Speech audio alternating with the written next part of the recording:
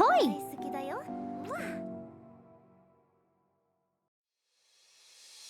こんばんは。マリンキャプテンナツです。今日もよろしくお願いします。Wake up Sea-pup。Ahoy！遅刻するよ。You're gonna be Ahoy! late。ほら、Wake up! Time to start the day and set sail。せーの、いくよ。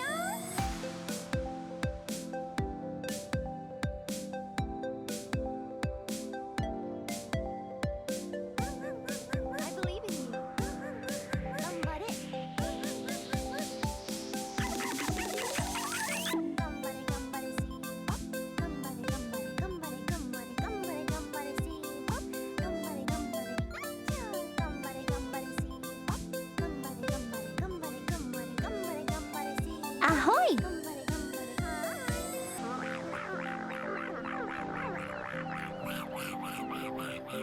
Have you really not gotten up yet? And do you think I'm the feral one?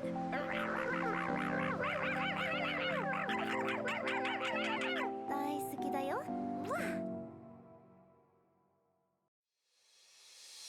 こんばんは。マリンキャプテンナツです。今日もよろしくお願いします。Wake up Sea-pup。起きないと遅刻するよ。You're gonna be late。ほら、Wake up! Time to start the day and set sail。せーの、いくよ。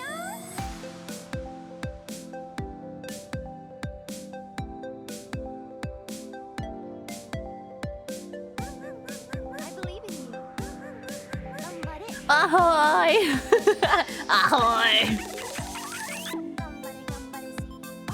頑張れ頑張れ頑張れ頑張れ頑張れ頑張れ Sea-pup。頑張れ頑張れ。頑張れ頑張れ Sea-pup。頑張れ頑張れ頑張れ頑張れ頑張れ頑張れ Sea-pup。頑張れ頑張れ。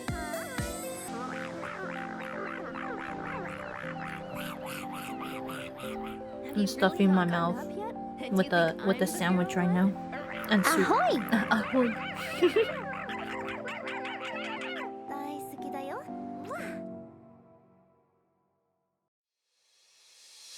こんばんは。マリンキャプテンナツです。今日もよろしくお願いします。Wake up Sea-pup。起きないと遅刻するよ。You're gonna be late。ほら、Wake up! Time to start the day and set sail。せーの、Ahoy! いくよ。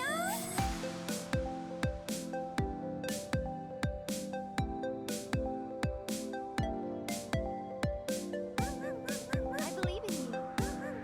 頑張れ。頑張れ頑張れ Sea-pup。頑張れ頑張れ頑張れ。Ahoy! 頑張れ頑張れ Sea-pup。頑張れ頑張れ。頑張れ頑張れ Sea-pup。頑張れ頑張れ頑張れ頑張れ頑張れ頑張れ Sea-pup。頑張れ頑張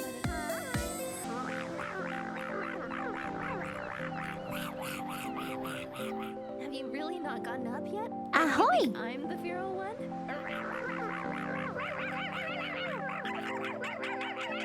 大好きだよ。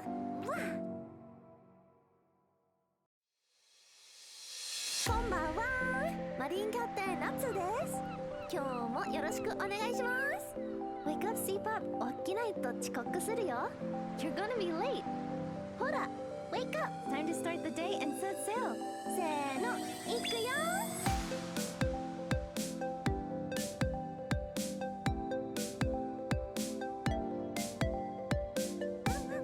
I believe in you。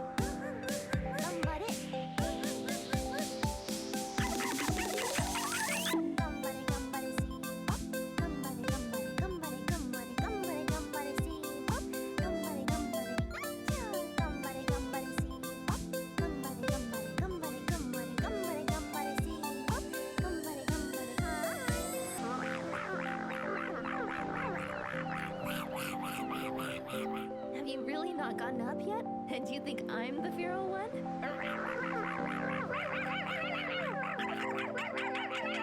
大好きだよ。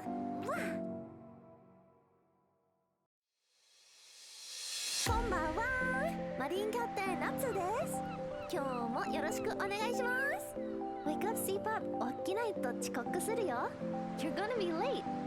ほら、Wake up! Time to start the day and set sail。せーの、いくよ。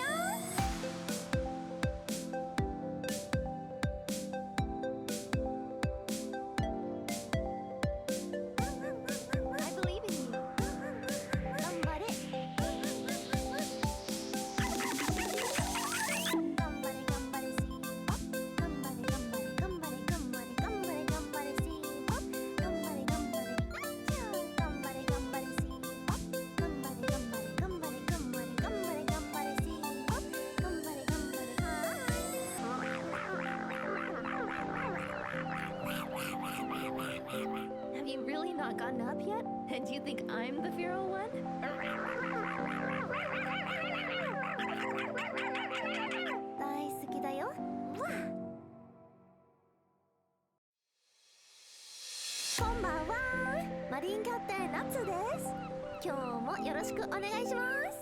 Wake up, Sea-pup. 起きないと遅刻するよ. You're gonna be late. ほら, wake up. Time to start the day and set sail. せーの, いくよ.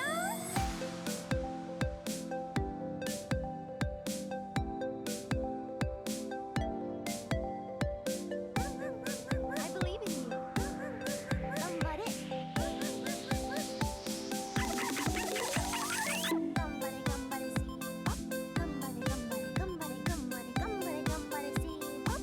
頑張れ頑張れ。頑張れ頑張れ Sea-pup. 頑張れ頑張れ頑張れ頑張れ頑張れ頑張れ Sea-pup. 頑張れ頑張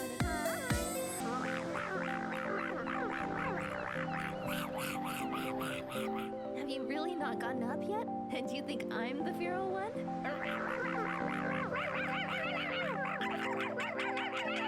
大好きだよ。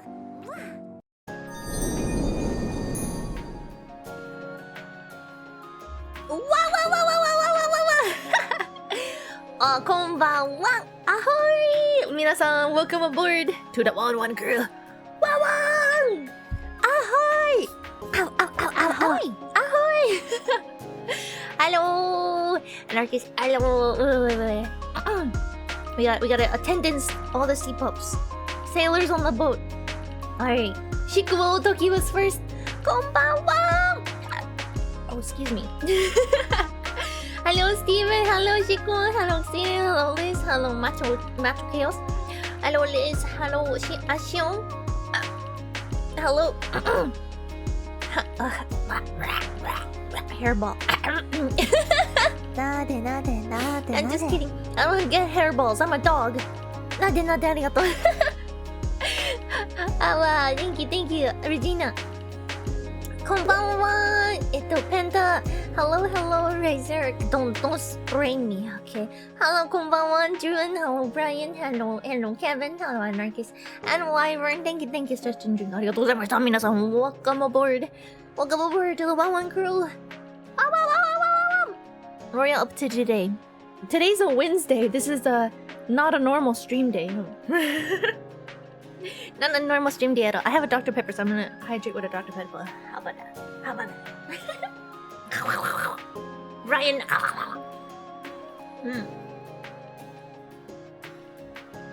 We're free.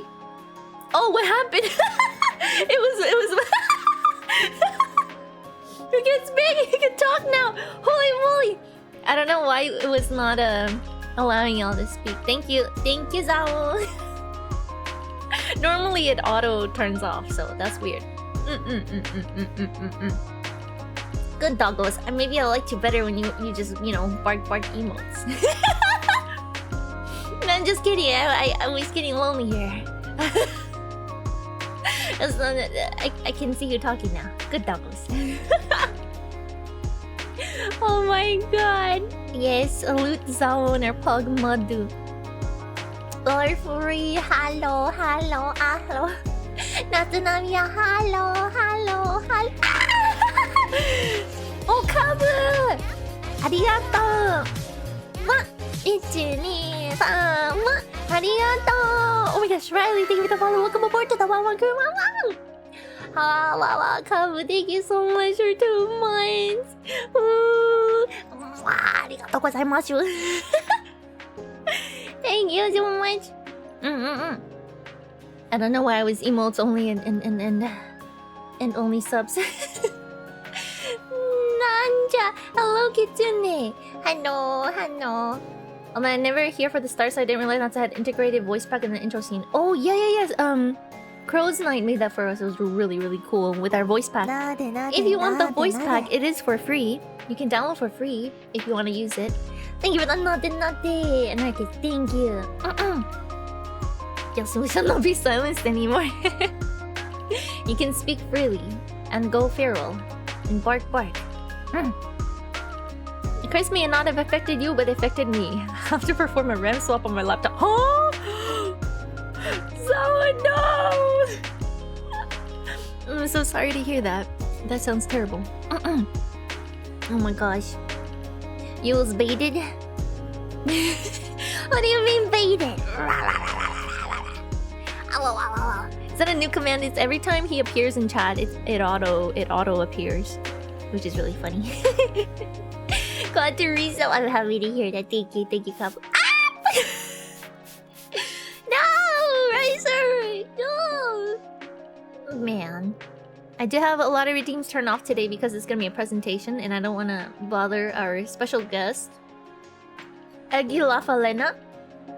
Oh, I need to tag her into my title. Oh my god, Eggie La Falena. She's streaming right now. She's gonna raid into us, and then she'll join us. Ahoy! Ahoy! Yamero. Jiva, how are you? Welcome in. Over here. See here. The hiccups. Crazy. You see here. We are like almost halfway to 100 points for the Partner Plus points. So we are so close. Today, this month is our last month, and then we'll reap the benefits next month. So I'm so excited for that. Reminders that July 30th is our 2-year anniversary, and we're gonna be on the Twitch homepage on that day. So there's gonna be a lot of traffic coming through. So very excited for that. And also we'll have our uncapped subathon in August. So a lot of things to show you, a lot of new things, and we're very excited for that. So thank you so much for all your support. Allah! Neo! Yo! Arigato! Thank you for 18 months, Neo! We're tier 3 up!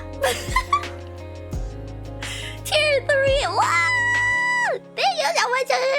Thank you, Neo! What the heck? Thank you so much, Sea-pups. Very spoiled doggo. Thank you so much. Thank you! Oh my gosh.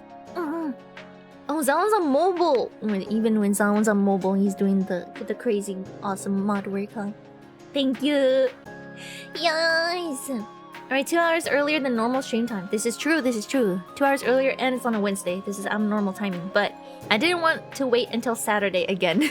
I was like, yeah, we could try an earlier time. We can just do the panel and then just end. So the panel's gonna be about 2 hours long. It's gonna be a Q&A at the end. So when we did it at Yeticon, it did take only 2 hours. But there's a lot more of you here, I feel like. So you guys can ask a lot of questions at the end. And we will give you all the resources for free. Actually, you can get it right now if you're not able to stay the entire time. So here's the resources that we have for you. This is the resource I wish I had when I started VTubing, because I was like, hey, what is that stuff that keeps getting thrown at the model? What is that? Oh, tits? Okay. Twitch throwing interactive system. TITS. That's a funny name. Yeah. All the programs that I've ever used is in that resource. So feel free to look through that. Ahoy! the TITS is called Twitch Interactive Throwing System. Okay, no! Don't clip out of context. It's real. It's real. They did it on purpose, bros. They did it on purpose. Captain must be a bomb because she blowing up. Hey yo, Tsuki-san. Eggie's here. Eggie's here. Ah, Eggie. Welcome in. Welcome. Foodie and Sikari, thank you for the follows. Welcome aboard to the Wawa Girl Wawa. Hello. Hi. Welcome aboard. I am Marine Captain Natsu. I'm a Japanese Spitz doggo. Escaped from Sky Island and here to make adventures with you guys, my Sea-puppers. Yeah. Welcome. Eggie is about to join us soon. And we will start a presentation. So we've been wanting to do this presentation for like a whole month now. We're crossing our fingers. Everything will be okay. I even moved my computer to the guest room where I have much better Wi-Fi connection. So this will be great. This will be great. I'm really excited to have Eggie. Oh, Tala is here too. Tala made a lot of resources for Eggie and I. I'm very grateful to Tala too. Okay. I'm gonna try to get Eggie in here. Whenever you're ready, Eggie, you can call me. Call me, beat me if you want to reach me. Da -ba -da -da -da -da. Oh, she's in. Oh yes, welcome Eggie. You guys be sure to check out Eggie as well. She is doing a subathon right now, and she just finished a stream with another VTuber. What was the VTuber's name, you guys? What's the VTuber's name? And they were talking about VTuber tips. So I think she made a whole nother resource that she will probably share with you guys as well. Yes. Oh, it's Foodie! Foodie! Am I saying your name right? Foodie? Foodiety? Foodiety. Welcome in. I love your model so much. I love your hair. Oh, there's Eggie!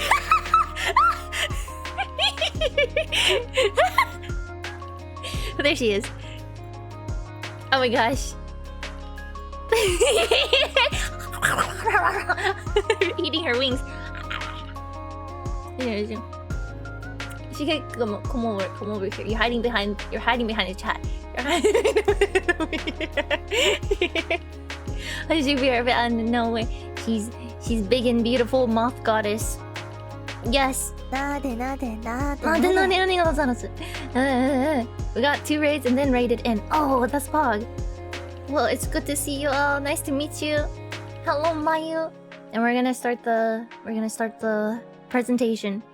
So we did this. Well, I should probably call her first, and then we'll talk about it. Yo, let's go. Remind me here. We had to postpone this like 3 times. Crazy. Wait. Hello, Eggie. Hello. Do you want to stream your OBS for me so I can see us without the delay? That's true. I should do that. Let me make her big. And then... Yeah, accidental 3.0 debut. Surprise! Oh! What? Oopsie. Wait, what? Is this your 3.0? Oh my gosh! Yeah. So yeah, we decided to do like a tier debut because there was so many things that like weren't able to be finished in time. So I was just like, fuck it. Can you just give me like a peeled version of the model, right? Like without any toggles or anything. And then I'll practice with it and we can make tweaks as we go along. And then when we have everything, we'll do like a proper big re-debut with an extra outfit and everything. And my model artist was like, that sounds great. Oh my gosh. Here I am. Let's go. Also, my hair is disobeying me. Oh no. Oh no. Also, if my voice is gone, it's because I was at wrestling all weekend. Oh my gosh. Oh my god, so much screen. Let's go. I will share my screen, but you're good. You even streamed already, so. I did. She's and I might even stream after this, depending on how long this is. Oh my gosh. I was thinking about it. Holy moly, she's a powerhouse. Don't forget to rest too. Thanks. Yes. All right, Rest? What's that? What's resting? What? I don't know what that is. No, you can't do that. Come on, you gotta make sure. First rule of being a VTuber: go to sleep. Oh my god, so right. need to sleep too. Okay, we gotta. We don't get enough sleep. Not at all. Let me see here. Oh, do you need to move me or anything? Like, am I good here? Welcome in. Oh my gosh. I got you on the left side. Does that look good? Oh, that looks great. That we don't cover too much. As I thought, if we were in the same corner, it might cover too much. No, that makes sense. Okay. That makes sense. Do I need to be bigger or smaller? Sorry, my wings are so big. There's no toggles, so I can't turn them off. I think good thing your wings are transparent. Right. I know. It works. Alright. Welcome, everybody.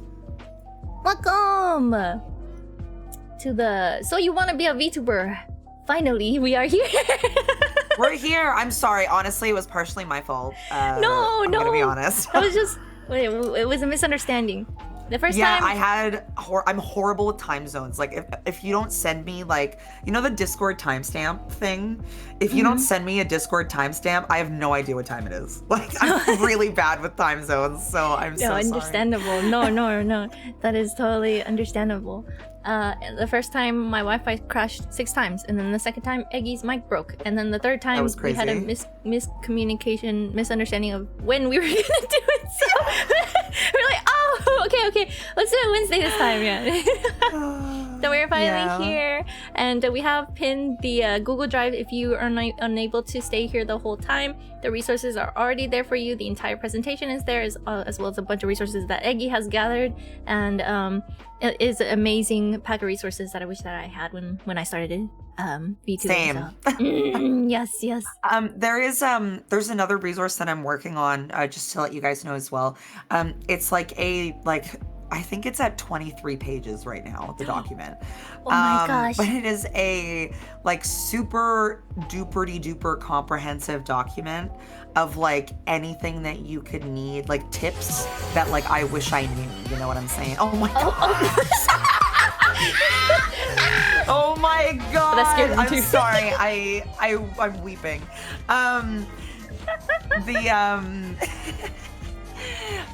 But yeah, so it's anything you could ever need. It's a 23-page document. So yeah, if you guys ever need anything that is more than what is in the drive now, just wait. I promise it's coming. I'm working on it. It's so freaking long. I'm trying not to swear. I'm so sorry. I know it's PG-13. It's really hard. Oh, you're good. That's amazing. It's friggin' hard. Oh my gosh. So it's gonna be amazing. Yeah, let me take my time with it. And if you have any questions that we answer in here that you particularly think would be good to note down in a drive like that or in a document like that, please tell me, because I will make a note of it and I will put that in there specifically. Sounds good. So yeah. Thank you. Oh my gosh, Eggie's always cooking up something to help other VTubers. No, y'all need to definitely check out Eggie here. Thank you so much also for inviting me to Yeticon. Yeticon! Yeticon! Yeticon was so fun. It was really fun. We got to present together, and Eggie carried me really hard, and actually carried me real life too. I did, yes. In the real life and in the presentation though. I did. I was in real life. I did. I was in the I had a big poofy white wig on, and I had my iPad, and I was walking around. I literally walked Nami around the entire convention, the whole thing, with this iPad. I just stopped for a while because it was so warm. It was 40 degrees or something. I don't know what that is in miles per cheeseburger, but I know it's. I'm sorry. I'm a jokester. I can't help it. So I had to stop for water so many times, but it was such a blast. You had fans come up to you. Oh, remember? There was somebody who was like, "Oh, I know you." It's oh. Yeah. Hey, Canada. It was so cool. It happened to me too. I had fans come up to me too. People came to our meeting. I honestly not that I don't think we're cool or anything, but it was such a short notice meet and greet, right? That I wasn't expecting many people to show up. But there was 5-6 people who showed up and followed us around the whole time. And were happy and willing to help. They helped me carry water and stuff. They were so nice. Oh my gosh. And yeah, someone came up to us while I was carrying Nami around and was like, "Oh my god, is that Natsunamivt?" And I was like, "It sure is." They were so cute and shy. And he's like, "Oh my god." It was adorable. It was so cute. Oh my Anyways, god. Enough being distracted.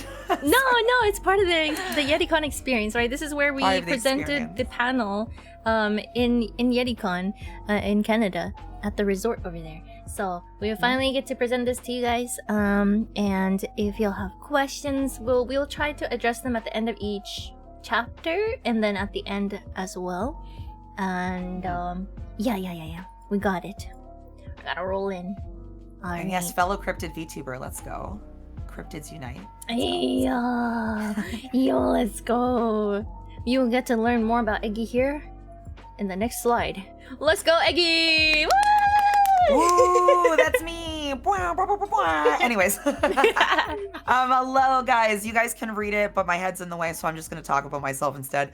My name is Eggie. Accidental goddess, full-time cryptid, as I like to say, and general nuisance. I do a lot of gaming and mostly chatting content, to be honest. And my big special interest niche is actually pro wrestling, weirdly enough. I know, weird, right? No, I love pro wrestling. I keep up with it a lot. So if you ever want to get into wrestling, or you are interested in pro wrestling at all, I'm actually training to become a wrestler. I'm going to be training with a referee from WWE. So I'm really excited. So if anyone is interested, please yap at me about pro wrestling. I'm obsessed with it, please. But yeah, so that's what I do, and I stream on Twitch 3 nights a week at 7 p.m. EST, Tuesday, Wednesday, Thursday. And yeah, I'm basically just really obnoxiously friendly, and I try and help everyone. That's me. I'm the amazing Eggie. Oh, wait, your lore piece too. Oh, right, my lore, yes. Oh my gosh, so my lore, I think my lore is real silly, and I like it. But my lore is that, so this isn't actually this isn't even my final form. But I'm actually like a gross little bug. Like, I'm actually a gross moth, y'all know Juniper, right? Juniper Acetus, best moth ever, right? Oh, what's Eggie's intro music? Oh shoot, that's a hard one. If I had to choose a current wrestler, it'd be Rhea Ripley, but that's only because I love Rhea Ripley. So that's gonna be my answer. No, the intro music is it's the Curb Your Enthusiasm. It's the Oh, beautiful.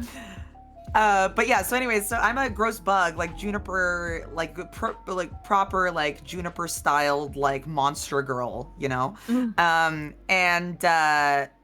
Basically I'm just a cryptid living in a cave, and all of a sudden all these humans show up and they just start worshiping me so hard, and just all of their faith just turned me into a goddess. And then I was like, man, I got these goddess powers and I want to talk to all these people, but they're not gonna like me as a bug. They're not gonna like a little bug like me. So I gotta make myself pretty. And I was like, man, you know what humans love? Fairy tales. Humans, bitches love fairy tales. And here I am. I'm a fairy tale princess, just for your liking. So anyways, I spend my time helping people, watching pro wrestling, and being a general cryptid. So yeah, that's me. Let's go! Look at her, she's so beautiful, and congrats on your 3.0 model. It looks amazing. Thank you. I am obsessed. The rigger is Wiwi, Wiwy. She is incredible. Oh my gosh. Thank you so much for all of your hard work. Naozuna did the art. Naozuna Higurashi, incredible artist. Thank you so much for all your hard work. All my staff is so amazing. So I just want to scream my love for my staff to the heavens, because I love them all so much. Tala included. Shout out to Tala for helping me with this slideshow. Oh my god. Beautiful. She's so beautiful, that's it. guys. Talk about yourself now, Naomi. Jeez. I'm just in awe of our moth cryptid goddess. Thank you. God. Let's go. I'm so happy for you. Yo. Amazing. Yes. Thank you. This is I. Konbanwa. Who even is this dog? Konbanwa.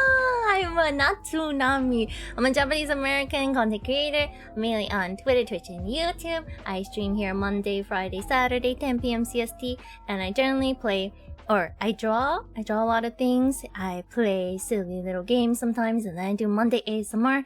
I also been playing around in VR, and I do song covers as well. And my lore is that I am a Japanese Spitz Marine Captain Dog VTuber. I came from a Sky Island, Soraten Sky Island, and I escaped from that island in search of the truth and adventure with my crew. And you guys are my Sea-puppers. My puppas. Yo, This is like some One Piece level lore. This is This could be a whole One Piece arc, Nami. Oh my gosh, yes. One Piece. One Piece. I'm heavily inspired by Demon Slayer actually, but I was like, oh yeah, One Piece makes a lot of sense too. I can tell, and it's awesome. I can see the influence. Oh, thank you. I just started in 2022, so my 2-year anniversary is July 30th. Very soon. So I'm very excited for that. And Eggie's been streaming for longer, huh? Oh yeah, I used to. I literally just told my chat this for the first time today. I've never come out with this information before, but I used to be a facecam streamer, and I used to be a facecam streamer called Assorted Unicorns. Yeah, I was a facecam streamer, and I did flow arts, which is, for those of you that don't know, it's like dancing with props. So like poi, dragon staff, baton. You did dancing, hoop, stuff like that. Yeah. Wow. And I used to do that. And then COVID happened. And then I was like, oh man, I don't really feel like dancing. I feel like being sad. So I became a VTuber, and yeah, so that was in 2020. In 2020, I became a VTuber, so 4 years now. 4 years. 4 years of mistakes to finally make it successful. But here I am. Yeah, she has many experience. Yeah, I'm learning a lot from her too, and honestly, I'm very grateful to Eggie for all the opportunities and the knowledge that she's sharing with me. No, thank you. You're so sweet. She's so sweet. I'm so wholesome. She's so wholesome. All right. Who's this panel for? Is this you? Was this you? So, who's this panel for? I was gonna say we can wing it. We'll make it happen. Who's this panel for? So, we have first of all, we have like 2 sections to this panel. So we have more of like the beginner section, which is for people who are like really just starting out and are like straight up have no idea what they're doing, right? So we're not gonna go through like the nitty-gritty of like tech stuff, because there's a million tutorials on how to do that stuff. We're kind of gonna go into the stuff that people don't really tell you, other than by word of mouth, and our word of mouth is doing this panel. The first thing you're gonna find is concepts. So how to make your concept, your VTuber concept, and we're gonna go through like our process and what we did to make our designs. Debut prep. So if you're planning to debut, then what do you need to debut? What might you require? Character work. So if you're going to be yourself or have some sort of our role play involved. I would say most people have a mix of those two, so we'll talk about that when we get there. Then we're going to talk about assets and how to find an artist for those assets. And not only how to find an artist, but how to be a good client as well. Because I know that that's one thing that I was asked when I was making this big VTuber document. Can you please go over what it means to be a good client? Because I have so many clients that have no idea like the etiquette behind commissioning stuff for VTubing, right? Like they might not know about like commercial use, for example, right? And what that entails, right? So we're going to go through that, and then a little bit about software and hardware, and then of course we're going to talk about how to be budget friendly, because not everyone has money, and that's okay. We're going to talk about how to make it budget friendly. And it's great that we have Tala in the audience as well, because Tala's my assistant. And she does not all of my graphics. It's between her and Sakari, but a lot of my graphics, most of them. So I think Sakari's here as well, actually. So shout out to Sakari, my other assistant. Whoop whoop. Tala makes, and Sakari actually, both make all of their graphics using Canva. Canva. And Canva is free. And even if you want to get the pro subscription so that you can do some fancier stuff, then it's only like $25. So you can make all of your assets for like $25 a month. You don't even have to do it monthly. You could just buy them all for $25 one time and then download them all, and that's it, right? You know what I mean? Nice. So Canva is a great resource, and we're gonna I can't do like a tutorial or anything, but I can at least talk about like methods on how to do it on a budget for that, because I know a lot of people have issues with that. Actually, she made this entire PowerPoint in Canva too. Oh yeah, this Yeah. PowerPoint's made in this whole slideshow is made in Canva. I threw this together in Canva in It's like 3 days. I love it. It's so pretty. Thank you. Yes. And what's part 2, Nami? Oh yes, part 2. Growth and beyond. So, if you're already a VTuber, or if you want to look a little bit down the road about what is it to be a VTuber and how do you grow? If you want to make it more than just a hobby, you want to earn money off of VTubing, then we're gonna talk to you about organization tips, how to organize your daily life with schedules and task lists, and we have resources for that for you as well to get organized. We have social media best practices, so we talk about each social media and what tags are really well for different platforms, and what you can, examples on how you can use those, right? And then like different I have a bunch more content. information on that too as well, Oh. because I expanded that section. Oh my gosh. Basically, what I did for the document is I took this panel and expanded all of it. So I have way more than I have actually way more information than when we presented it the first time. Oh, I'm so excited. So you guys get the way better version. Ayo. So I be wanna ready. study this. Yeah, yes, let's go. So we talk about clip shorts and other content forms, and then we talk about monetizing your platform. How do you earn money? Different websites, different sources you can use to earn money.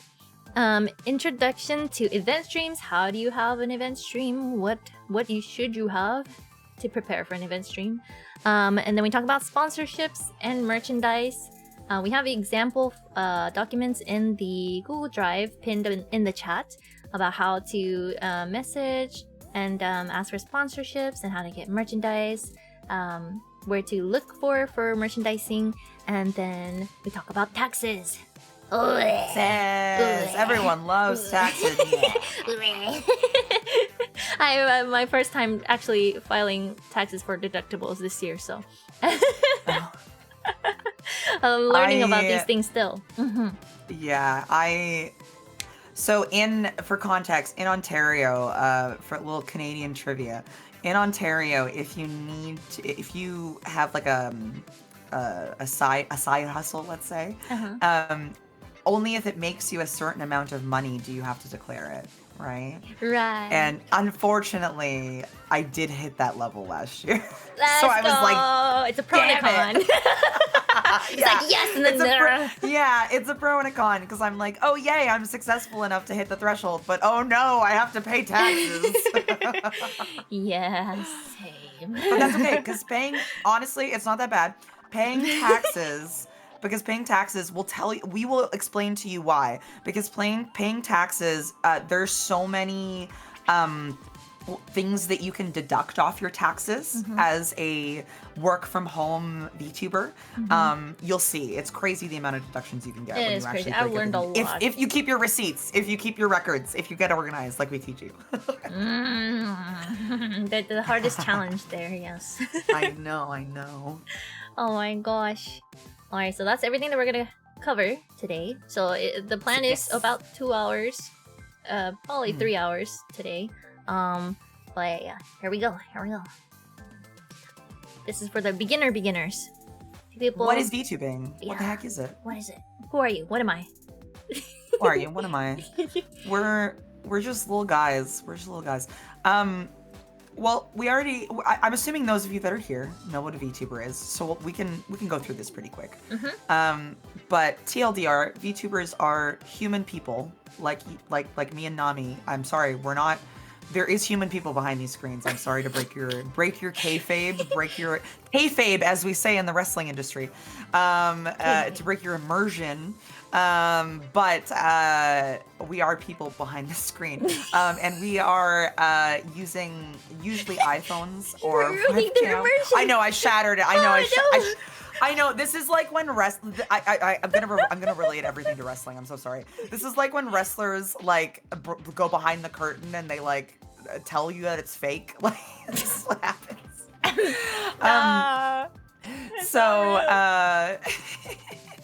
So we use cameras, either webcam, iPhones, Androids, etc., to capture our face and make funny faces on our VTubers. Yeah, that's kind of the basics. And so it's just virtual streamer. We're just streamers that are using avatars to represent ourselves, basically. That is the gist of what a VTuber is.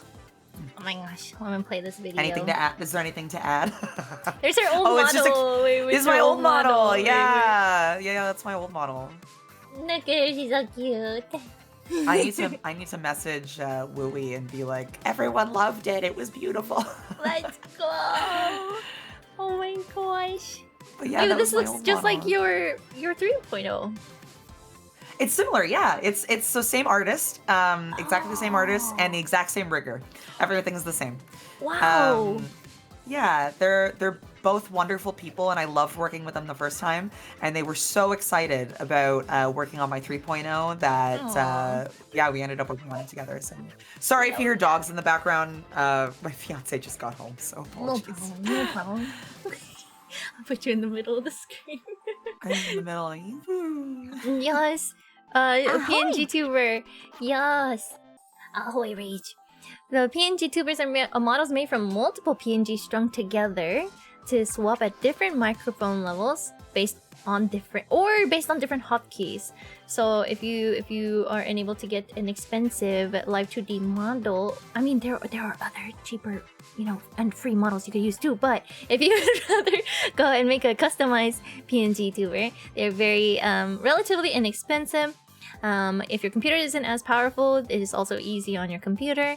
So you could try out PNG tubing with that. There are different programs that you can use: VTUBE or PNG Tuber Plus, which is a much more, I feel like, detailed program, right? It can do more than just some.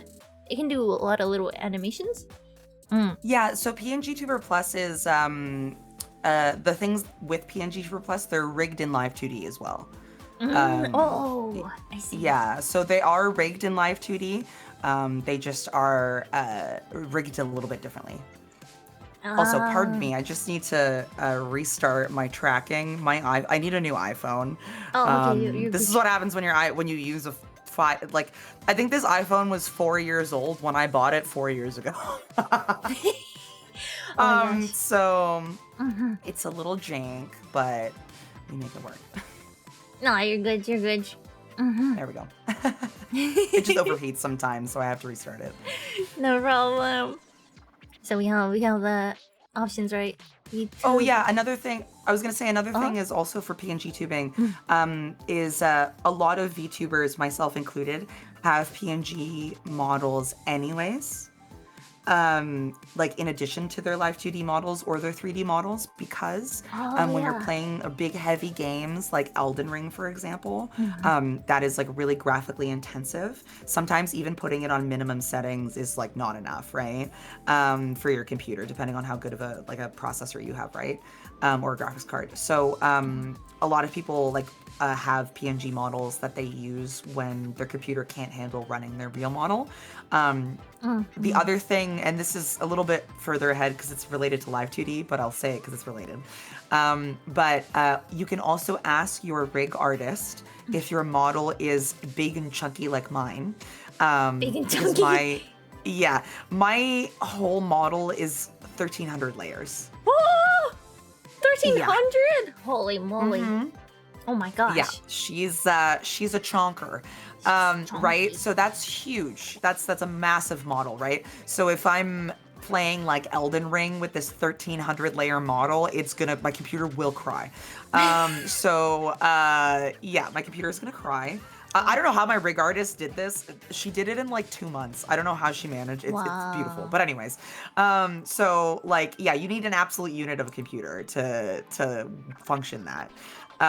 So I have a PNG model that I use instead. So when I'm playing graphically intensive games, I can still enjoy myself with chat, and chat doesn't have to watch me like robot around the screen. Oh, nice. It's also nice to have when you have a collab and you have your reactive Fuji tech thingy. You could use it for that too, maybe. Yeah, I think I use mine for my reactive as well. Yeah. Oh, Yeah. Hangul. So that's an option. And then we talk about 2D and 3D. So live 2D. Duty. Your turn. Yeah. I'll talk about Live 2D. Okay. So yeah, Live 2D. I can talk a little bit. I mean, I can't get too technical, but I can talk a little bit more technically about Live 2D because I do know how to rig. I just definitely don't have the time to. Yo. Which is why I didn't rig my own model. She does I everything. technically. I have the skill to do it, like I know how to technically do it, but I definitely don't have the time or the skill to do it as quickly as it would have needed to be done. You know what I mean? Me too, because I'm an artist and I can draw it, but like I'd have to learn how to do it, and I'm like, I ain't got time for that. I'm gonna commission somebody. Yeah, and I'm an artist too, right? And I'm like, oh, I could draw my own Live 2D model, or Yeah. But Live 2D is basically a model of many layers, sometimes 1,300, that get animated in a program called Live 2D. And how this program works, it's very similar to, if anyone's familiar with 3D rigging at all, and how to weight paint or rig in Blender. Or in Maya or anything like that, it's very similar in the sense that you kind of make a bone structure around the layer, and then move it, like basically tell the program to move it in a certain way at a certain time. And then it's like an animation and it keyframes together, right? And then the physics are added on top of that, right? So once everything has bones, you can add physics to it, basically. So you got to give everything bones. So it's just a bunch of bones, is what I'm saying. We're made of bones. That's a fun way to say it. And yeah, Live 2D, it comes in many options. So you can do a Live 2D that is a full body, like what I have, or you can be super creative and incredible, like Nami, and do a million different things with a half body model instead. Like, what an incredible, like, I'm not, like, actually unironically saying this, like, this is an amazing model. Like, if you are on a budget and you need a Live 2D model, doing stuff like this is so smart. So smart. My mama was a genius, yes. Dog mom was right. Dog mom was right. You are a genius. That is our captain. That's right. But yeah, that's so smart because it's going to be way cheaper because it's just a bust up, right? So it's going to be way cheaper than buying a full Live 2D model. And I'm sure you can always ask the artist later if they'll make the rest of it, right? Or, I mean, I'm not sure if that's their case, but like in most cases, you can probably ask that. I wish, Mama, come back! Give me a full body! Mama, I want legs! I know, I want legs so bad, but yeah, some artists don't stay forever, right? So I really wish that I had asked her for a full body earlier, and I mean, half body is fine too, right? So, because it was the first time she was offering the commission, so because she was only offering bust up, I was like, okay, then I'll just ask for a lot of arms. That's, so yeah, like, that is what what a I genius. compensated. What a giga brain play. Like,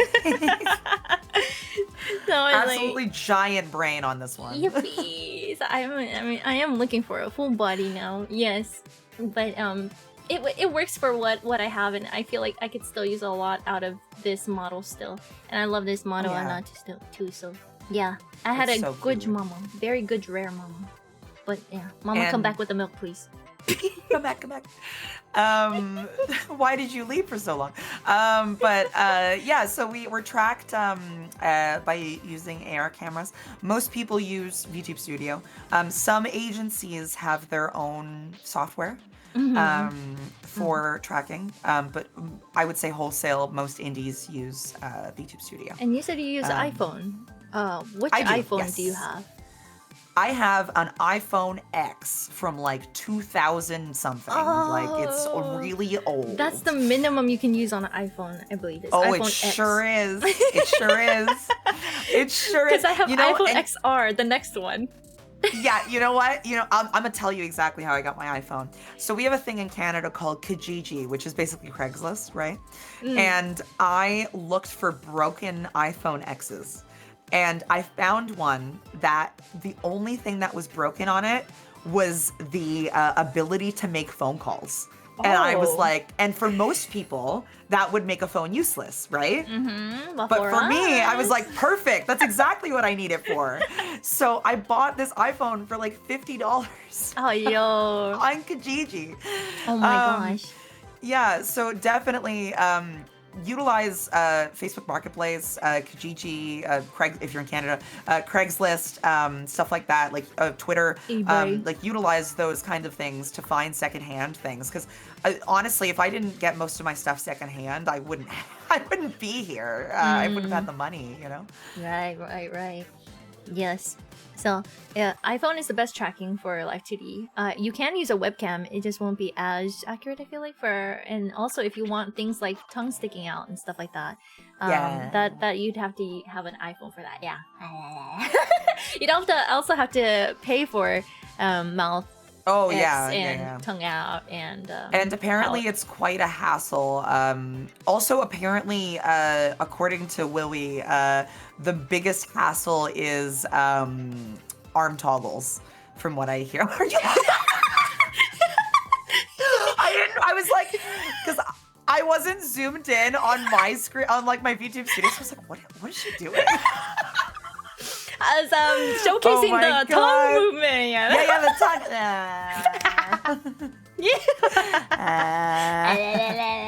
tongue. So yeah, now you can do tongue physics, which is crazy. Pretty Yeah. wild. I got tongue physics, wild. love But it. yeah, so it's pretty cool. I think they figured out how to do like rotating tongue now too. It's crazy, man. It's crazy stuff. Rotating? Yeah, like you can do like a full circle with your tongue with the model. It's crazy. Oh, that's wild. Yeah, it's wild. Thank you for the follow, Ruby. Welcome in. It's come so far. Oh my gosh, crazy. But yeah, that's Live 2D. That's Live 2D. All right, 3D models. Hey, it's my old 3D. It's Eggie's old 3D. It is. Oh, Sorry, I used a lot of pictures from like me and Nami, obviously, because we're here. Oh yeah, that is a good example. I'll read the slide and then you can input in since yes, I don't have. Well, technically I do have a 3D model, but I don't have as much experience with it, so I haven't been using it a lot. I was gonna say I yet. can do this one if you want. You can do the next one. I don't mind. Oh, wait, that would make more sense because the next one is. That would make more sense. Okay. Eggie's got this, Yeah, guys. sure, I'll do this one. I got this one. Eggie's got 3D. So this is a 3D model. I have a little bit more knowledge about 3D modeling than I do about Live 2D, because I am a 3D modeler. I used to do, I actually almost got a job at Ubisoft. I turned it down to work in insurance, and I sometimes regret it. Oh my gosh! What? Yeah, I know, wild. But it's okay. It wasn't very good pay anyways. But anyways, I do 3D modeling, and I make a lot of like clothes from scratch and like import them into games and stuff like that. So I know a little bit more about this, but basically, a 3D model is a model made in like Blender or Maya or some other 3D modeling program that is then rigged and optimized for a program called, generally people use a program called VC-Face. That's the most common one for just regular VTubing.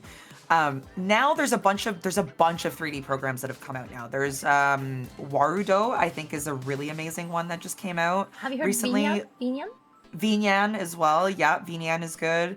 There's a lot of different softwares, but basically they're rigged kind of the same way. It involves, in order to get the smoothest possible tracking for your face, you do need an iPhone. Webcam tracking with 3D models, I have to say, is not very good. To be honest, I have to say 3D is probably, if you want like a nice 3D model, it's probably the highest price point you're going to pay. I'm going to be honest. The only other alternative to that is Vieroid, which is a program that is on Steam. It's free, and you can make your own 3D VTuber models. And so you can either do it yourself, or a lot of people do some crazy commission stuff. for Live 2D. Sorry, not Live 2D, Vroid. And you can also take Vroids and import them into Blender and edit them even further. Sorry, I just have a question. There's someone has a question in chat. Can I use my iPad if you don't have an iPhone? Yes, you can. Yeah. You absolutely Yes. can. If it has AR kit, yes. As long as it has AR kit. So basically, Vroid is a pretty cheap it's a free program, and it's pretty cheap to figure out how to do it yourself. Or you can get someone to commission someone for it, and those Vroid models are generally cheaper because there's like a base to them, right? There's something to work with, and you're not making it entirely from scratch. Right. So it's a little bit cheaper in that way, but you would still need to get the iPhone if you wanted the smoothest tracking or whatever. Yeah, and then there's all kinds of crazy like shaders and stuff that you can do with 3D. Like in my 3D model, the one that's in the picture there, my hair in the background was like a galaxy that glittered. And using Poyomi shaders, which is a specific type of shader in Unity, we basically made it so that the background of the hair would color shift and glitter and glow, like while I walked around and stuff. So like that's an example of like some pretty cool stuff you can do with 3D models that is way more difficult to do with Live 2D, but is super easy to do in Unity. Oh, nice. Like super easy. So Live 2D, or sorry, 3D, I would say is easier to learn yourself, whereas but more expensive to commission. Whereas I would say Live 2D is harder to learn yourself, but a little bit cheaper to commission than a 3D. That's my opinion. There's different types of artists as well. I've noticed that will do, like you said, will custom make 3D models from scratch. And then they half and half build from Vroid and then add on top, or they just straight up make it in Vroid. So I would make sure that you know if the artist can do 1-to-1, or if they're building off of a base, because that will make a difference too. Yeah, it does. And a lot of people also, another thing you can do if you really want, we'll talk about some budget stuff. But if you want budget-friendly offerings in terms of Live 2D, there's not really much of a budget-friendly option other than trying to find smaller artists. Because obviously, if you go to like KVX Art or something like that, yeah, you're gonna be spending like $5,000. Like that's just the reality. You know what I mean? Whereas if you go to a smaller artist that might not be as experienced, you're taking a risk for quality, right? Like you might not know what the quality is going to be, but it is going to be cheaper, right? Yeah. So that's the way to kind of save money there. Adoptables are also a really good way to save money with Live 2D. So if you see a design that you like, a lot of adoptable artists will turn their adoptables into avatars and just charge you like a very small extra fee kind of thing. So that's another way to do it as well. Or you can secondhand buy a model from someone. There is also, I'm going to put it in, I need to find the website again, but there's a website, a Japanese website where you can get fully rigged and modeled VTuber adoptables, like rigged and, are you talking about Booth? No, not Booth. It's not called Booth. Not Booth? It's something else. Yeah, it's something else. It's not Booth. But it's like Booth, but it's something else. But you can buy like adoptables on it. And there's lots of like really good ones. And they'll say like 1 of 1, for example, or like 1 of 2. Right? So it like limits the amount of people that can buy that adoptable. So it's not just like Booth where you're selling a model that everyone can use. It's like a limited amount, right? So as soon as someone buys that model, it's theirs now, and it's like an adoptable, right? Yeah. So that's another option too to save money because it's already made, right? So often they will sell it for cheaper. Right. And then in terms of 3D, a budget-friendly offering would definitely be Vroid, for sure. And model quality I've been looking at for 3D is like base amount $3,000. Oh yeah, and you can. So there's one more option, and that is using a VR chat model. So VR the other chat. option, a lot of VTubers started like I don't know if you guys know Powder. Powder Yes. the VTuber, she started as a VR chat creator. And with a VR chat model that was literally just kit bashed VR chat assets with commercial use. And so she basically just bought a bunch of VR chat assets that had commercial use, learned how to kit bash them together in Blender, and made her own model. And she literally used that for years until she got her live 2D. So, Kiruse, my dream artist. what a good artist! Oh my Amazing god. artist. What a good artist. But yeah, so so that's a good way to do it. But yeah, definitely make sure that you have the commercial use rights. That is the most important thing with all of these options. Budget friendly offering, regardless of whether it is budget friendly, even if you're buying a model off of Booth. I'm not gonna acknowledge the name that's in chat, but I'm saying this for a reason. If you buy a model off of Booth, you need to do two things. One, you need to get commercial use from the artist. You need to ask for permission to use that model to create merchandise, to create streaming assets, to create anything. You need to ask for permission. And if you do not, it is literally illegal. You are stealing. Please ask for permission. Yeah, always credit your artist. Always, yes. The second thing, you always want to credit. You always want to credit your artists and make sure that you credit who you're talking about, right? Like I scream to the heavens who made this model because I love it. Like why would I not? You know what I'm saying? So like definitely credit your artists. It's very, very important. I have like a whole page of credits. I credit my entire staff team. Every single person that is involved in my staff gets a spot on my credits list. And in my opinion, I think that's how it should be. So make sure to credit your staff, please. Yes. That's my hot take. Yeah, that's very important. All right. Next slide. Next slide. Year B. Okay, so you have to have an idea, right? How are you gonna commission a unique VTuber? How do you want to brand yourself and show yourself to the world as? So I'm gonna talk about initial concept about how I made my character. And Eggie will also talk about that. About how she made her character too. Mine's less exciting. That's why mine is really lackluster. That's why Nami's doing this part. No, but I think I think that it helps because I really wanted to figure out and go through a lot of drawing process and stages and ideas, and I drew it. But a lot of people are not gonna be artists, so the way that or you don't have time, or you have an idea but you just don't know how to put it down. So artists can help you do that. Yeah. So I figured out what I wanted to do. So actually I was a cat VTuber at first. There's a joke in my community about how they keep telling me that I'm a cat VTuber. I'm like, no, I'm not, I'm dog.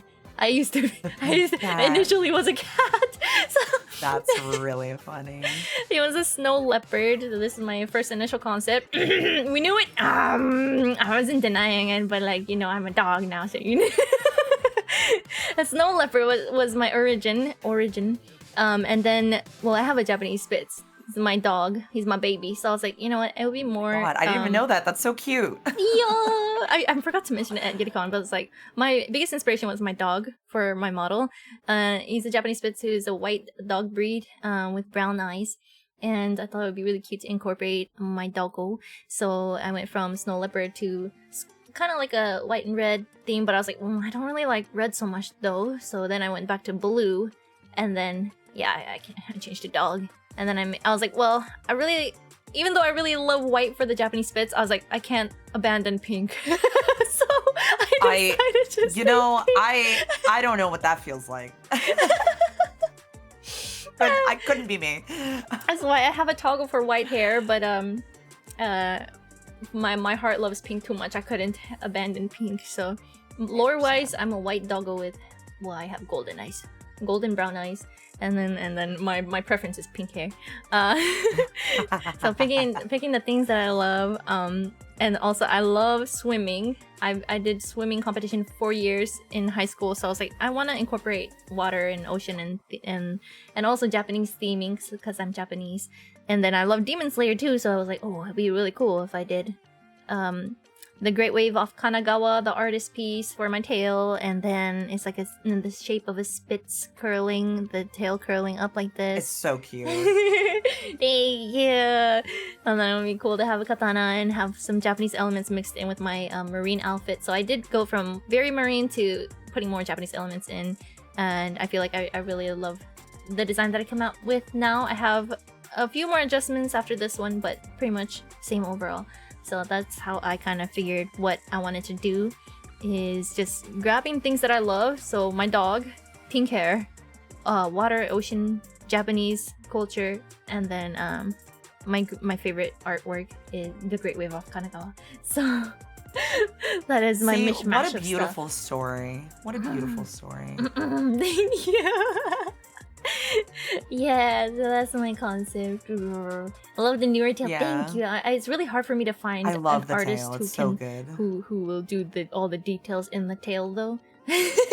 I mean, I'm just saying, my artist is always open. I'm just saying, she's Ayo. amazing. She's really good. As you can see, she's really good at detail. Oh, that's true. The hair is very insanely detailed. For me, it's the jewelry, man. I And the can't get jewelry? over the jewelry. Ayo. I'm staring. Yeah, if you zoom in, the jewelry's crazy. Oh my gosh, you're right. Look how crazy it is. It is It's so nuts. detailed. Wow. I know. So I'm just saying, if you want someone to The do hair that strands. tail justice, she can do it. Hey yo, well, I'm gonna be looking. I would love to see the portfolio. See, I'm sorry, I can't help it. I scream my artist from the heavens. See, I can't help it. I love to see it. Wow. I'll tell my story really quick because it's really lackluster. A long story short, I went to my model artist and he was like, all right, what do you want? Your first VTuber. And I was like, man, I love moths. And he was like, what's your favorite type of moth? And I was like, I don't know, rosy maple because they're pink and I love pink. And he was like, cool, what's your favorite color? And I was like, oh, pink and blue, I guess. And he was like, do you have any other directions? And I was like, nope, go ahead. Oh my And then gosh. for this model, it was the same thing. I literally just handed, I bought an adoptable outfit that was literally just the sketch of this outfit. And I handed it to Nazuna and I was like, here, I have this sketch and I really liked the shape and stuff. Can you do something with this? And she was like, yeah, bet. And I got this. I'm like the easiest commissioner ever. I'm just like, yeah, make something for me. It's fine. I'm good. I love that. I'm just like, yeah, make art. It's cool. I'm looking at the real pictures of the moth. Yeah. So that's me. I've I'm never all seen that in IRL. Where? What? Whoa. They are in Ontario. Canada? That's the other reason I chose them, because that's where I'm from. I'm from Ontario. Well, I'm from Italy originally, but I live in Ontario, Canada. So. Wow. I love the little antennas and how it's in your tiny. model. They're very, very tiny. Actually, they are so that's tiny. Holy moly. that is okay. So that's one thing I did add to my model. Oh yeah, that's a real moth. Yes, they're super little. They're like the size of your thumb. They're Look really how tiny. they are. Wow. Yeah, they're really, really tiny, and they're super cute. But yeah, so that is one. I will say there's one thing I was specific on my model, and it was that I wanted fluffy antenna. And the reason for that, and it's not just because they're fluffy. There's actually like a legitimate reason.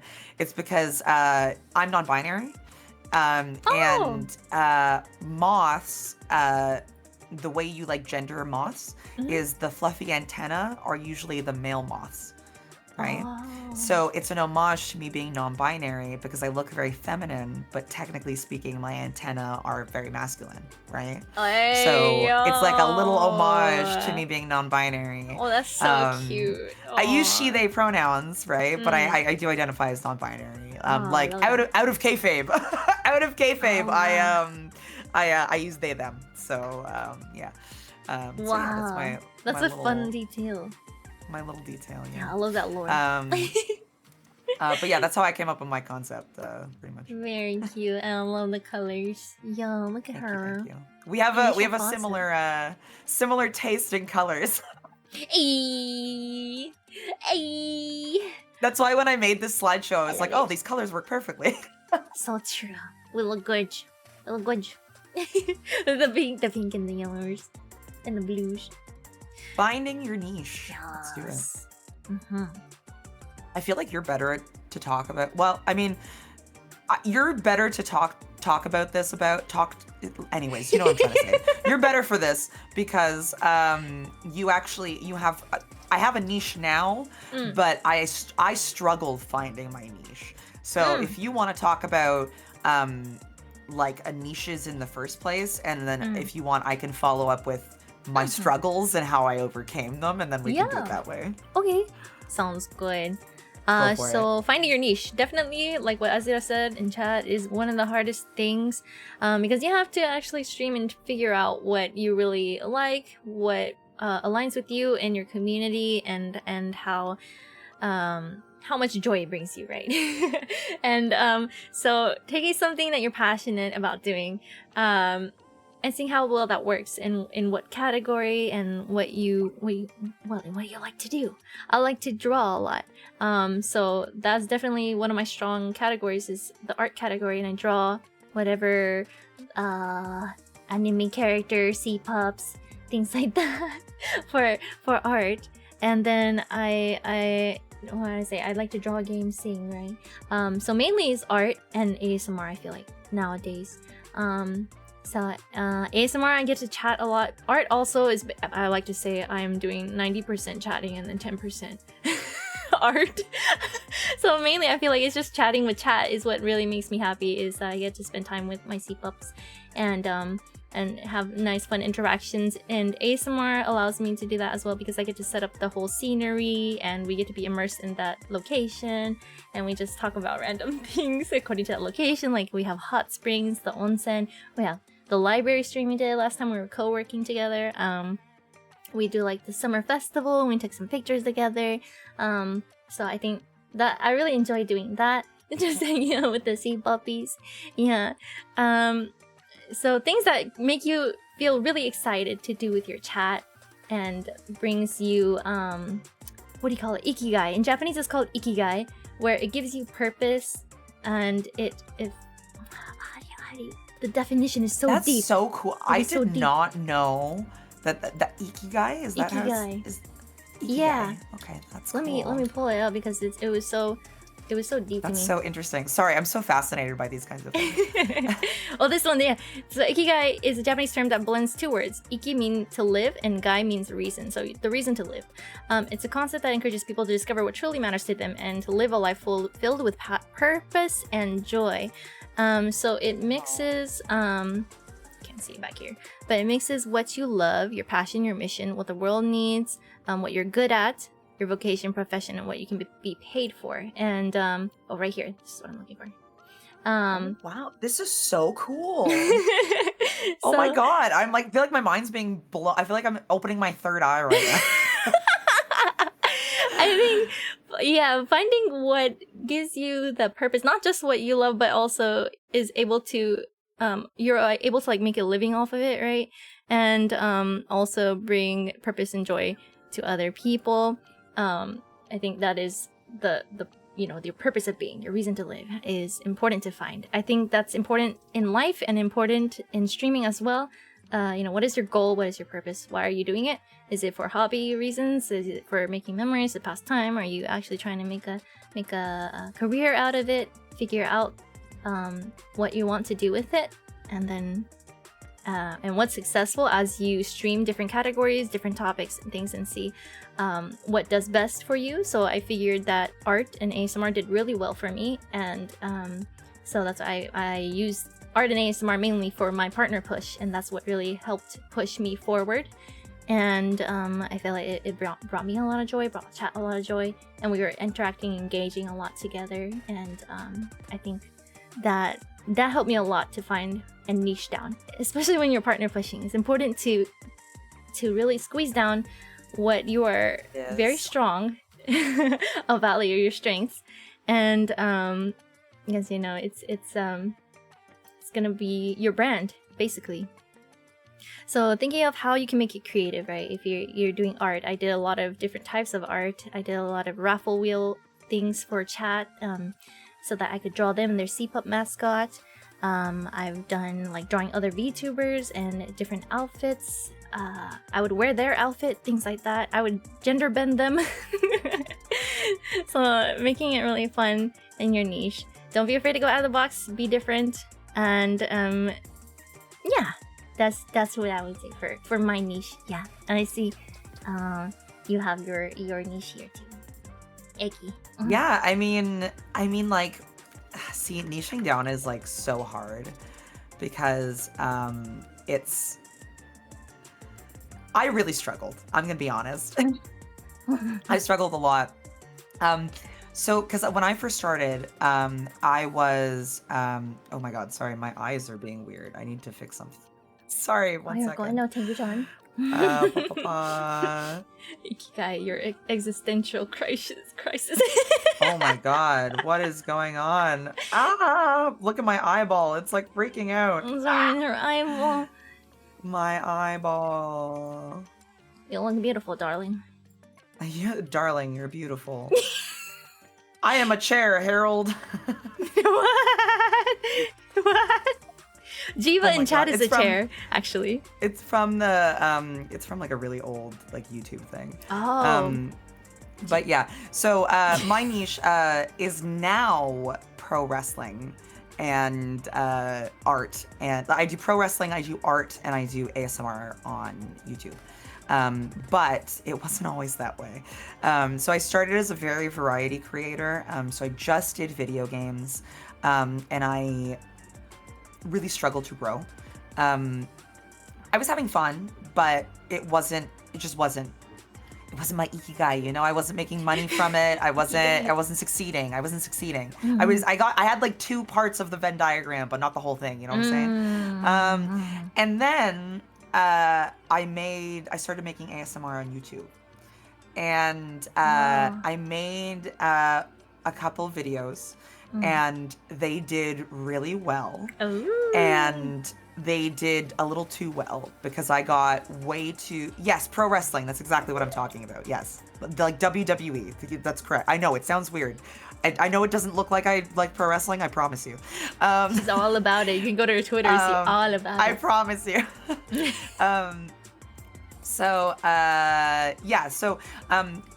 I got way too big for my britches way too fast, and I didn't know what I was doing. Like, I had no idea what I was doing at all. And I had like 200, 300 viewers in stream, and I was panicking because I was like, they're here to watch me because they think I know what I'm doing, and I'm not even happy doing what I'm doing. So why am I here? You know what I mean? Oh, yeah, Because what had happened is that because I was successful at ASMR, I got pigeonholed into doing basically nothing but ASMR because it was a situation of, if I didn't do ASMR, my numbers would suffer so much that it felt really bad, and it made me really upset, right? So I was like, well, I have to do ASMR or people aren't going to watch my content.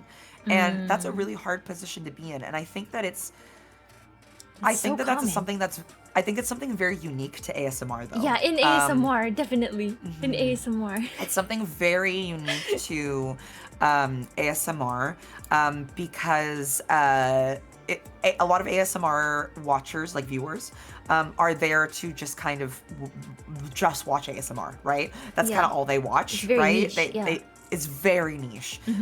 So breaking out of that niche is super hard. And so I promised myself that when I got back from hiatus, that I was not going to do ASMR on Twitch.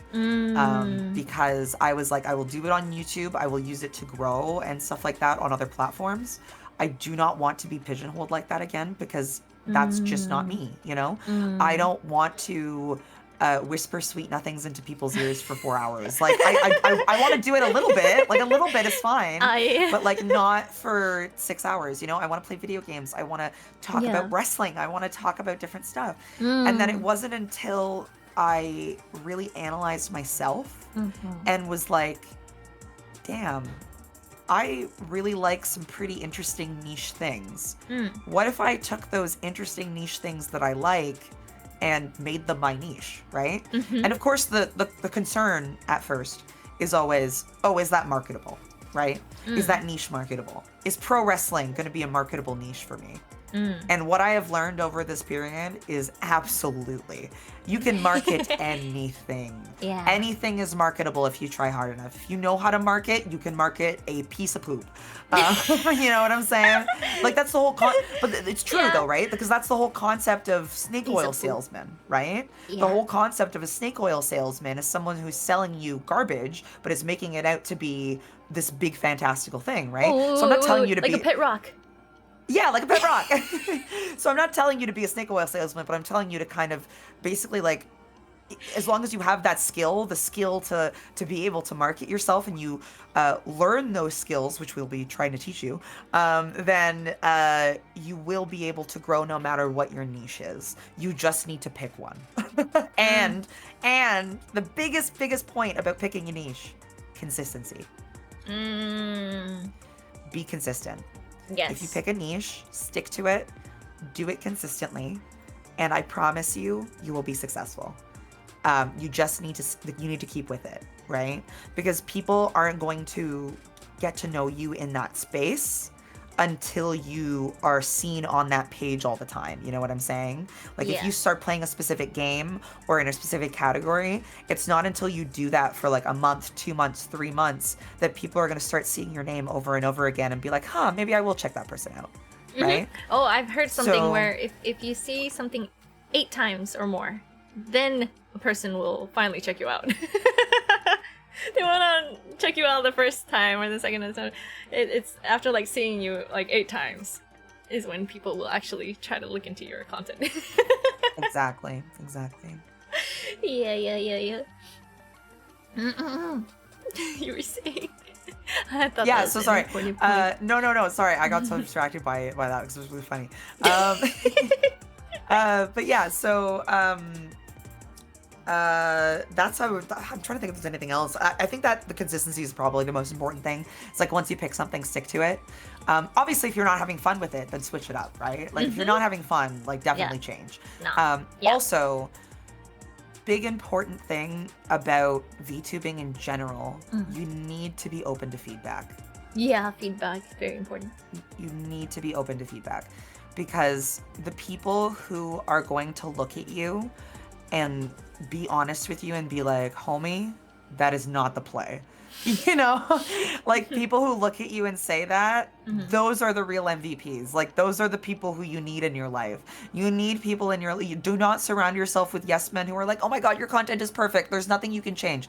That's wrong. No, that's a lie. You can always, your content will never stop changing. You will never stop changing. You're always evolving. Yeah. Be open to feedback, be open to changing, and be open to listening to your audience and listening to the people who care about you, because those are the people who are watching your content, right? And those are the people that know what they're talking about. Like, if you get like a manager or something and you're constantly fighting back when they tell you to do something, why are you even paying them? You know what I mean? Like, but, you know, what's the point, right? Because I've heard that so many times.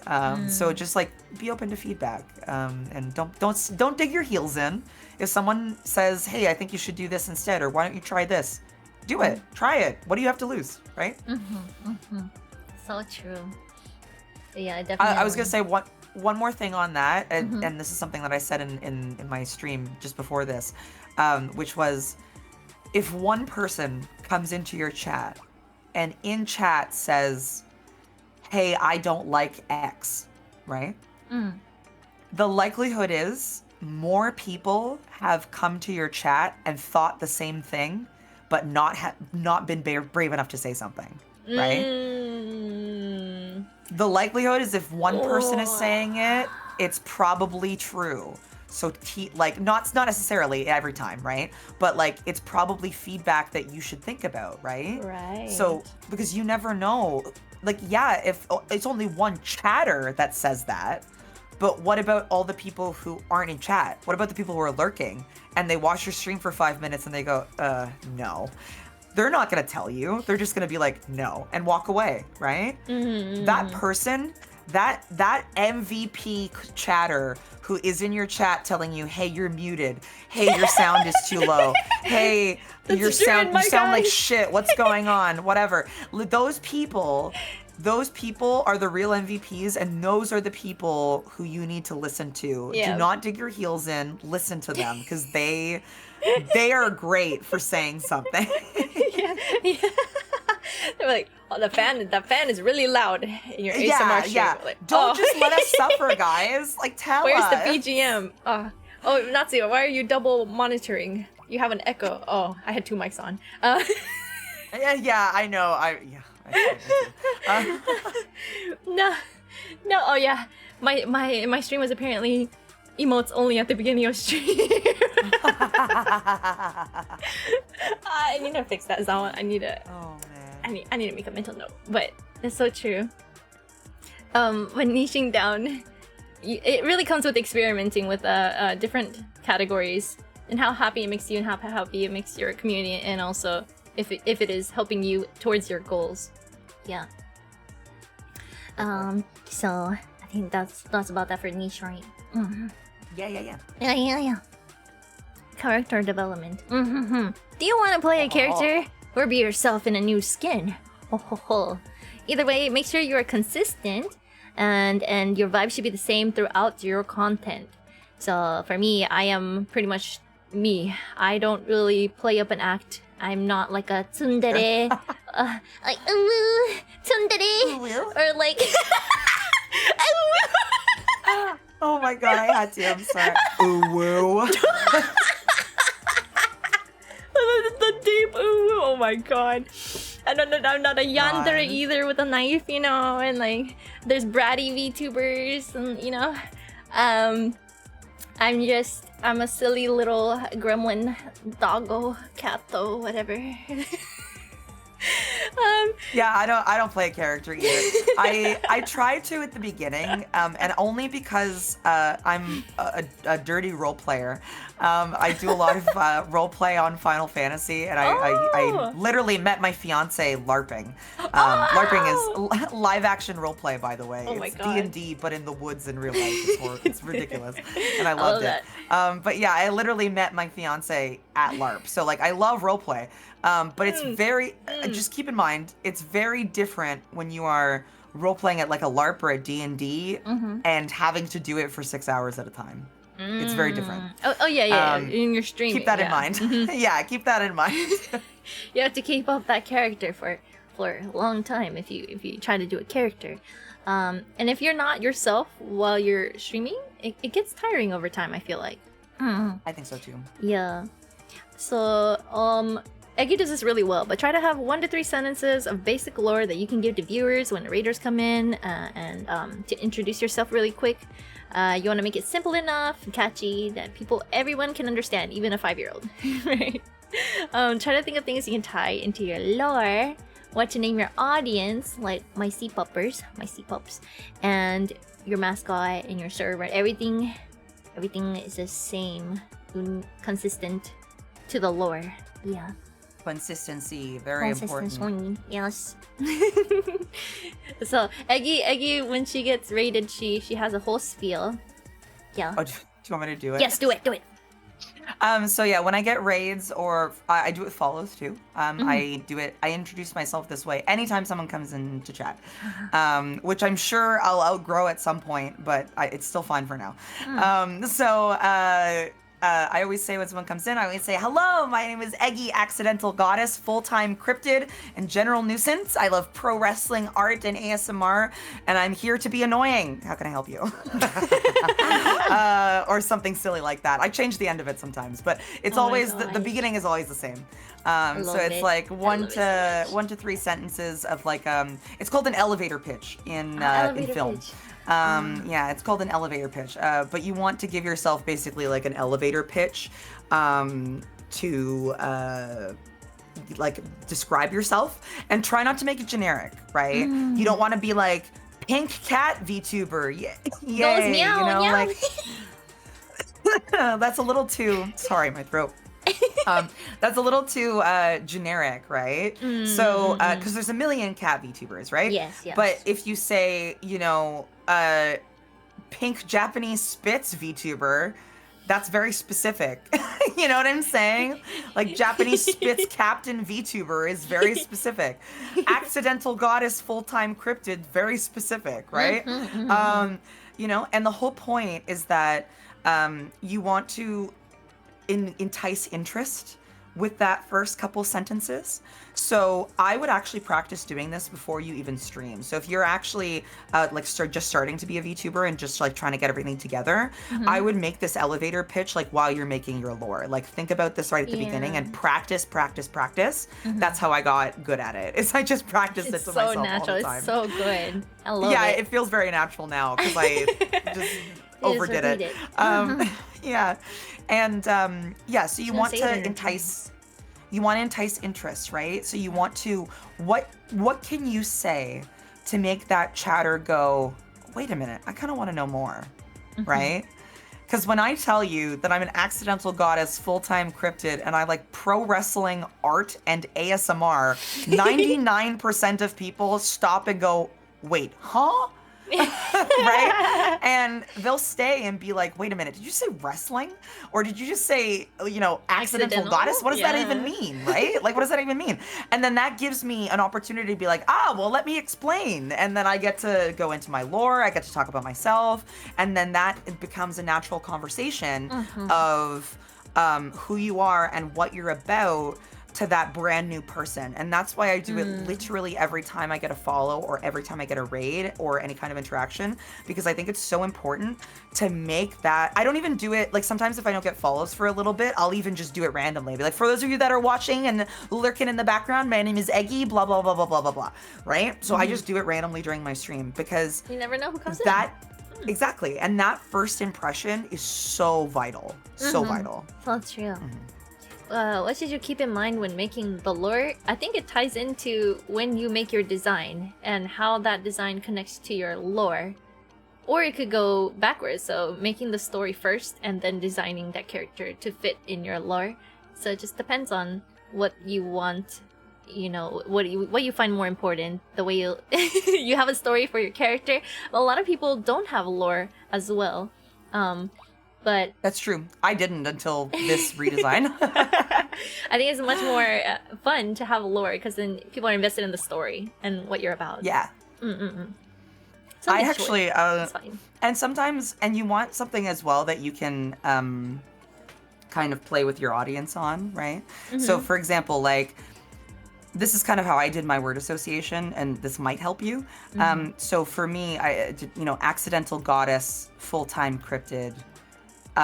And because I'm a goddess, I was like, okay, well, what do I call my audience, right? And I was like, what do goddesses have? So I'm a goddess that's been worshipped over many centuries, and I'm like, cult. I have a cult, right?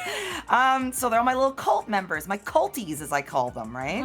And everyone loved it, and we're like, yes, cult of the moth, let's go, right? And they loved it so much that it just became a thing. And it just became a little meme thing, and now everyone's very happy to be in my little cult. And it's become like a whole thing, right? Yeah, and so you kind of have to connect what I call it is like playing word association with yourself, right? Where you just like, okay, goddess, what makes me think of goddess? You know, religious stuff, cult, community, etc., right? And then you can start adding things into your lore that are related to that, right? etc. So yeah, that's how I did it. But how did you come up with your community name and all of that stuff? Community name. So I am a captain, right? I'm a Marine Captain Doggo, so I was like, well, we're on the sea all the time, and I'm a dog, so Sea-pup. That's pretty much it for me.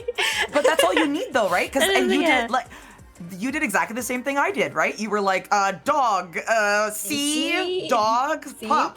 There. Right? Yeah. Right? Yeah, and it makes more sense now that we're gonna have a wave tail, so they're gonna be half wave doggo. and Sea-pup makes a lot of sense now. I also heard that Sea-pup is like is the word to say for a seal's baby seal. Did Yeah, you I know think about so a seal too. pup? I didn't know that. I was like, oh, okay, it's okay. But if Sea-pup didn't work out, I was thinking like Nami one. But I wanted to Ooh, keep it that's English cute. because then everyone would understand. But that Nami makes sense. Nami means wave, so Nami pups are like wave pups. So Sea-pups is the same thing. Yeah. Cute. I love that. So I'm Natsu, and the Nami part is actually would have been you guys. Natsu Nami, Natsu Nami, Nami one. Yeah, Nami one. I love it. I love it. That's so cute. Yay! We're nothing without our viewers. I feel like so. I agree. Nami, Yeah, Natsu, and that's Nami. we can't forget that the viewers are why we're here. That's Yeah. why we do this. Yes, definitely. More into branding and how everything should be consistent. Whoa. Woo, branding. Eggie does an amazing job with her branding and her colors. And everything. Thank you. I worked really hard on my branding to make it as consistent as possible. Yeah, with branding, think about some popular brands, right? So let's think about like Adidas, right? We all know what Adidas is. Black, white, the stripes, Adidas. We all know that. Everyone's familiar, right? Coca-Cola. Everyone knows what Coca-Cola looks like. Everyone knows what their colors are. You need the exact same thing, the exact same reaction when people look at you. And when people look at your art, your VTuber and your brand, they need to look at it and be like, yeah, that's Eggie, right? Yes. And you kind of almost want to train people to look at these colors and look at these designs and associate them with you, right? Like I've had so many viewers be like, oh, every time I see a moth, I think of you now.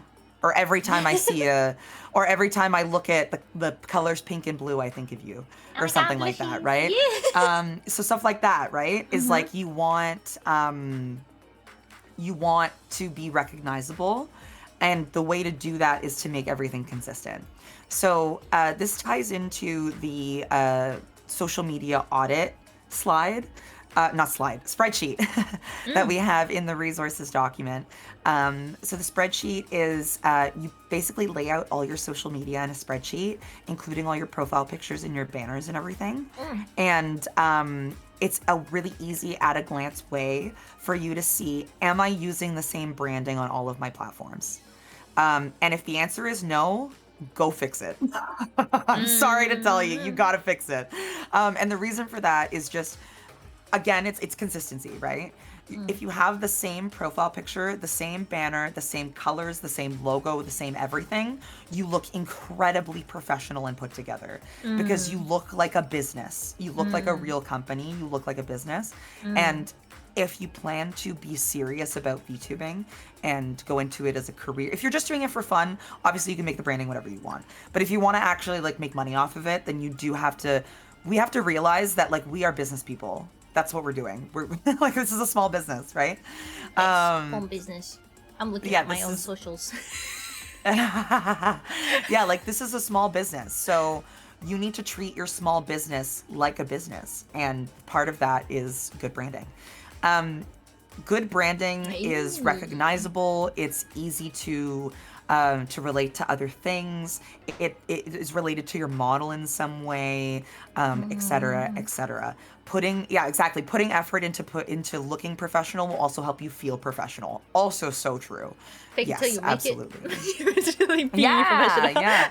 Because that's the thing. No, but that's the thing, right? Because even if you're a small VTuber, right, and you have the most amazing branding, but you're a small VTuber, that's still really impressive. That's more impressive than if you're a small VTuber and have bad branding, because that's way more common than if you're a small VTuber with good branding, right? And I promise you that branding will go miles. That's a huge point for you. That's a huge point, because when I look at people who follow me and I want to go and check out who followed me, I go to their profile and see who they are, and if they don't, their branding, right? Yeah, and their branding. So if they're a VTuber, I'll definitely check them out, and if they look like if they say they're a VTuber and they look like a VTuber, they have their pinned tweet, they have their socials all in their bio in Twitter and Twitch, then I'm like, oh, definitely someone that I could check out. They're definitely serious about this VTuber thing. But if they look like, you know, they just post random things on their feed, then I'm like, I'm not really interested in that content because I'm looking for VTubers. On Twitter, I'm looking for VTubers. So you know, if you look at, you know, how's right. You gotta look what you're trying to like. I'm not gonna super talk about. We don't have to go into the VShojo auditions or anything. I'm just using this as an example. But for example, if you're trying to audition for something like VShojo, or like Hololive or something like that, like they're going to look at what you post. You know, they're gonna look at your branding and if you know how to market yourself, right? And if you are just posting random shit on your Twitter with like really mismatched branding and you look like a personal account, they're not going to... Personal account, Yeah, if you just look like a personal account, they're not going to give you the time of day, you know what I'm saying? And if you're a big VTuber with bad branding, it does stick out. In my opinion, it sticks out, personally. I find it does. Let's be real. There's plenty of big VTubers who do get away with it, who do get away with bad branding. They're already big now, yeah. But we need to remember they're big now, right? Or they started like 4 or 5 years ago when VTubing was still really small, and they got really successful. And at that time, back in the day, it wasn't necessary to have all of these things. But now, in order to stand out in this incredibly oversaturated industry, very competitive industry, you need to give yourself the competitive edge, and that edge is being professional. Because I guarantee you, I don't actually touch on this I don't think we touch on professionalism in the slide, so I can talk about it here, actually.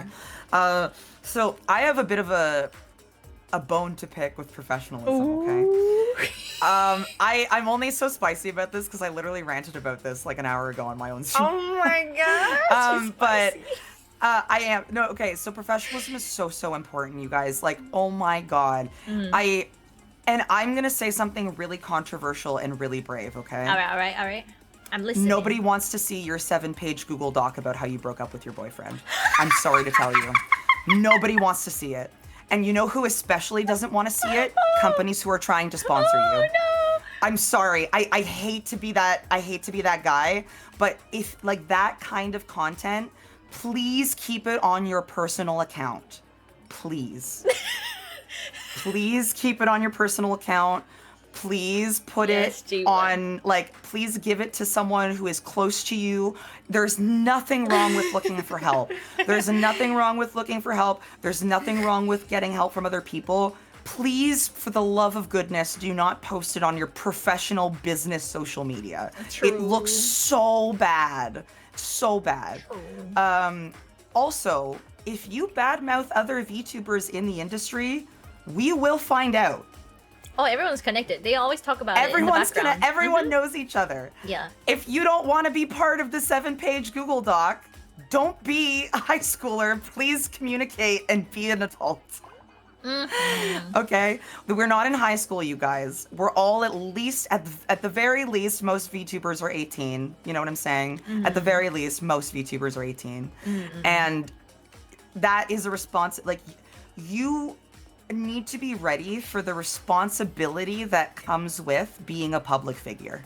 That is a responsibility that you have, and you need to be ready for that.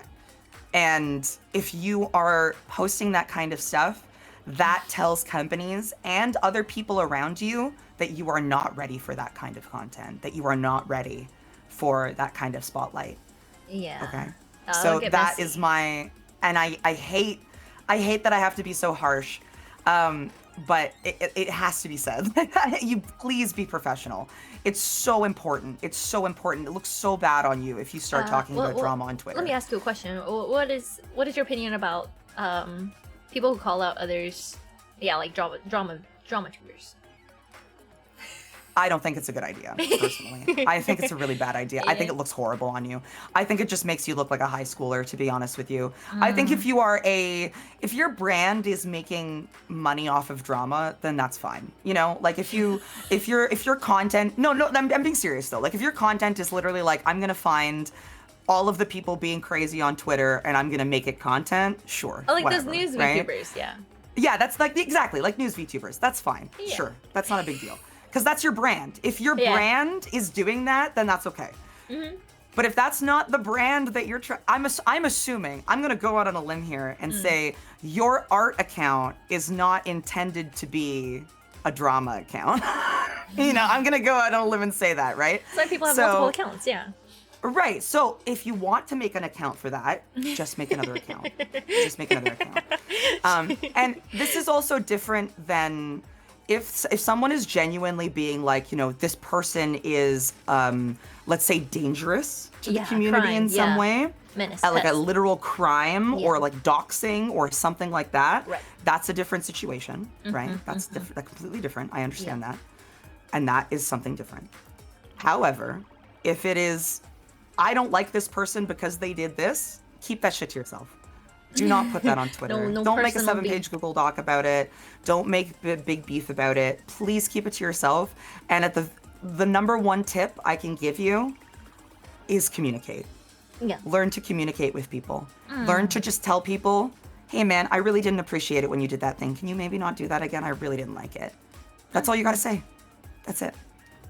And if they don't respect your boundaries and whatnot, then at that then point just, you can you know, cut them out. leave. Yeah. Yeah, just leave. Be the bigger person. You don't have to. Be the bigger person. You can just leave, guys. You don't have to post about it. You can just go. Well, what if all my friends are friends with this guy and I don't want them to talk to them. God. Please. What if they wronged me and I have to tell them, Eggie? What if they wronged me and I have to do basic communication? I can't. Wow, crazy. This is generally a good viewpoint for all of life. Honestly, I'm really glad because this is literally how I live my life. So I hope that I am being positive for you guys. No, I think I think it's a very good advice to live by because a lot of people don't even want to associate with those kinds of drama, even if you're not in the wrong. Maybe let's say that they're correct about everything, but it's just like some people just don't want to see that on their timeline either. It's just negative. I'll unfollow feed. someone. Yeah. I don't want to see it. So it's very important what you put out there on your social media, and make sure if you want to talk about those things, you're separated. But also know that people can find you still, so be careful. That's just like when you have a job interview and people are like, make sure you don't have photos of you drinking alcohol and stuff like that posted or whatever on your social socials. media. Yeah.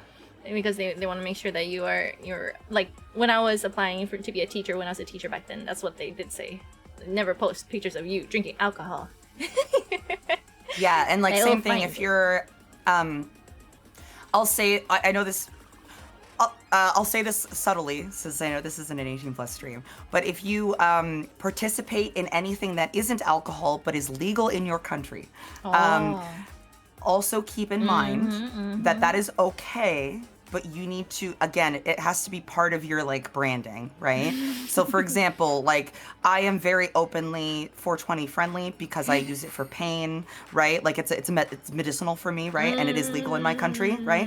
And so I am very that is part of my being. However, I'm not going to post myself smoking it up on social media, you know what I'm saying? Yeah. I will say, I'll be right back, I need to go outside, or like I need to take a 420 break or something like that, but I'm not just gonna let her rip on Twitter. Like, you know what I mean? Like, let's let it rip, Eggie, let it rip! Yeah, like that's not the play. That's not the play. It looks unprofessional, right? Because not all companies are gonna want to be associated with that because it's not legal everywhere, right? True. Yeah, you're going to be representing them. Yeah, exactly. Exactly. And if you're going to be representing a company, they want to know that you're representing their values and the legalities in their country, you know? So true. So true. We have two more slides, and then we're going to do a Q&A. I'm sorry. Oh, you're good. No, I you're yap good. too much. No, I love this. It's very fun. But yes. You want to talk about assets? Because these are your wonderful assets here. Oh yeah, they are my assets.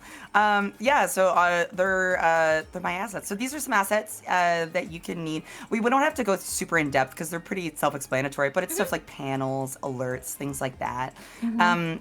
The basics. The only thing you don't really need pre-affiliate are things like emotes. I put donation panels. I meant subscription panels. Because you do need donation panels. But subscription panels you don't need until you're an affiliate, right? Because you can't get subscribers. Wait, affiliates, you don't get emotes till... Oh, no, wait, never. Yeah, you don't get emotes till post-affiliate. Till after affiliate. Yeah. Yeah. Yeah, so post-affiliate, that's when you'll want to get your emotes, your panels, and your Discord server, I would say, settled. And before that, that's when you get all like the OBS stuff. So the overlays, the scenes, alerts, things like that. And your model, obviously. Yes. Also, you don't have to have any of these to start at all either. No, oh my god. It's actually recommended that you stream anyways if you don't have them. Yeah, and you can always get free ones as well. Free panels. Actually, the panels, I think the ones I'm using are from... is Tala still in chat? Is Tala still in chat? Tala. Because if Tala's still in chat, maybe she can answer questions about Canva if anyone has any. But a great way to make assets for yourself is on Canva. With that the sub, fonts. yeah, that sub thing there. Oh, this one. That was made in Canva completely. Wow. And it's animated. Yep, it's animated. You can do In animated Canva. stuff. Wow. You can do video editing in Canva as well. Oh, shit. Your business card was made in Canva, not on Illustrator. Yeah. Fun fact. Yeah, so like all that, like there's so many cool things that you can do with Canva, and it is so inexpensive. So I would definitely recommend giving that a look. And if you're a very like do-it-yourself kind of person, Canva is so much fun to work with. Like I said, I made this whole panel using Canva, and it was a blast. So it's very aesthetic. So, and very important thing too that's very good. Because Canva is used by a lot of professional small business. I say professionals in the industry, but I meant small businesses, right? A lot of small businesses use Canva, and they have a option that you can import your branding into Canva. So you can import all of your colors and all of your fonts and your logo and everything, so your branding can stay consistent. So everything you make in Canva can always have the same logo, same color, etc., and same fonts. I don't even use Canva. I'm gonna have to try Canva. It's awesome. So I definitely recommend Canva. It's if you get the pro subscription, it is I think $25 a month, which is pretty inexpensive for the amount of stuff that you get from it, and honestly a way better deal than Photoshop. True. Yeah, so I would definitely recommend Canva if you are on a budget. And I have to shout out Tala. If anyone is looking for graphics of any kind, please go bother Tala. God, she's so good. She can create absolute wizardry with Canva. And if you have any questions, definitely ask her, because she's the wizard, not me. Nice. When I first started out, I definitely didn't commission anyone for any of these. I just used some Etsy overlay packs, and they were very That's what cheap. I did too. Yeah, I did that for alerts. For the overlay scenes, the BRB starting soon. I used it for my panels. You can still see there's a sneak peek in my panel right now, but the other ones are from Etsy as well. And then let me see here. What else? Funny enough, actually, my the assets you see there, the panels and the background. So originally, the ones that I was using, the Etsy pack that I was using, I actually liked it so much that I commissioned the same artist to make my assets. Oh, that's so cool! Yeah, so that's actually an Etsy artist that made those for me. Amazing. So that can happen as well, as if you find a set that you really, really like, then you can also... Yeah, commission them for custom. Same thing with widgets. A lot of the people who make widgets on Etsy will also do custom the widgets. Are good. Do you use Stream Elements to put everything in there? Yes. Oh, yes. So you guys gotta make sure you got Stream Elements, which will you can change what pictures pop up when people sub to you, follow to you, things like that. You can find tutorials on that, I believe, on YouTube. I don't think we have Yeah. tutorial on that, but that is a very important We do. thing to use. We do. Okay. So stream elements, you could put all of these in there. All these. And some of the emotes. Yeah. Emotes. Yeah, the emotes are for Twitch. The emotes are for Twitch. And Discord. Dual. Yes, and Discord. Yes. Very nice. But definitely these are things you can get over time. And Yeah, you have definitely to don't have need them all right of them. away. Yeah. Don't worry about that. So then once you want to get custom, well, look for an artist, right? Artist. Artist. Artists, please don't be a bad client. Big takeaway.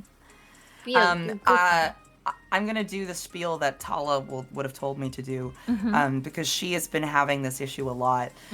If an artist has a commission form, please fill out the commission form. Please. For the love of DM goodness. the artist. No. Like, I'm saying, like, people will DM her and be like, hey, I want stuff from you. And she'll be like, awesome, can you fill out this form? And then they just won't fill it out. Or they'll fill out, like, half of it and leave the other half empty. And, like, just not give her any information. And I'm like, what are you supposed to do with this? Like, how do you make art from this? Right? So if a commissioned artist has a really detailed form, it's detailed for a reason. They're doing that so that they can get you the best outcome out of your art. You know what I'm saying? Like, that's not you have to be reasonable with your commission artists. Yes. Like, they're not mind readers, right? Yes. You gotta tell them what you want. And the best way that I found to tell my artists what I want is through these kinds of reference pages that, like, there's an example here. But I have one for my reference sheet that has all of the colors from my branding and my logo.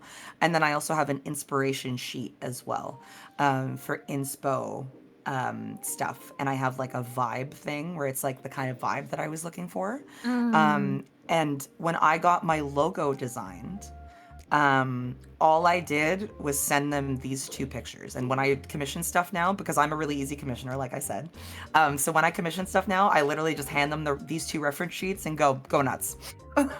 Because these two reference sheets have all of the information that they would need, right? They have the vibe that I'm going for, the style, the colors, the reference sheet. It has everything, right? Yeah. And so if you... board. Yeah, it's like a little mood board. So if you have something like that, it makes it a lot easier for the artist, but please fill out the appropriate commission form as the artist says in their TOS. It's very important. And please communicate these things prior to them starting the commission. It's so important. Please. It's so difficult for the artist when you're like, oh yeah, don't forget to do this and that. Oh, I forgot to tell you before, but add this too. It's so frustrating. It's so frustrating. Yeah. Definitely don't do that. Please communicate prior. Come in with an idea, and if you don't have an idea, don't be stubborn. If you don't have an idea and you just literally are like, I don't know, you don't really have the right to be picky. I'm sorry. Oh, true, you know what I'm true, saying? True. Right? Like, you're the one that you're not giving any direction. How can you be picky about something you're not giving direction on, right? So, communicate. That's the theme of the evening, everyone. Communication. Say it with me. Communication. Very important. Yes. Also, pay your artists, obviously, in a timely manner. If you tell them you're gonna pay them. Gosh darn it. Please pay your artists. Always read your terms of service. Every artist. Yay, chat! Yay, they're doing it. There, got it. Yay. Communication. So yeah, always read terms of service. Always, because it's very, very important. Every artist has a different terms of service, and you might screw yourself, you know, if they're like, oh, it says in my terms of service that there's no deadline, so that's what you get, right? You agree to it. And then you have to just be like, damn, you're right. I didn't read your TOS. That's my fault, right? Like, that's on me, right? And also, artists don't want their boundaries pushed, you know? They don't want their boundaries taken away. So it's very important to be nice to artists. Definitely. I do recommend that if you want to have something by a certain date, commission them at least 2 to 3 months earlier than that date, because sometimes things happen, and if you're late, it's not the artist's fault. I mean, it might be. If they said that they're gonna deliver at a certain time, then they should deliver at that certain time. And if they don't, you should talk to the artist first before charging back. But because that is a very crazy thing that happens in the artist community as well, is that some people might be a scammer or might or might have sudden health issues. But it's the artist's job to communicate with you if they're not able to complete that deadline, right? So it is very important that you check in with them also with the times that they agreed, and see if you're able to, wait longer or decide if you want to go with someone else. So always communicate with the artist first before trying to do chargebacks. And if they don't, try to put a date on it too, I would say. If you don't reply back to me by this certain date, then I will be doing this. I will be charging back.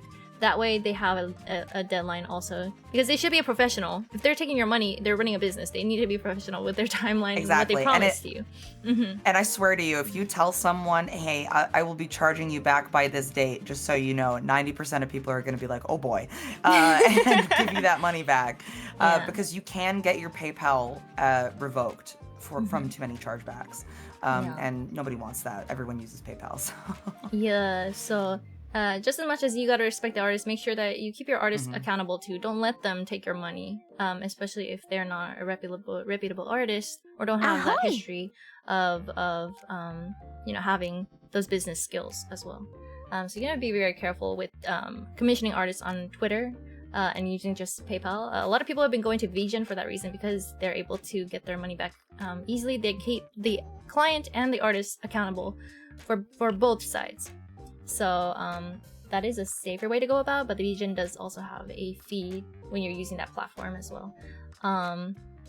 So yeah, we did put it's quite low, but it is still a fee. Yeah, you can look in VGen, Twitter, Instagram, Ko-Fi, Fiverr, for different artists for different things. Yeah, just be very careful. Do your research about which artist you want to go with. Maybe even talk to clients that they've had before to see what experiences they've had, especially if you're buying something really big like a model. You want to make sure you look at all their portfolio items and what they're going to provide for you, and read everything. Okay. Read everything. Oh, I totally sorry, this was a side note. I totally forgot to mention one good way to get slightly cheaper options for models. I just thought of it, sorry, because I thought of my artist. Going overseas sometimes for artists. Sometimes overseas artists will charge less because of the conversion rate. Right? Oh yeah, like on Skip, Yeah, exactly. So for example, Nazuna, my artist, is from Japan. She's Japanese. And she works in yen. So because the yen is so low, her prices are incredibly reasonable because she works in yen. Right, so that's and same thing with rigging, right? You can probably find people who do rigging from overseas who might be a little bit cheaper, just because of also things like Live 2D are much more common in Japan as a skill as well. So they're a lot cheaper because it's a more common skill, because VTubers are super big in Japan, obviously, right? So yeah, so that would be another suggestion for budget stuff. Sorry. Yes, definitely. So keep yourself safe when you're buying things on the internet, guys. Make sure also, if you are a VTuber, make a VTuber business email so you don't dox yourself to your art. and a business account for your PayPal. Please don't dox yourself. Yeah, we get a PayPal, get a VTuber email. Natsunami, I'm natsunami@gmail.com. I have a business PayPal, natsunami@gmail.com. And you also turn off share your address, because you don't need your address to be on there when you do buy stuff, because it's digital products most likely. So make sure you do that, so that you don't, because when you buy things on PayPal, you usually say your entire first and last name, so be careful about that. Be careful about that. And also when someone donates to you on Twitch as well, if someone donates to you through Stream Elements and you don't have a business PayPal, it'll show up, like your name will show up. Yes, we pretend not to see. We pretend not to see. I don't but look up anything. It exists. It happens. So please, Yeah. protect yourselves. Yes, protect yourself. So that's it for the entire first part. Yay! Yay! Yippee! I was gonna say, Nami, do you mind Yes. giving me like, do you mind fielding some questions while I just take a little bit of a course, break? of course. I am very old. I'm turning 30 next week on the 18th. Let's go! Congrats. I'm old, so I need to Happy boy. stretch because No, my back please. hurts. Go ahead, you're good. So I will be right back. No problem, take your time. Any Q&A questions, my sea puppies and Eggie cultists? we are in ads. Okay, now the ads are done. But yes. We can answer questions now if you have any questions about the first half. The second half is going to be about how to grow as a VTuber and beyond. So that's going to be how to do merch and sponsorships and taxes and how to post on social media, what tags to use, etc. If you're unable to continue with us, don't forget that the link pinned in the top of the chat is available for you and you can look at the resources anytime. The entire presentation is in there as well. There's a butt ton of resources you guys can use. Little tea break, a little stretch, a little hydrate. It's been 2 hours now. Probably be another hour or so for the next part. We are definitely talking a lot more since we're more comfortable here than we were at Yeticon, and I guess it's the second time we're running through it, so we're able to talk more about these things. So it's good. Thank you for the throw of my...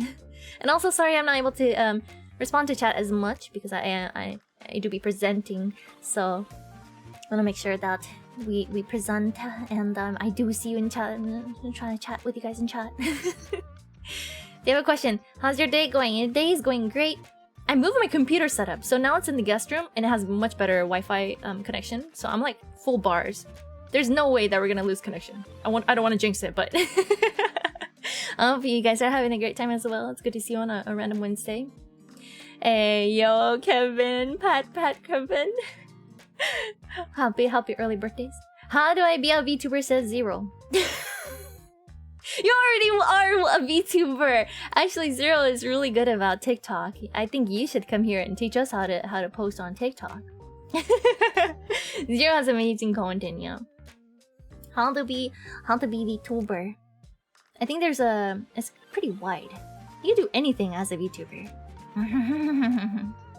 Yeah. There's a lot more people who are 25 and older, I feel like. There was a whole popular Twitter post about it, about everyone liking that post about how there's most VTubers who are very successful and experienced and in companies are 25 and older. Yeah. Also, you have a lot of time and money on your hands to make this hobby into a career, right? So,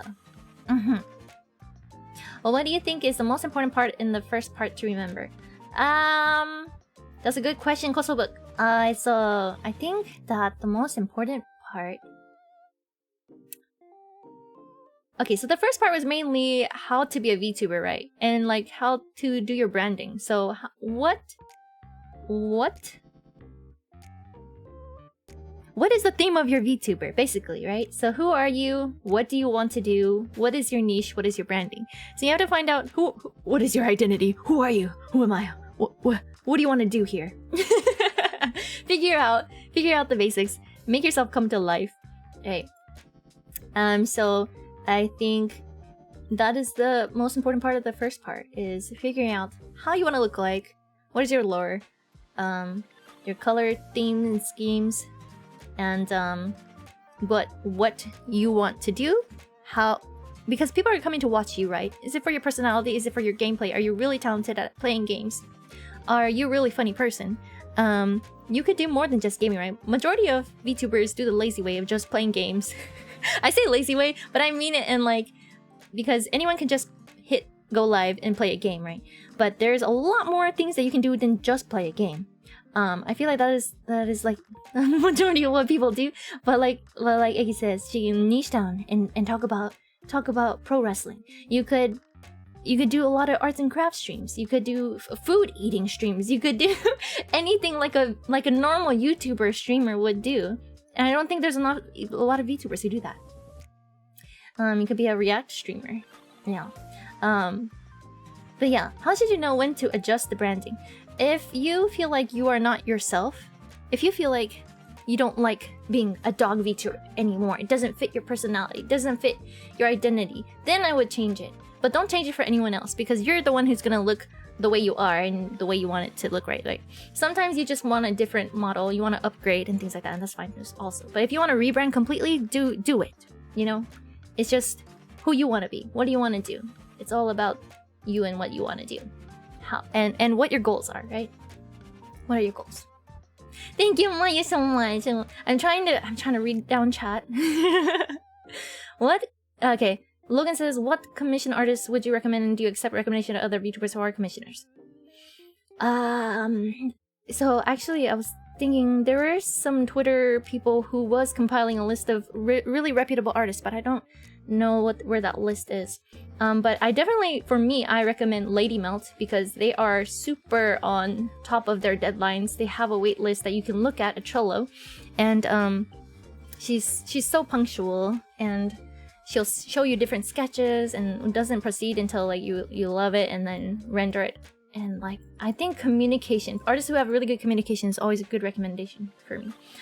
So it's always scary when artists don't talk to you for a couple months and like where's the sketch, where's the whip. So you gotta sometimes it just comes with experience in finding reputable artists who have very detailed TOSs and wait lists available for you to look at to see how much is their workload, how estimate their time. I would recommend mainly looking at places like VGen, because they're more held accountable rather than Twitter, where they're like, okay, it costs this much, and then you send them the money right through PayPal. But it really depends. If you have an artist who is very reputable, then you just go to them, or people often share them. But I don't know, like as in like a whole list of people I would recommend. There's different things I would recommend for different people. Like a background artist. My background artist is really amazing. What's their name again? It's in my panels. About section of my panels. I rely on them a lot for my boat background and my other background, my secret background that you'll see at my 2-year anniversary. Oh my gosh, wait. I gotta make sure I can catch up here. I got one that I haven't heard anything about ever, says Kevin. Okay, how do you balance stream life ratio in particular with loved ones who live with you? So that really depends on your life schedule too, right? You really have to figure out when is the best time. You want to make sure you have days scheduled out. So schedule time out to be with your family and your loved ones. I always have Tuesdays for Greg's. I try to stay off the computer and the internet when it's Tuesdays. That's why I'm barely on Discord during that time.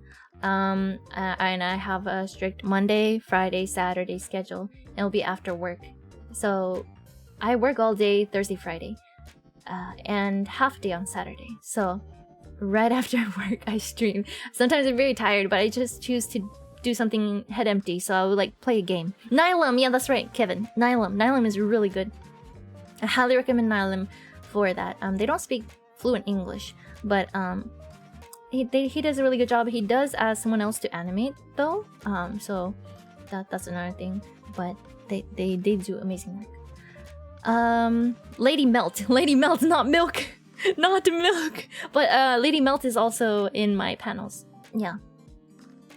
So figuring out and keeping a schedule that you're able to do, I think that's very important on how to balance your stream life and your actual life. I think that is something you'll have to sit down and figure out. What are your empty days and how much time are you willing to spend on streaming, and how you can balance that, right? Welcome back, Eggie. Sorry that took so long. There was some crazy wrestling news that happened, so my fiance was like, "Honey, look!" And I was like, "Oh my god, hang on." Oh my god. Sorry. good. It's infected our house. I apologize. Oh, no, you're good. Don't worry about it. You had a lot of quick questions already. How to balance stream life and real life. What artists do you recommend? Is there like a list? And I just, talked about things to look out for is for artists. And then having a schedule is very important for balancing work life, stream life, real life. Anything to put in for those? Yeah. Well, I guess I got a bit to say about on that. So the first thing is on who do I recommend? So I guess the easiest way for me to answer that question is anyone on my credits. Yeah. Because I'm gonna be honest, I'm that petty BITCHH that I am that petty person that will just not use your art if you sucked. Like as a person, you know what I mean? Like if it's between like, because to me, if I have someone on my staff and on my credits list, like it's like, again, I'm running a small business here, right? So if I have someone on staff that I don't recommend, then it's hard for me to use their work. Do you know what I'm saying? Right. It's hard for me to use their work because I know that every time I'm using that piece of work, I'm promoting them, and I don't want to promote people who are scammers or who don't follow through with what they're doing. You know what I'm saying? Right. So that, because that seems like it doesn't make sense, right? So I try to, generally, I haven't had any bad experiences personally. Like in VTubing wise, I've had like bad experiences like ordering just like personal art, but I've never had any, which is different, right? But I've never had any bad experiences with VTubing. But I definitely recommend anyone on my credits. Definitely recommend that because they are all incredibly fantastic, hardworking people. Every single one of them, like from top to bottom. Especially the people. Oh man, the people on my current staff are incredible. So any artists that are on my like 3.0 like current staff roster, just incredible people. Very thankful to be working with them, and I would recommend them to the ends of the earth. Same thing with my mods. If anyone needs mods, my mods are always happy to help other streamers. And they are all incredible people with rich, varied backstories that bring something completely different to the team. So I definitely check them out. They're also on my credits. I credit everybody. Yay. Very good. And let me think, balancing streaming and live. Ooh, that's hard. Tala and Blueberry, there they are. They're on staff. They're great, love them. In terms of balancing, I struggle with that a lot because I work a full-time job. I work in insurance, very exciting. I work a full-time job, and it's hard because I work 8 hours a day, 40, 50 hours a week.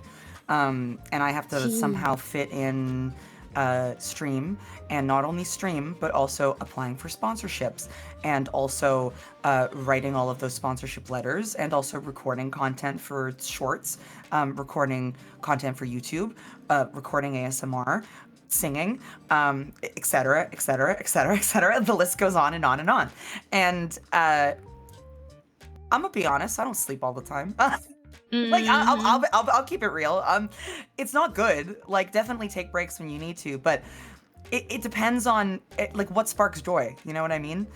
To me, exactly, ikigai. That's what sparks joy to me. It really makes me happy to do all of these things. Making this 23-page plus document on how to be a VTuber or whatever. I don't know, man. It sparks joy. Helping people makes me happy. And I don't know. I don't care if I have to stay up until 5 a.m. to do that. You know what I'm saying? I'll make it work, right? I'll make it work. And the goal is to go full time anyways. So True. the goal is to eventually go full time. And I've decided that. That was a decision I came to like earlier this week. Let's go. That I've decided that I would like to go full time. And I would like to make this my career. Because nothing has sparked more joy in my life. God, I'm gonna cry, dude. Oh my god, I'm gonna cry. So Nothing sparks more joy in my life than doing this with you guys. Like, honestly, like genuinely, I'm like really, really happy to be here. And not just like here, like being able to like talk to anybody about anything. I just love to yap. I love to hear different opinions. I love to just talk to people. And I feel like my special interest is like helping people or something. It's like I love doing it. So if that so much purpose sparks joy for you, and you have that purpose, it's not gonna feel like work.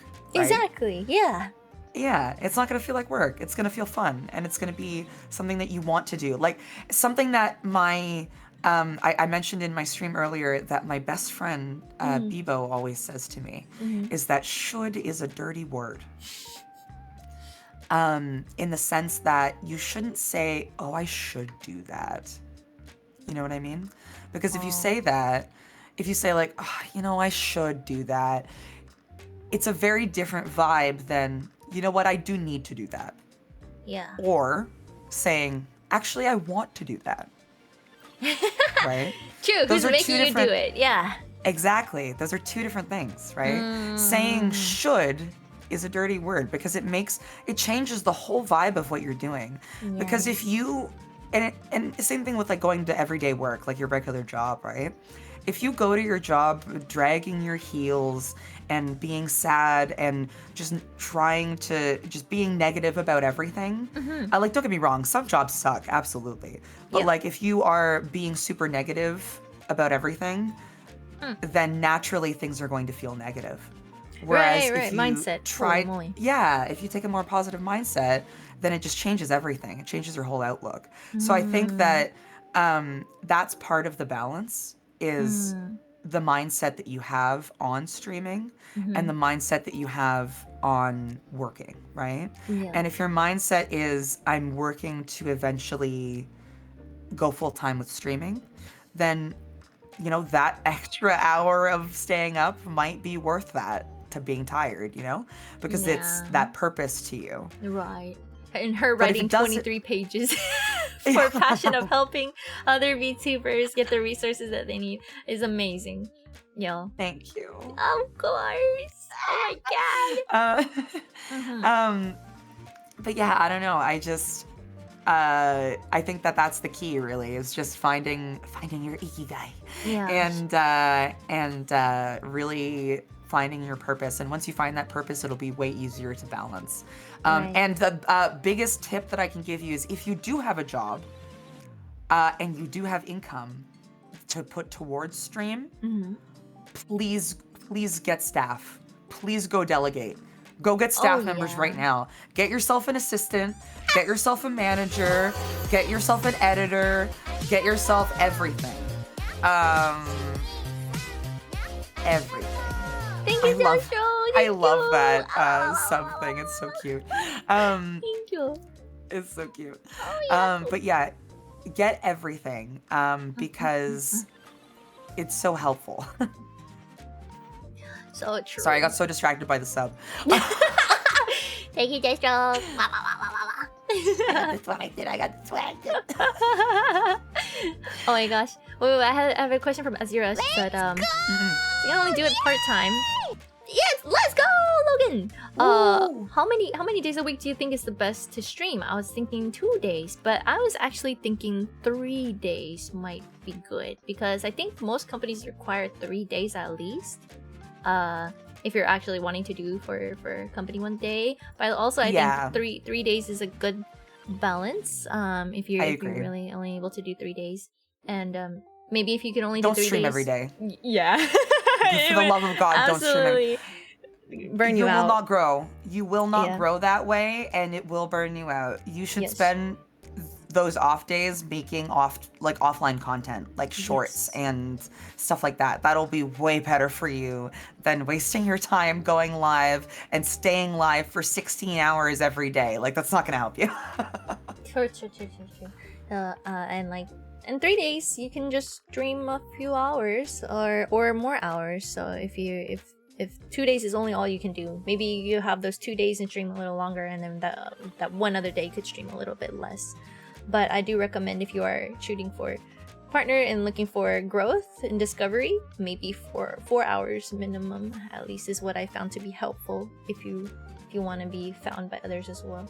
I heard that Twitch pushes streams at 4-hour mark, and also people will notice that you're live and come by too. And also maybe other people in other time zones will come and check you out as well.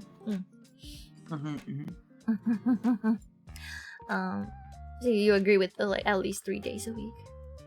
Yeah, I agree with that. You do it 3 days too, right? I do, yeah. I do middle of the week. Though I have to say, I'm trying to change. It's hard for me because I'm trying to change my schedule to do more weekend stuff, because the weekends are really good for numbers. Fun fact. Yeah, they are. Weekends are great. Weekends are great for numbers. Unfortunately, I have D&D on the weekend. So I'm trying to figure out a way that I can stream on the weekend. It's really annoying though, but I'm trying. Yes. I might do like EU. I might do like EU friendly stream like in the morning or afternoon. Right, that's why I really pushed for Friday, Saturday too. But it'd be after work, and so it had to be like 10 p.m. CST. I was streaming like 5 hours. Yeah, it'd be way early in the morning, like 3 a.m., 2 a.m. I'm like, oh, it's not ideal, but it's what I had to do for partner push. It's like, yeah, I couldn't do it on the weekdays. It was not good. It was not good. Weekends were best for that. Yeah. Another question from Azira is, how have you both found a good balance to not get too deep into parasocial with your followers? I remember this question that was asked to you at Yeticon. It was, yes, it was. It's hard because if you do ASMR especially, a lot of people get really weird and parasocial with it. To be honest. So you honestly, the best way to not be parasocial that I have found is you need to be super firm. You need to be incredibly firm on your boundaries. And that's not to say like there is no set limit, right? It's all based on you, right? Like I might be comfortable with being called something that someone else isn't comfortable with being called with, right? So you just need to be aware of people's boundaries and respect those boundaries. And as a viewer, and then as a streamer, you need to respect your own boundaries, right? And part of respecting your own boundaries is keeping those boundaries up. Is when somebody crosses them, being like, "Hey, don't do that," you know?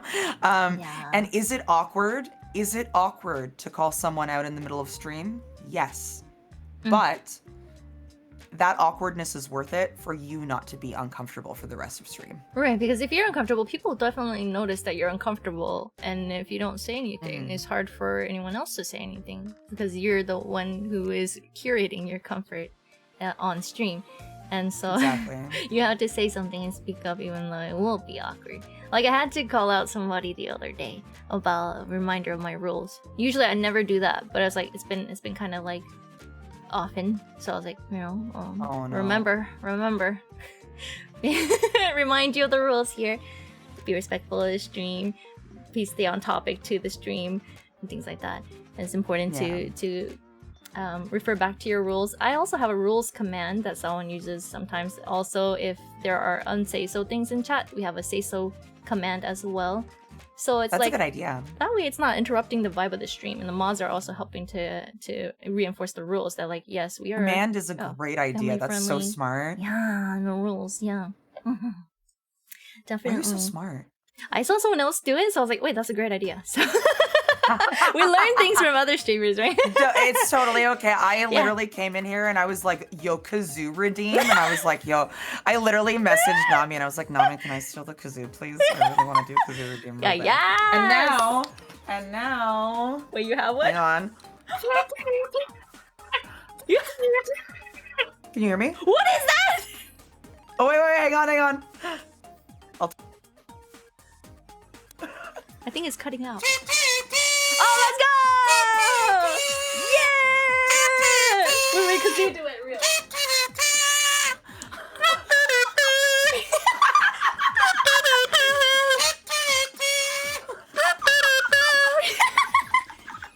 Oh my god. I had to. It was absolutely necessary. Oh my god. I forget what I saw you do. But I saw you do a cover of something on a kazoo, and I was like, I need one, man. I need this. I need a kazoo. Just make sure you obviously ask for permission before you swipe something off someone, right? If someone has a cool idea that you like really want to utilize on your stream or like change for yourself, that's fine. Like people borrow from each other all the time. That's part of what makes the community grow is people learning from each other. Right. But just make sure you ask, right? Just send them a DM and just actually this ties into another tip I wanted to give before we go into the next slide. Tips. Just send them a DM or whatever, or message them or if they do it on stream, you can even casually mention oh my god, it would be so fun to do that or something like that, right? And sometimes they'll be like, oh my god, go ahead, right? Like I always do that. Or you can just send them a private DM or a Discord message.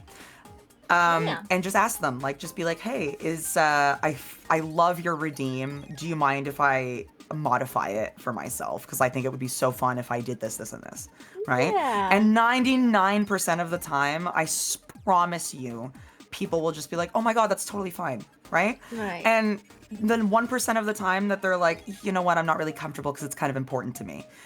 Just don't do it, right? Just don't do it, right? Yeah. It's really simple. And that kind of brings in, ties into another point that I wanted to make. So do you have any comments on that before I tie into the other point? No, I think that's very important. Cause sometimes you think a lot to make it original. So some people really hold on to that as their part of their branding. Whereas, you've seen other people do it, so it's not really your original idea anyway. So it's of course go for it because it's something that everyone does. It's a very common redeem or something that is become part of the VTuber, I feel like, culture. Yeah. Such as having a hydrating stretch redeem. Everyone has that, Right, that's different. Yeah. Also, there's a whole VTuber Hyaku who basically grew by doing a lot of kazoo covers. But actually, for me, I originally was gonna get a harmonica for my that would have been way more complicated. Yeah, and I thought it would be really hard to stick a harmonica in my mouth while I try to play a horror game. So I was like, you know what, a kazoo, that'll work. And then it kind of stuck. So that's how the kazoo really came into funny. being. Yeah, it was like a donathon goal to play a horror game while having a harmonica in my mouth, but went for kazoo instead. Yeah. That's really funny. But yeah, that ties into my next point, which is never think you are too small to shoot your shot. Ever. I cannot describe to you the amount of times within coming back from hiatus, so the last 6 months, 7 months? The last 7 months, every single friend that I have made has been made by me sending a cold DM to that person. Every single friend, I swear to God. That's exactly how I met Nami. I sent her a cold DM and was like, hey, can I borrow this for my panel? And Nami was like, oh, that's so cool. I've always wanted to do a panel. And I was like, bet, you want to do it with me? And that was it. That was it. And that's how I've meet all of my friends, is I just send them a DM and I'm like, hey, my name's Eggie. It's so nice to meet you. I like this, and this. I'm so sorry for sending you this random DM. I just think, honestly, I love your stuff and you're hilarious. And I think we'd be really good friends. And I just wanted to reach out to wish you a good day and see if you wanted to connect. And that's it. Yeah. Really simple GM, right? Yeah. And So don't think flattered. that if someone has DMs open, it means their DMs are open, right? So they left their DMs open for a reason. So it's for business And if you are, once again, you are running a small business. And yes, I'm not saying do this just for networking, because you're also making friends. But I'm saying, like, at the end of the day, it is a business to business thing. So just because someone has DMs open and it says business only does not mean you can't be, like, business-like with your DM. You know what I mean? You can still make it a business thing if their things say business DMs only, excuse me. Right? Yeah. Just, it's all about professionalism once again, right? It's about being professional and being respectful. For me, I was like, oh of my people. gosh, she wanna share the spotlight to me for her panel? Oh yeah, I don't care. Oh my god, and this No way. I'm so glad you said that, because I said this on my stream too. The internet is big enough for the both of us. The internet is big enough for all of us. So all of true. us. There is no there is billions of people on this planet. Billions of people. There is absolutely no reason that we have to put down other creators and other VTubers to get ahead. There's no reason for that. Isn't The she so internet is an amazing? infinite place. She's Infinite so place. based, guys. If you haven't thank you. followed Eggie, you guys should definitely follow Eggie. Look at how God. sweet of a person she is. Oh my god. Preach, Eggie, I just don't think it's necessary. Like, why do we need to put each other down? We should be sharing resources, lifting each other up, helping each other succeed. Because you know what? That just makes us more money. So just keep doing it. Yes. Like my lovely manager capitalism sheep says, money is power. Money, money, money. Anyways, I'm just kidding. But seriously, genuinely, like, it just benefits us, right? Yes, like, that's all it yes. does. You give to others, people definitely want to help you back and give back to you as Yeah. well. It just all comes back around. You know, good karma. Exactly. I believe in that. So true. Yes, everyone go follow. Thank go you follow. guys. Oh my god, thank you. I love that. Alright, shall we move on to the next portion? Yeah, which is oh how my to god, grow. sorry, I've talked enough. Oh, you're good, you're good. Yeah, we have a lot Oh, it's okay, I'm about to good talk some content. more, because I got so many pages on the social media stuff, you have no idea. Oh, yeah. I think most of the 23 pages are on the social media stuff, I'm gonna be honest. Oh, sheesh. Oh, sheesh, we're gonna learn a lot here. Getting organized, yeah. So, there are a lot of things you gotta do as a VTuber, and it can get overwhelming really fast. So I'm gonna tell me move about a it. little bit over here, and let me see. So there are a number of daily, weekly, and monthly tasks to being a VTuber. There's a lot of things that you want to consider as you are streaming. You are live only for that time, and when you're offline, you want to make sure you take the most of that time and make offline content as well, because that's gonna help people find you, and you can grow from offline content too. So it should not be your only priority. Growing on Twitch is very hard because there's not really any discoverability, as you guys might know already. So most traffic comes from other platforms like TikTok, Twitter, YouTube. So that's going to be really important for you to either learn how to edit yourself or hire someone, like Eggie said, is to hire somebody to help make your video content. Consistency, of course, is the key to growth. So probably making a bunch of videos at once and then scheduling them to certain times of the day, especially before you're about to go live, was really important. Make sure your content sticks to your overall vibe, your overall branding, your niche. Yes, it's the same time as well, so everyone can expect to know like when your content is gonna be out, right? So Eggie always tells people her stream time is this day at this time. Which is when, Exactly. Eggie, repeat again your schedule. Tuesday, Wednesday, Thursday at 7 p.m. EST. There you go. There you go. And also like if you have consistent things like on Twitter and stuff, like for example, my thing I do every single day without fail that people can always expect from me is a good morning. Good morning. I always say good morning on Twitter. Really? All the time. So if you have something like that, right? Like maybe on your lunch break, you know, maybe you have the same lunch break every day or around the same time. It doesn't have to be the same exact time, but like same time period, you know, in the morning, in the afternoon, something like that, right? And you know, if there's something that you have a lunch break or something and you have time to write a tweet, take advantage of that, right? Like make it a consistent thing. Have lunch with your followers, you know. Cute.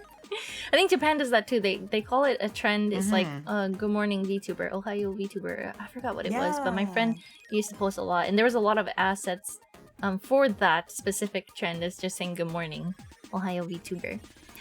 So those definitely help, and also there's certain times and days and how many times you should tweet in a day. But we'll talk more about that here in a minute. Yeah.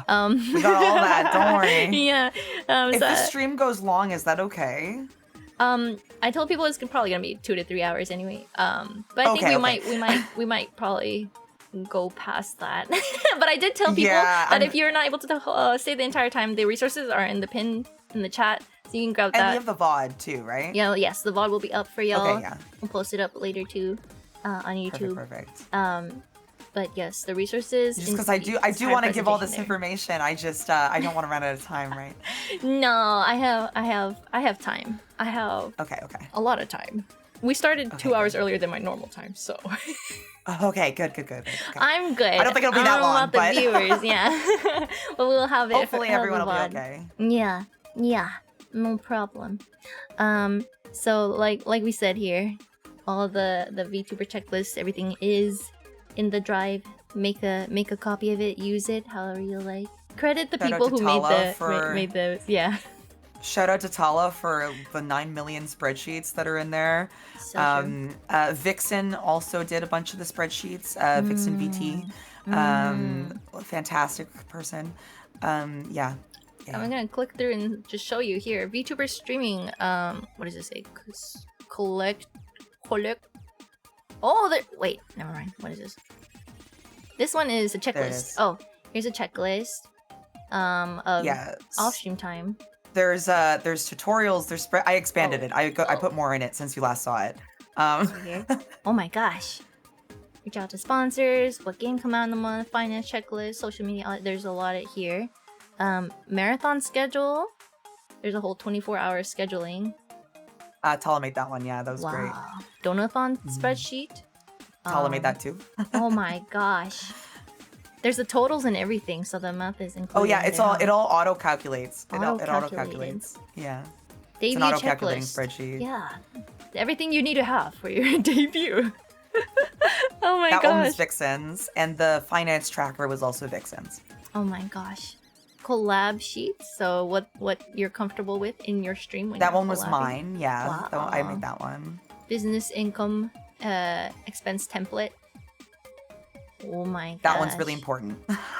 Very nice. That's For all in the taxes. spreadsheets. In the link pinned to the chat, we have a whole tutorial section that I've not seen. These are all new. Yeah, that's all been added. Holy moly.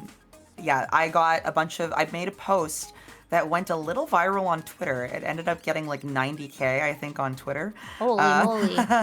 And a bunch of people DM'd me and said, oh my God, I have a bunch of resources that I would love to add to this. Can I send them to you?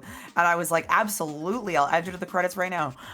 So I did. And so it's been a really fantastic community project. It's turned into a really fantastic community project, to be honest. This is amazing. It's really uplifting. I have the link linked. It's always on my link tree. So if you ever lose it, I'm not trying to force you to follow me or anything, but if you keep my link tree handy, it's always there. Yeah, she has it in there. This in there. drive. Because she is the one who is organizing all of this into a Google Drive for everyone to use. So definitely been a challenge, but it's been fun. amazing resources. Oh, and Podge's panel is in there as well. Podge's panel from Podge Yeticon. Yeticon. We have a sponsorship letter, how to write to a sponsorship, draft sponsorship, NDA example, art asset examples. Yeah, and this is examples of different kinds of like art assets and stuff. So, for example, it's really nice to make like a press kit to have to send to sponsors, right? So there's some examples of like press kits that I've made for friends of mine, because I like pseudo manage like a couple of friends of mine for like no money, like just for fun, because they're my friends. I make me and Tala make assets for them. So love it.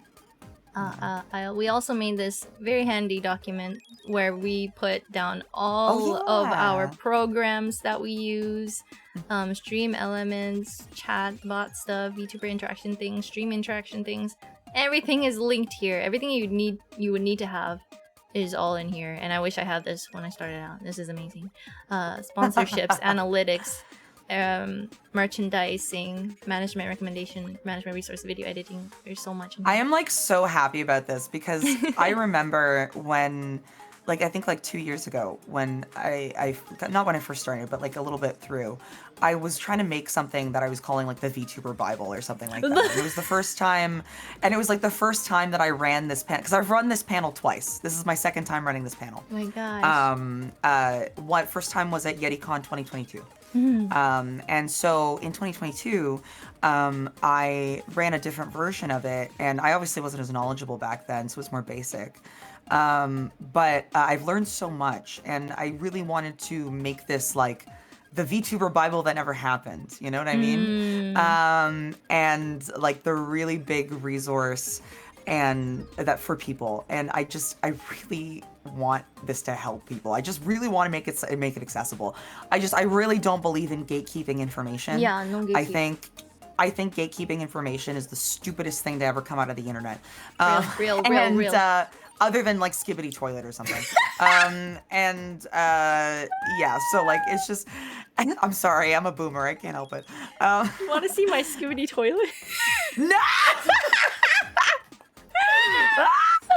You want to see my toilet? Wait, look at this. Oh my god, also space. Oh my god, no! Yeah. I'm crying. How about the Skippy toilet? I love it. Oh my god. I'm dying. Don't ban us, what? I am dying.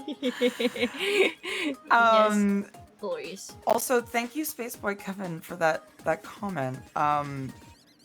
That's really kind. Thank you. I try. I try. I don't know what to say. I'm so glad, Azira. Like, see, this is the reaction I want. This is what gives me the serotonin. Azira. You know what I mean? Like, this gives me the big serotonin hit from. This is what I wanted from making this document. Is I wanted people to go like, oh my god, this is what I've needed my entire life. Thank you so much. I'm like, perfect. That's what I want. Yeah. Yes. I love it so much. Allah. Thank you guys so much for all the compliments as well. Like, really. Yeah. So nice to see that it is appreciated. Eggie's put so much work into everything here. So it's really amazing. Really, really amazing. A lot to learn. I know it's a lot to take in at once as well. Yeah, I know. I'm so sorry. I know it's so much. No, but it's so good for us to study, you know, later on with each part too. So I love it a lot. Very grateful because there's a lot of things that I've also, you know, not sure how to go about with things, and so I'm learning a lot as well. And only, you know, I've been streaming for 2 years, and there's still so much to learn. So. Oh, absolutely. A lot of this stuff I didn't learn until I actually like got staff members. So until I hired like a manager and an assistant and et cetera. So yeah. Yay! Let's go. Thank you I'm so much. glad. Yay. Alright, we're gonna continue with some examples of things you should be doing as a VTuber in a daily, weekly, monthly basis. But of course, we don't do all these all the time. You could do. Yeah. I mean, actually, I don't want to talk about what my to-do list looks like. Tala knows what it looks like because I don't have to look at it. I just go, Tala, put this on my list, and then it's out of sight, out of mind for me.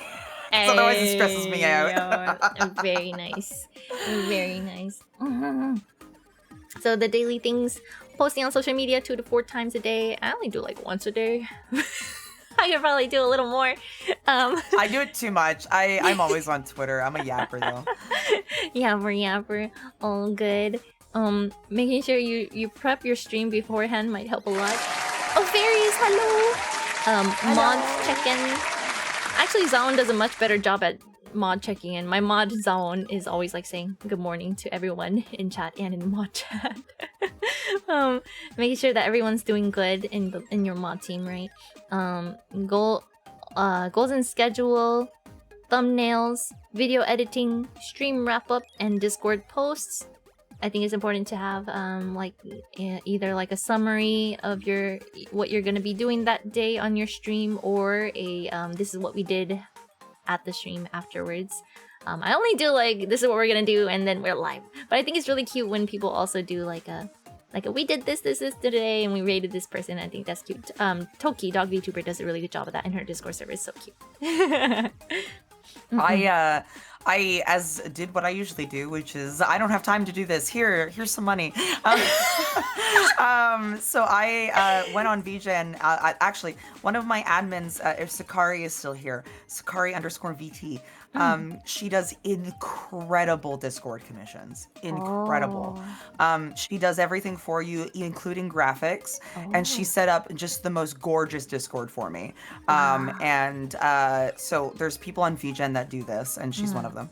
I definitely recommend if you don't know how to do that stuff and you do have the funds, that is a way that you can take some stress off your plate. Because generally they're not very expensive. I think I ended up, I don't know if Sakari's here, but I think I ended up paying her it was like $60 Canadian or something like that, right? Like not that bad, really, for something that you're going to be using so much and that took so much time. You know? So I do think it's worth it. We have a question here. How do you guys feel about still using Twitter with all the chaos and changes because of the buyout of Twitter, I guess? My opinion is every social media you don't use is followers you can't gain. And there you go. That's my opinion. Make it work, That's my right? opinion. Gotta make it work. Yeah, honestly, it sucks. Don't get me wrong. Yeah. I'm gonna say it right here, Elon Musk, not my favorite person. But we work with what we are given. It is what, as manager Lulu always says, it is what it is. It is what it is. It is what it is. The best you can. Right, so, hey, there's Sakari. Ayo. Hello. She's great. Please, if you need a Discord, hit her up. Or admin work. She's my assistant as well, and she also does graphics. She's great. Let's go. Let's go. As for weekly things you could do for streaming, posting newsletter in Discord, which is probably the thing that I mentioned, but Toki does it like daily. You could just do once a week. I do both. I do like I do a daily thing, but I do so in my like quote unquote weekly newsletter or whatever, I attach it to my schedule. So I'll attach my schedule to it. Oh yeah, that makes sense. Yeah. Yeah, right? So I'll do like, okay, this week, this is what happened. This is what we're doing. Some funny meme thing, silly thing, and then, my schedule, right? For what's coming up. Yeah. Yeah. Nice. And then I do a weekly mod check-in too. I know that says twice, but it's intentional. So when you do weekly mod check-in, that is like in your DMs, you check each mod, or do you just be like, no, how y'all doing mods? I ping everybody and I go, hey, this is exactly what we're doing this week. This is exactly what I need from each of you. Who can make it to every stream, please react with the equivalent emoji. Ah, okay. I've seen some mod teams do that as well. To be like react to let you know like when they're able to come. I'm very much more lax about those things, but I just do it because I like to know who's going to be there. Because if I expect less mods in chat, then I can like message Tala or Sakari or something and be like, hey, can you slide in here so I have some backup, That's right? True. Or Tyran, who is also one of my admins. I can also bug him as well. So so I have people to rely on if I need to. It's just I need to know. Basically it's just for communication, right? This is good. It's just good communication, I think. It is very good to have. Yes. Weekly you could also plan, record, post shorts, 2 to 3 per week is a good is a good amount. Reach out to your sponsors if you are looking into sponsorships. We'll talk more about sponsorships later. Check for game keys if you're going to be streaming that game. Maybe get some extra incentive for your community to come in. Draft social post ideas. So always be writing ideas what you want to post on social media. There's a lot of good ideas that I have, and I just let it go. And I'm like, man, I should have wrote that down. So every time I saw something on Twitter actually that was really good, which was every time you say, "Oh, I'll write that down later," it's a lost idea. Yeah. Which I thought was really clever. Some monthly things you can do. Analyze your analytics, which actually I do every stream. Probably not the best idea, but monthly at least. I do it every stream too. You do but too? Okay. For monthly, so for the analyze analytics, that's more for the purpose of filling out the social media spreadsheet, the social media audit sheet, because I fill that out every month, so I can track my growth. And also, it's especially if you're going full time, it's really good because you can see where your slow months are. Because realistically, if you're going full time, you need to think about it, right? Like the only income you're gonna have is stream.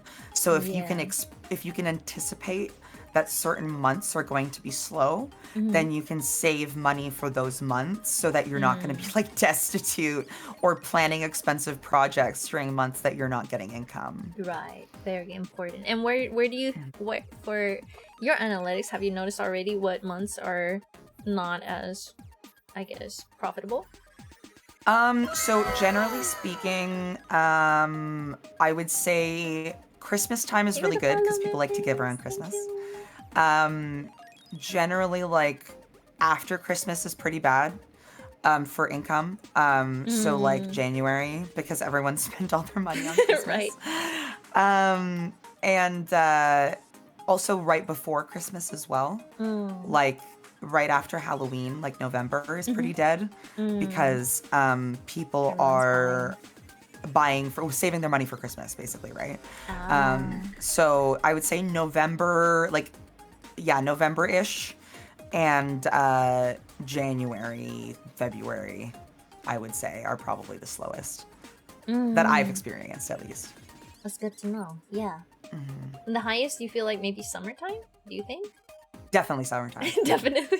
Definitely, yeah. And the reason for that is because people aren't at school, right? True. And it's as simple as that. Because, let's be realistic here.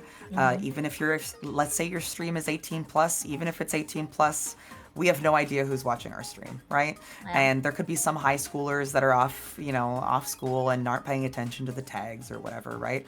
And that's just the reality of it, right? The high schoolers are going to watch your streams, right? So, college students, students are going to watch your streams. High schoolers, college students, when they're off school, they're going to need something to do, right? So. Yeah, I see. Yeah. Well, that's good information to know, to plan out. Yes.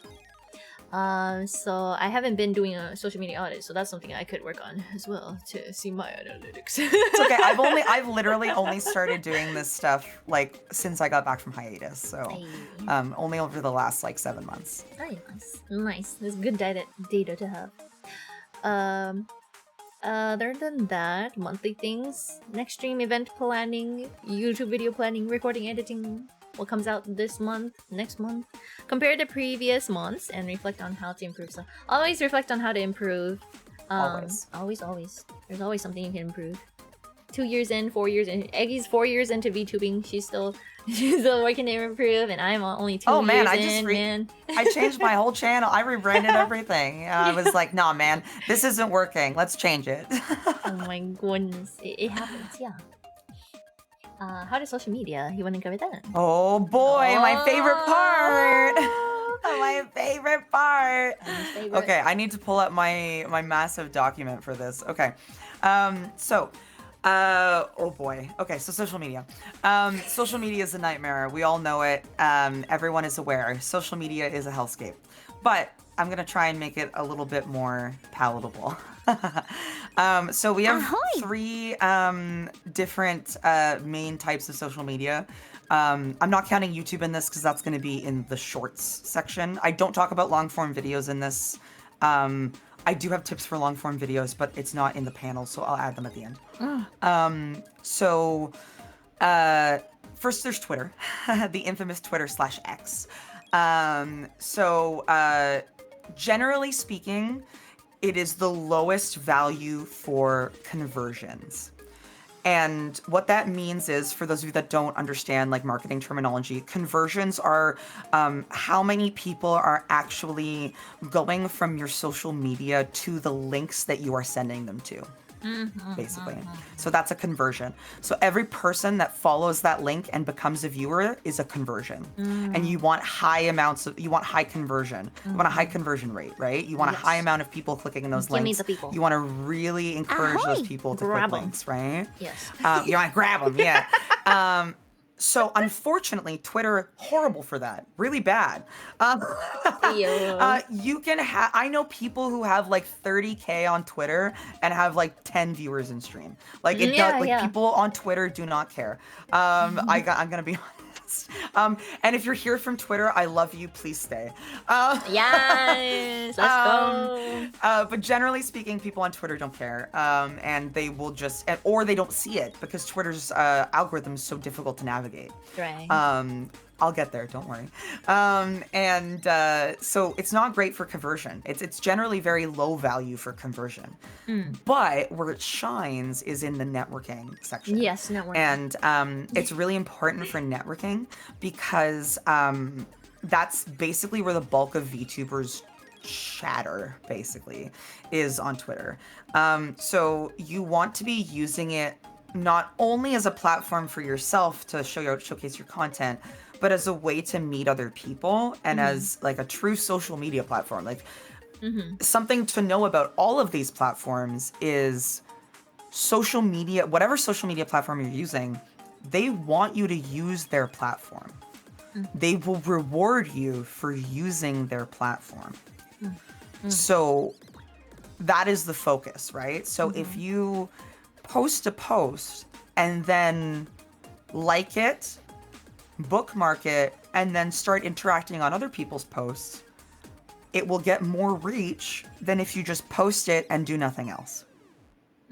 Because Twitter rewards you for using its product.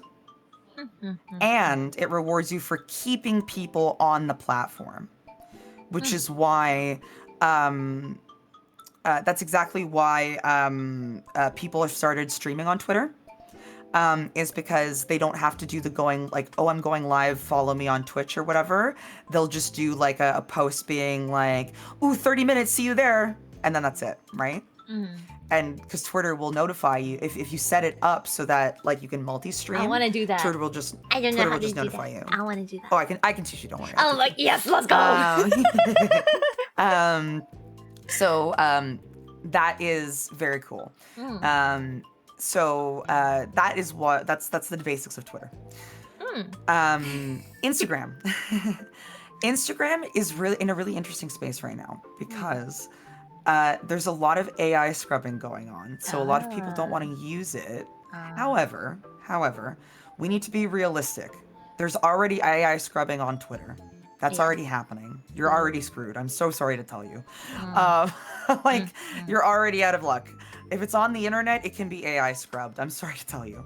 Right? But the thing about Instagram is there's very little competition on Instagram. It's very easy because it's very easy for Reels to gather a lot of momentum because there's a lot of non-VTubers using the platform. So if you tag it correctly, which we'll talk about, then there's a good way to like gather people who aren't necessarily like viewers, you know what I'm saying? Or like necessarily like into VTubers, right? And that is kind of like your ideal situation, is you don't want to just attract people who are into VTubers. That's such a small demographic. You want to be marketable to everyone. You want to be marketable like universally. Yeah. Yes, to the normies.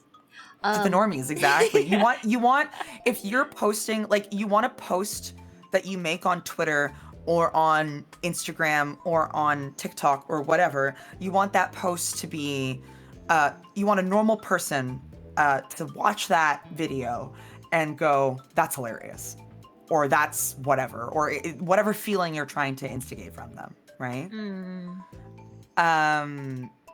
So basically that's okay. So sorry, I lost my train of thought. Are you So Becoming so marketable. basically. Yeah, becoming marketable. So basically, you want it to be marketable and hilarious. So what I was gonna say, what I do, I just got distracted. My ADHD, you see. Good.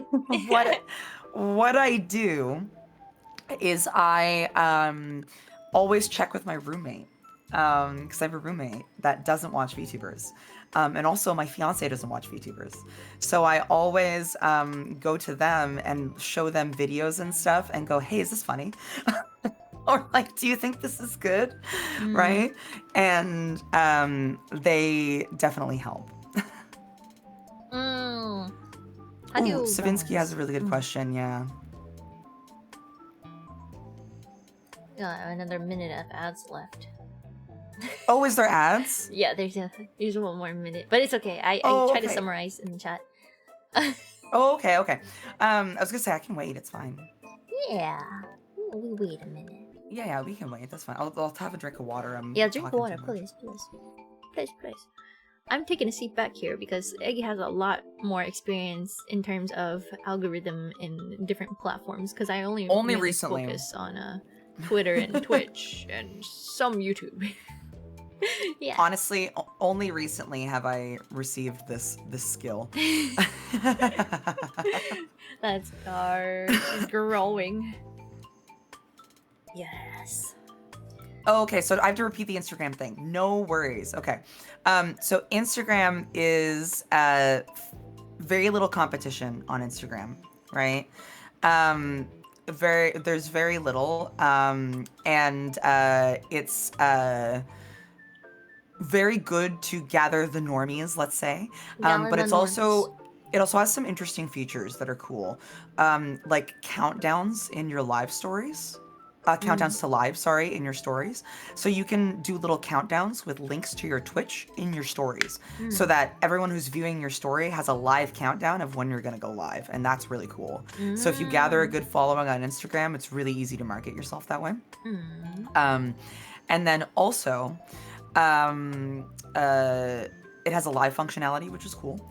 And Reels it's a bit easier for Reels to get more reach because there is less competition and it is less popular than TikTok, especially for VTubers. And they've shadow banned the VTuber tag way less than they do on TikTok. Oh, I see. That's the other reason.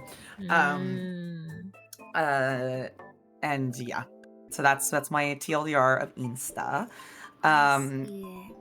And Savinsky has a question. How do you balance seeking content that appeals to a broader audience while maintaining branding as a VTuber? So that's the funny thing. VTuber is just virtual streamer, right? What's the difference? Who's to say you can't do the same things a normal streamer does? Who cares? Why not? In fact, you're literally a streamer. Even more successful because you're like, oh, this guy is a VTuber, but literally doing normal things that a normal streamer might do, like going out for a walk in the park.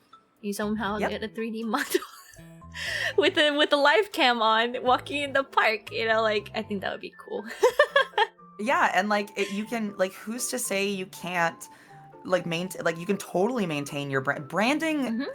That's the thing that I think people need to get out of their heads if they're going to be a really successful, openly marketable indie VTuber. Is that this is not Japan. This is not idol culture where you're in a corporate situation and you're very strictly managed, etc., etc. If you're an indie, it's all up to you, right? And this is the thing you need to keep in mind, right? Because the more you are not a VTuber is just virtual streamer to everyone outside of basically Japan, right? Because everyone else, VTuber just means people like Iron Mouse, for example, right? Who is realistically just a streamer, a virtual streamer, right? And the more out of the box you are, right? the more interesting your content will be because people Yeah. will be like, oh wow, I've never seen a VTuber do that before. That's cool, Exactly. right? It's not just stick Like- to your brand and your niche. You could always branch out. Yeah, and like you can still stick to your niche while doing something interesting, right? You can do Like, that too. yeah, right? Like you can totally still stick to your niche by doing something interesting, right? So like for example, I'm trying to think of an example. So for example, if I'm making if I do a stream on I did a stream the other day on wrestling. Let's use this as an example. I did a stream the other day on wrestling. I'm not going to tag that hashtag VTuber, hashtag VTuber clips, hashtag anime edit, hashtag anime girl, hashtag anime this. No, why would I do that? The people who are watching that video are not anime fans. They're wrestling fans. So I'm going to tag it. I might do hashtag VTuber. I might do one hashtag Twitch clips. But I'm probably going to do hashtag WWE, hashtag wrestling, you know? Hashtag wrestling streamer, right? Like stuff like that, right? So you want to, you want to try to avoid the generic VTuber tags as much as possible is what I'm trying to say. Yes. Get out of your niche. Get out of your niche. At least yeah, in the hashtagging. Yeah, just like a VTuber is not like again, like VTuber is just virtual streamer. We are just VTubers because we use an avatar. We're not VTubers because we have to fit in a box. You know what I'm Yes. saying? Yeah, people there's just no now box. tuning in. Eggie is a big fan of WWE. You should definitely check her out if you like Oh, wrestling. yeah. Yes. His Yeah, Vi I'm is training- literally a I'm wrestling training to be a VTuber. wrestler at the moment. Yeah. Yeah. Let's go. Mhm. Yeah, so we're talking about different social media platforms and how to tag your stuff. Yeah. Mhm. Sorry, I was just drinking water. You're good. TikTok. TikTok is complicated because very, very high competition. So yes, exactly. Target audience. Very got it correct. So just to clarify for you guys, English is not my first language. I know it's kind of surprising because I speak English pretty well. Ma parlo italiano, italiano è la mia prima lingua. So I speak Italian. Italian is my first language. So I have difficulty sometimes explaining myself, so please bear with me. Wow.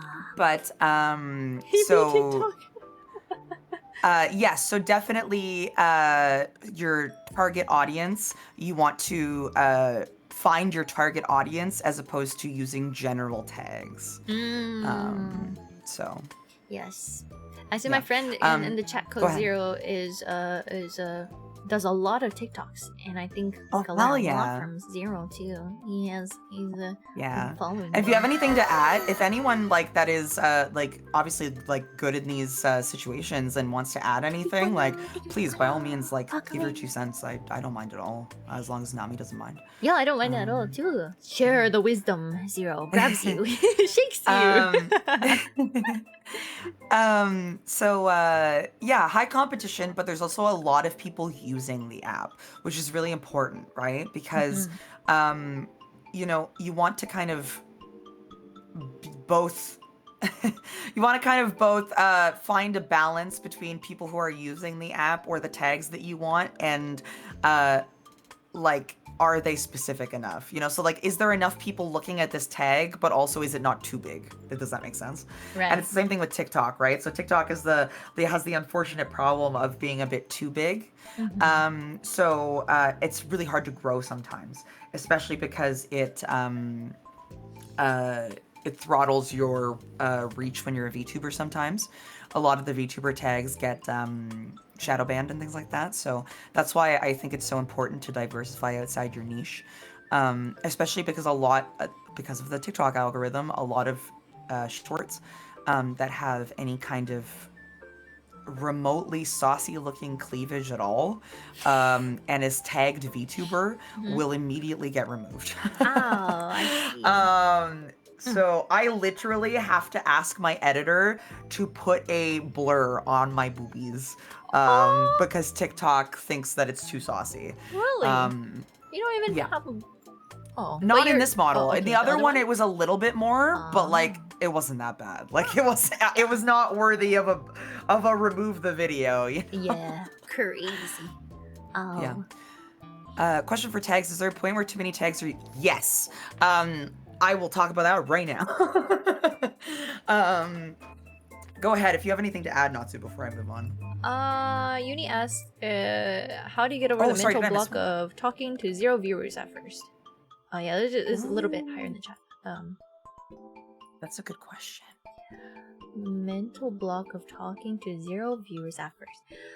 I started with a group, so it was like having a group to support me, like a Hoi VT, and then just supporting each other. I think that helped a lot, and talking to them while in chat too, and having friends to support you and being there for you. I think even having a community that you can share your hobbies and things like in different other communities to come support you. I think that's good to have.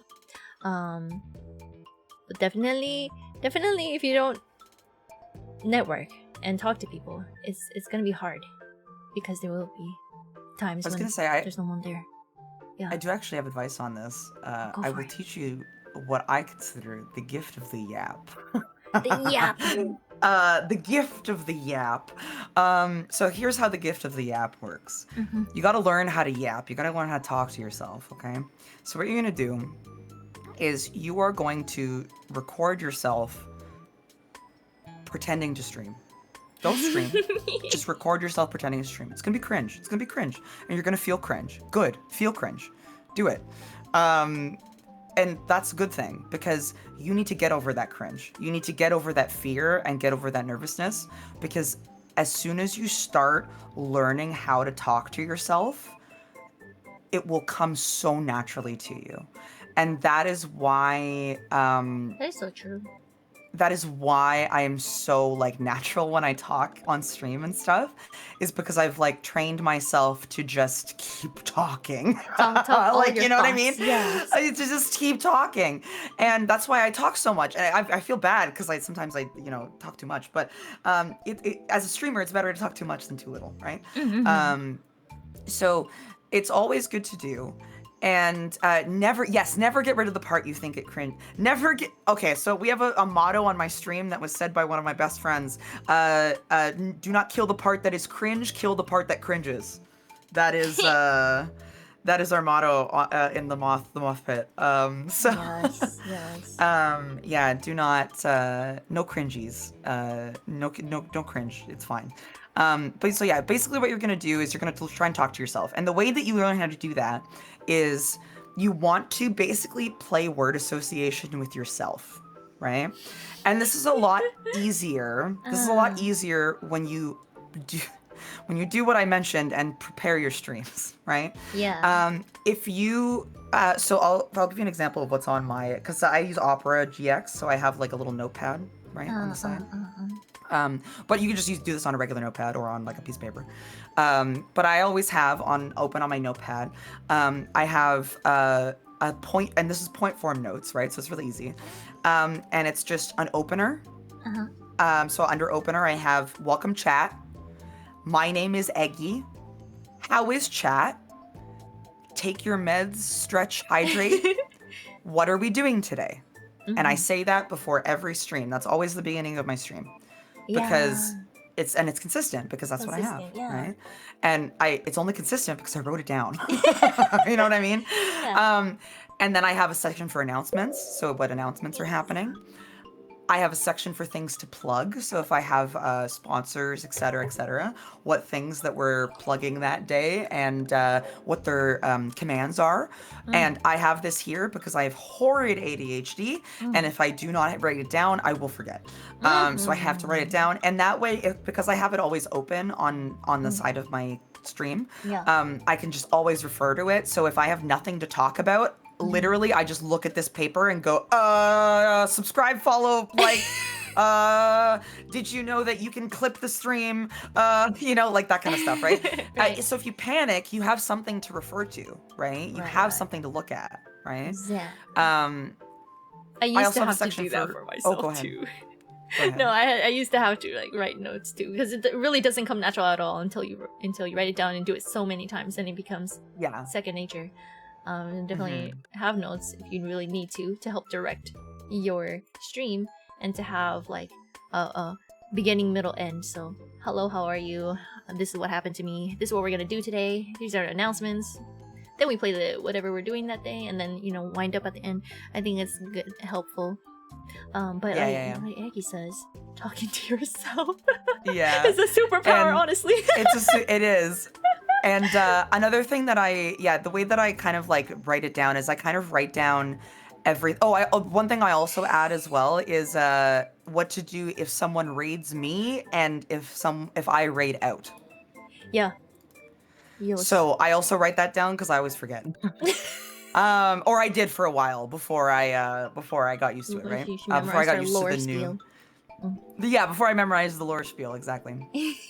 And then I also write down. This is where I write down the meat of like the conversation pieces, right? And that is going to be anything under the sun. This is where you start playing word association with yourself, okay?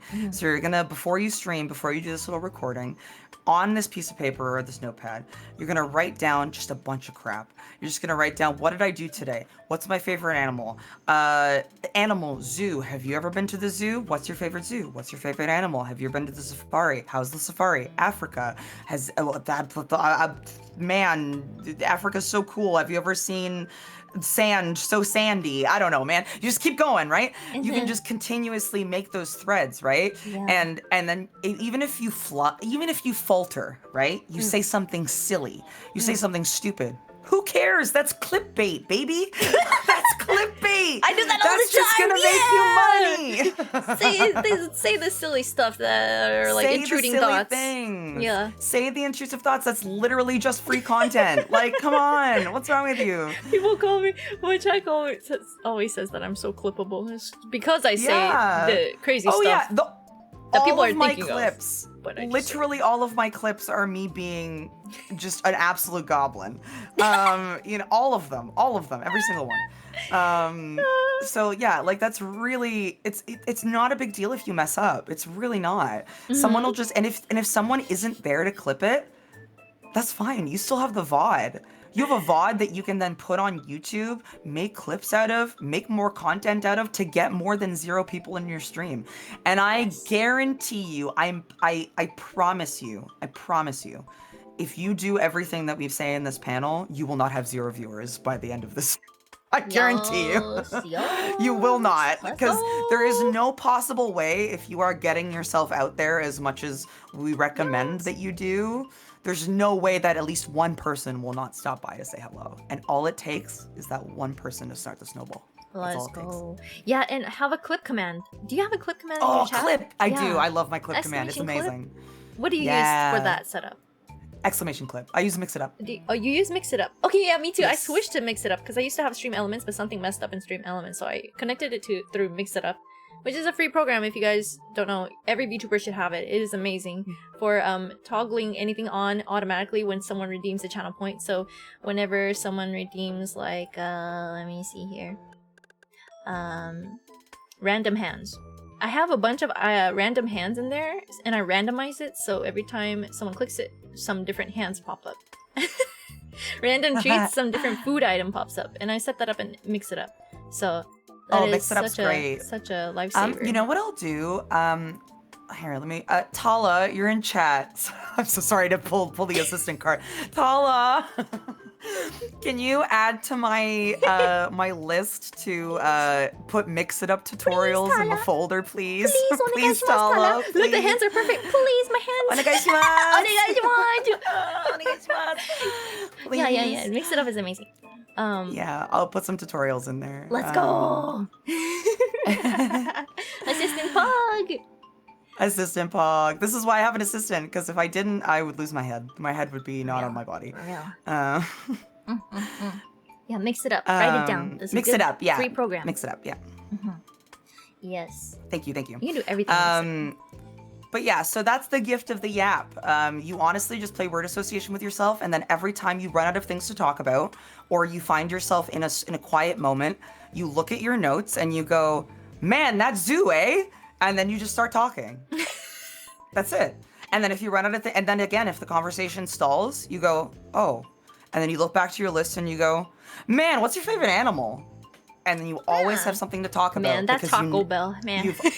Yeah, man, that's Live Moss. Yo, right, Tala? Live Moss, Tala. Eh, Live Moss.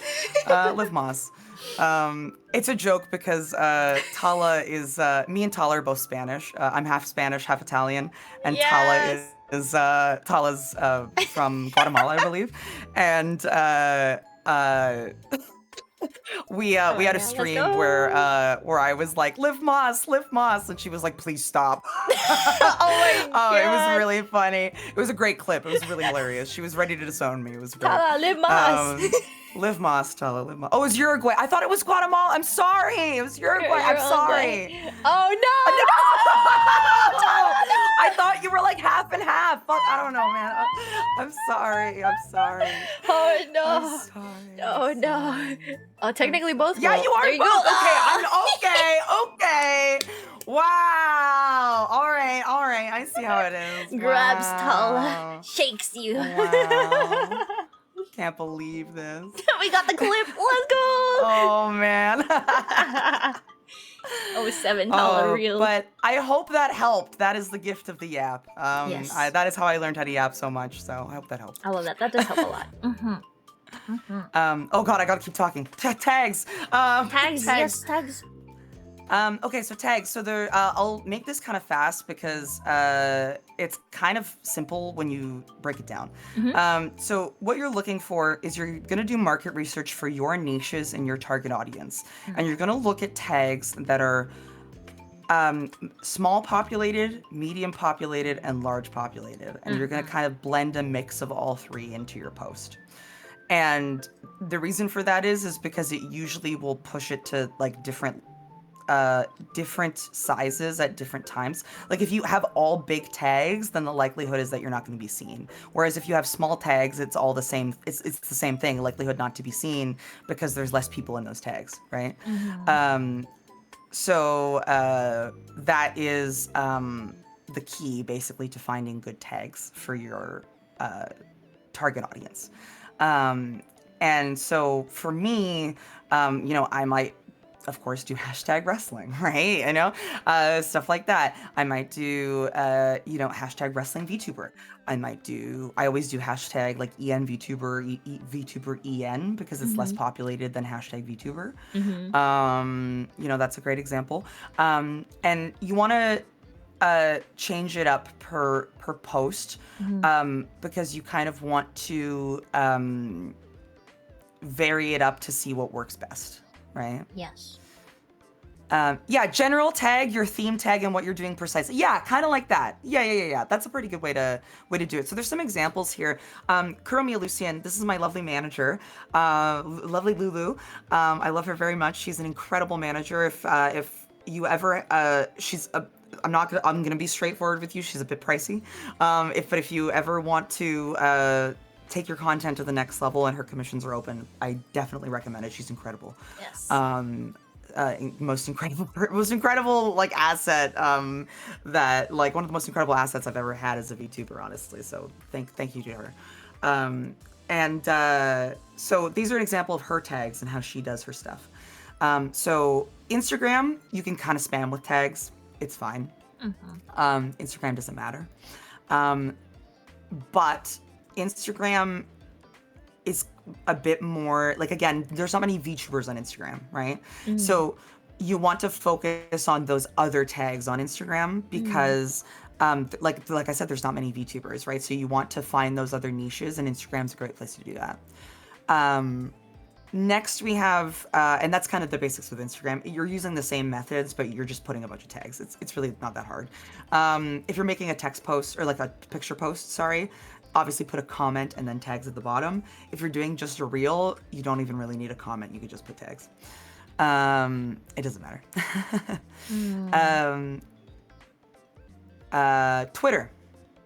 Twitter is horrible. Horrible. You only want to hashtag things that are really important. So if you're making an announcement, if you're posting your schedule, if you are posting a like, I'm going live in an hour kind of thing, sure. Don't put it on every post. Don't. It'll mark you as a bot. I'm gonna teach you how to stay out of Twitter jail 101. How to stay out of Twitter jail. It's really simple. Use the platform like you're not a bot. I'm sorry to tell you that a lot of you look like bots. And the reason for that is because a lot of people only post when they're going live. They only repost things, so they'll just retweet everything. Or they'll make a million posts a day, and it'll just be a chaotic mess, right? You don't want to oversaturate your timeline so that your post just constantly gets pushed down and pushed down and pushed down. But you also don't want to post so little that people aren't following you because you have no content, right? So you have to find that balance, and that balance that works for you, right? Yeah. And that is part of staying out of Twitter jail, is actually varying up those posts and things. It's making doing the kind of usual Twitter things every day, every other day, quote retweeting, not just retweeting, commenting on someone's post, sending them a DM, making a bookmark. Sending a DM, making a bookmark, not over tagging things, not spamming links, links. Not spamming links. I'm sorry to tell you, putting links in your replies often marks you as a bot. Don't do that. Ideally, how you want to share your links is, as Lulu, in Lulu's example, you want to put a chunky text post, hashtags, and link. That's it. Right? And yeah, if you're promoting your friends, that's something different. It's just don't go overboard, right? You can't, if you're trying to make a business out of your content, don't oversaturate your profile with someone else's content. That's like pretty, I'm sorry to say that's pretty clear business sense, right? And I'm not saying like don't like if someone is having a big event, I share it for sure, 100%, right? Someone's having a birthday, a subathon, an important post, something like that, I'll always share it, 100%. But if they're just making their schedule for the week, imagine if you shared you retweeted every one of your friends' schedules every week. That would be insane. Yeah. Right? Yeah. That would be insane. And all of your content would be covered in other people's schedules. Companies don't want to see that. Companies want to see your content. Your content. Yeah. That's why people are following you, for your content. So don't oversaturate your feed with other people's posts if you're trying to, make it big and stuff. Also, just for Twitter really quickly, at the moment, I can't tell you why, but that hashtagging is working really well. Like putting line hashtag space hashtag line. I don't know why. I don't know why. The algorithm really likes it. Don't tell me why. I don't know. I can't tell you. I can't tell you, but it helps. I don't know. I do also make my post chunky like that. Yeah. All I'm saying is milk it until they nerf it. Is all I'm saying. Use it until they nerf it. Until they catch on to us. And TikTok finally. No more than 2 tags for Twitter. No more than 2 tags. Yeah, exactly. Plum is completely correct. That's why I don't follow some people. If you go to their Twitter and I don't see anything they've posted in a brief scroll, it feels like there's no point in following. That's exactly correct. Yes. Exactly. Sorry, I needed water. TikTok, you kind of want to aim for like 7 to 9 tags. 7 to 9 tags. And again, TikTok is a fickle mistress, so they like to not enjoy VTuber tags. So if Lulu's in a bit of a different situation because Lulu is a very stereotypical Japanese VTuber. You know what I'm saying? Lulu is very much like an a VTuber TM.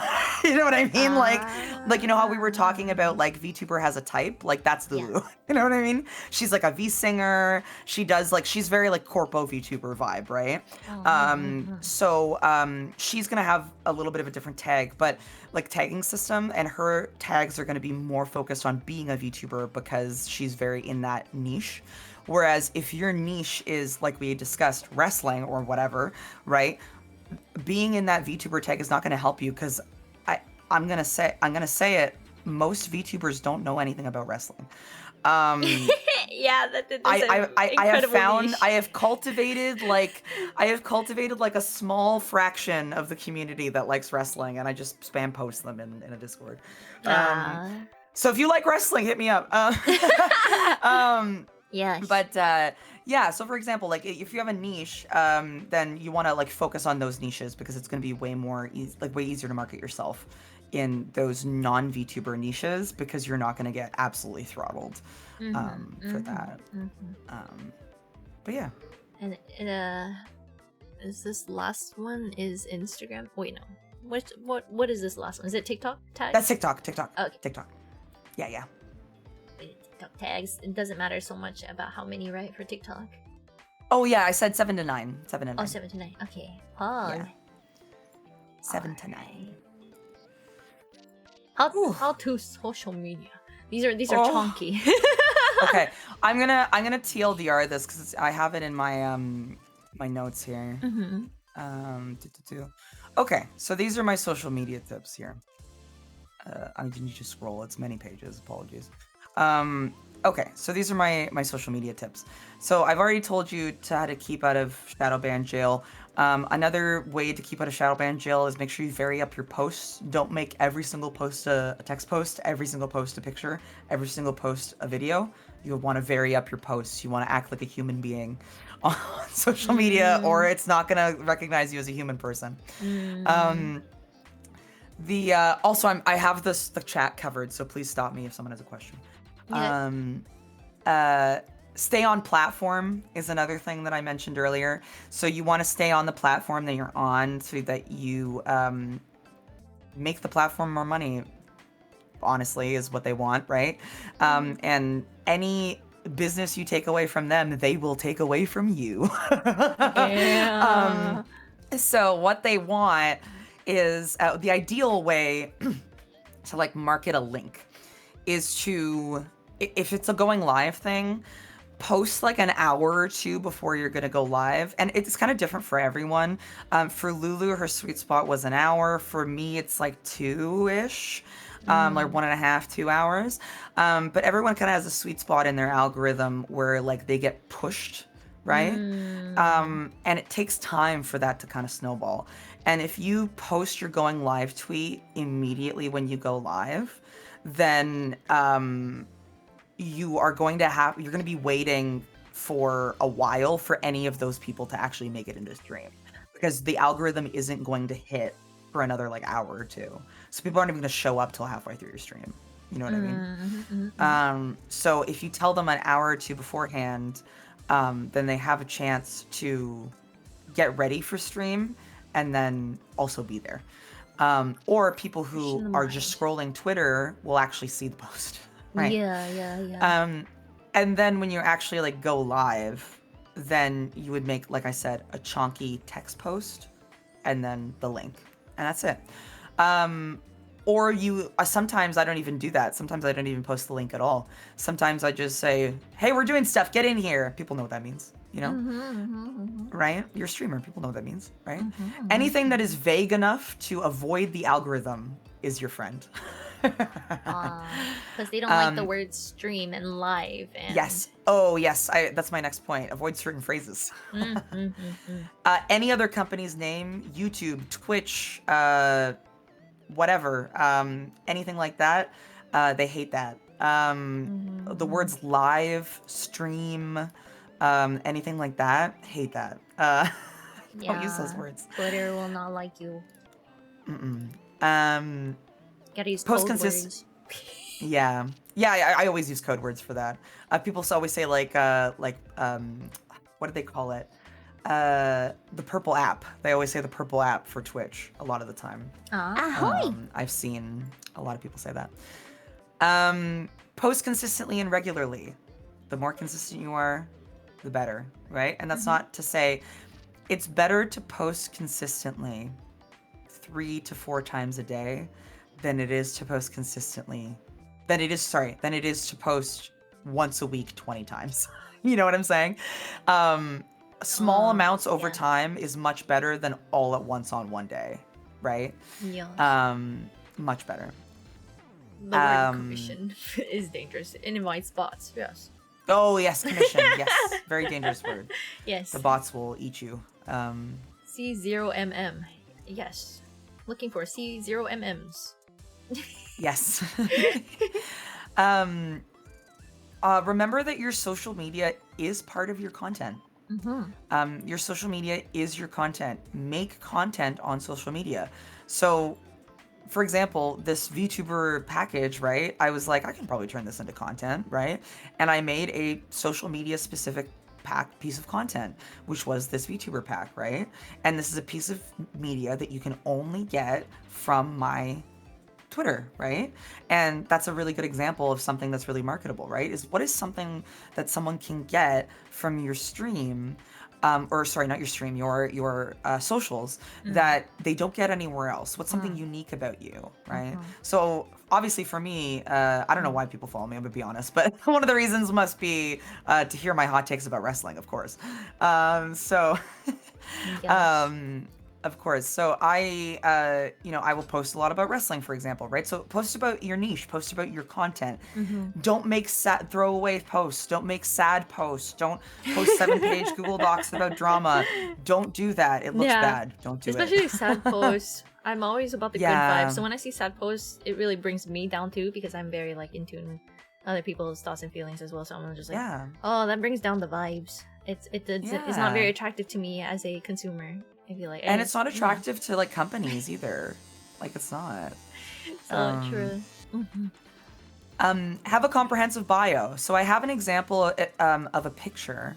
Actually, let me send you this link. It's not done yet, but I'll send it to you, Nami, so that you can show it on stream. Yes. Because I have an example of my bio, and like it's labeled and stuff. Have a comprehensive bio. So you want your bio to showcase a snapshot of who you are as a creator. It's very important when making first impressions to companies and sponsors. If they can't find your links, viewers aren't going to be able to either. And something to remember is the more clicks that it takes to get to a place, the less people are going to click on it. Yeah. That's something big that I want to tell everybody on Twitter is don't always have your Twitch, your YouTube, whatever your main content is available. One click to get there. Bio. Yeah, in your bio. It's very important. It's good to have a link tree, to have all your links in, but just have your main content in your bio easy. One click easy. Shout out to Tala for all the designing that she did. She designed all the aesthetics for this document, and it's gorgeous. So shout out to Tala. But I'm on the social media part. I'm just on have a Oh my god, this bio. is your 23-page document. Oh, it is, yes. Sheesh. This is the sneak peek. Oh, nice. Oh wait, so where is that? I'm working on it. What page is that? It is on page 5. 5? Right there. Okay.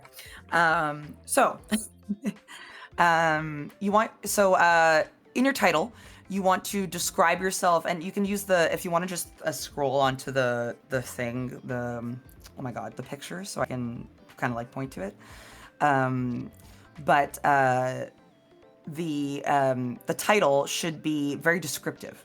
It should be a TLDR about your character, your OC, and your content, right? So for example, I'm a V artist and a moth goddess, and my name is Eggie, so I put that in my title. I also have a VGen open as a special event, which you can also do, right? Oh, right. So that I have VGen open moth goddess V artist, right? And you want to make it descriptive. Once again, Pink Cat Girl is not descriptive. Make it interesting, right? Make it something unique that's interesting to you. What would be like a wow factor if you were trying to look for yourself? right? If you were trying to look for yourself on social media, how would you want to present yourself, you know? In the body of the bio, so like the actual chunk of it, you want to put the following, ideally. What kind of content do you make? What are your niches? Are you partnered or affiliated on Twitch or YouTube? Your credits, always link to your credits, please. Please link to your credits. Sponsors, if you have any sponsors. So for example, I'm powered by VTUBE, so I have that in my bio.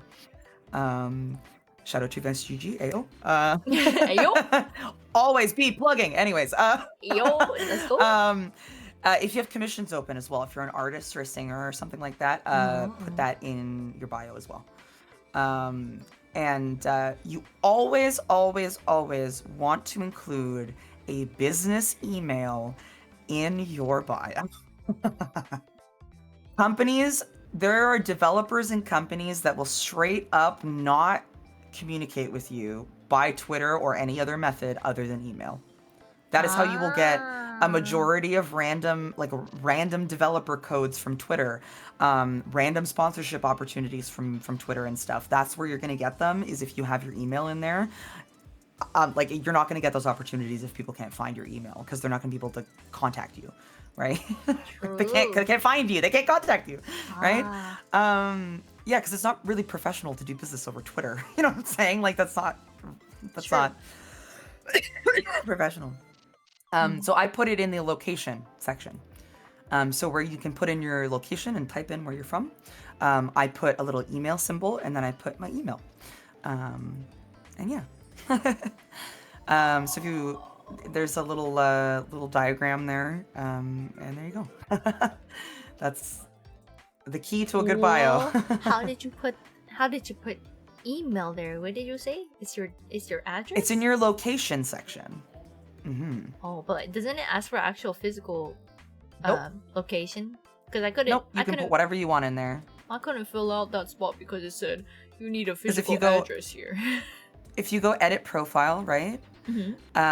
Under location, there should just be an empty box.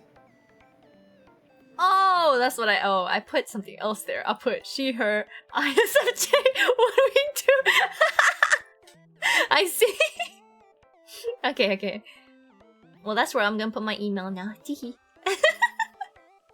I'm learning from Eggie on the spot. Let's go. Oh my god, I found a pro wrestler VTuber. Sorry, a pro wrestler VTuber just followed me on Twitter and I got really excited. I'm sorry, I didn't know there was more of us. I want more. Yes, no. You're totally valid for that. But yeah, that's an example of what I would consider a good bio. Not to toot my own horn or anything. No, but that obviously is a I'm doing very it for good a bio. reason. That was a very good bio. Yes. And now we'll move on to pinned posts. So what I do for my pinned. What I recommend is you pin your schedule and then include all of the important links that you have. This will make the schedule so that the schedule can be easily reposted throughout the week. And that it can be seen throughout the week when people check your profile, so that they always know when you're live and that they always know when you're going to be online. Because ideally that's what you want, right? You want people to be directed towards your stream. So the more that people know where you are, the easier it is. These nuts debut don't Sorry. Sorry. It's oh my god, I'm so embarrassed. So D's nuts is a big joke in my chat. It's a big meme in my chat, and the chat made me call it that. I'm so sorry. It's so funny. I'm so sorry. They're asking, is it Vibe by Shuda who followed you on Twitter? Let me check. The wrestling VTuber? Yeah! Yeah, let's go! Yeah! They seem rad. They are very cool. They seem so cool. I need to message them later. I need to send them a cold DM so we can be friends. He was just here in chat, so he did follow you intentionally. Yes. Okay. Hell yeah. Yo, let's hang out later. Yeah, let's go. So yeah, we for my pinned chat, my pinned thing, I put basically a TLDR. Like I said, always if we're posting links, remember, chunkier text than links, remember. And then I personally do bit.ly for all of my links because SEO, which is search engine optimization. If someone is searching Eggie, they can search Eggie links, Eggie throne, Eggie credits, because it's on bit.ly. So it's very good for you.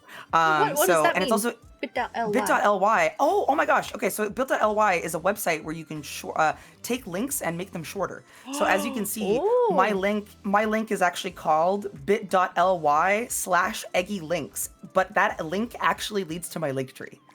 So you just do that to any Yep. link, you know? Wow. Okay. Yeah, so I always do that to any link. And I only do that, one, for search engine optimization, but also because it makes it easier for my viewers to remember where my things are, right? Because if they forget how to get to my links, all they have to remember is Eggie something, right? And it's always logical, right? It's like Eggie throne, Eggie links, Eggie credit, right? Yeah. And so the easier you make it for your viewers to find your stuff, the easier it will be for them to find your stuff. I like that. Yes. And then you always want to hashtag your schedule as well, because that will help you with reach. And then you just pin it, and I repost it once a day on the days that I stream. So I would repost it Tuesday, Wednesday, Thursday afternoon before I make my, like, a few hours before I make my, like, I'm going live in an hour post kind of thing. Nice. To remind people that I am in fact streaming. Very good. For good tips. Important. Oh my God, videos. Videos are great for algorithm. Videos are great. So small little videos. Twitter's algorithm really likes videos. So videos that are like 2 to 3 seconds, because the thing is every time someone watches a video from beginning to end, it will boost it in the algorithm every time. So if someone is standing there watching your 3-second clip of your schedule, it's a video, which means while they're reading your schedule, they are literally boosting your schedule, right? It's like kind of genius when you think about it. It's kind of smart. I'm kind of a giga brain, you know? Yeah. But yeah, so that's what I would do for big important posts, is I would make tiny little 3-second videos, which you can do on Canva for free. Tiny little 3-second videos. So like take a clip of your VTuber doing something cute and make it 3 seconds long. It'll do you wonders when you make your going live posts, I promise. Don't follow more people than follow you, because Twitter will murder you. Twitter will throttle you. So if you follow more people than if you follow more people than follow you, then it will throttle your reach. So I'm sorry to say you can't follow everybody. Clear it out. Yeah. Like, share, and save your own posts. It still counts. I don't know why, but it does. And especially on Instagram, always repost to your story as well on Instagram and TikTok.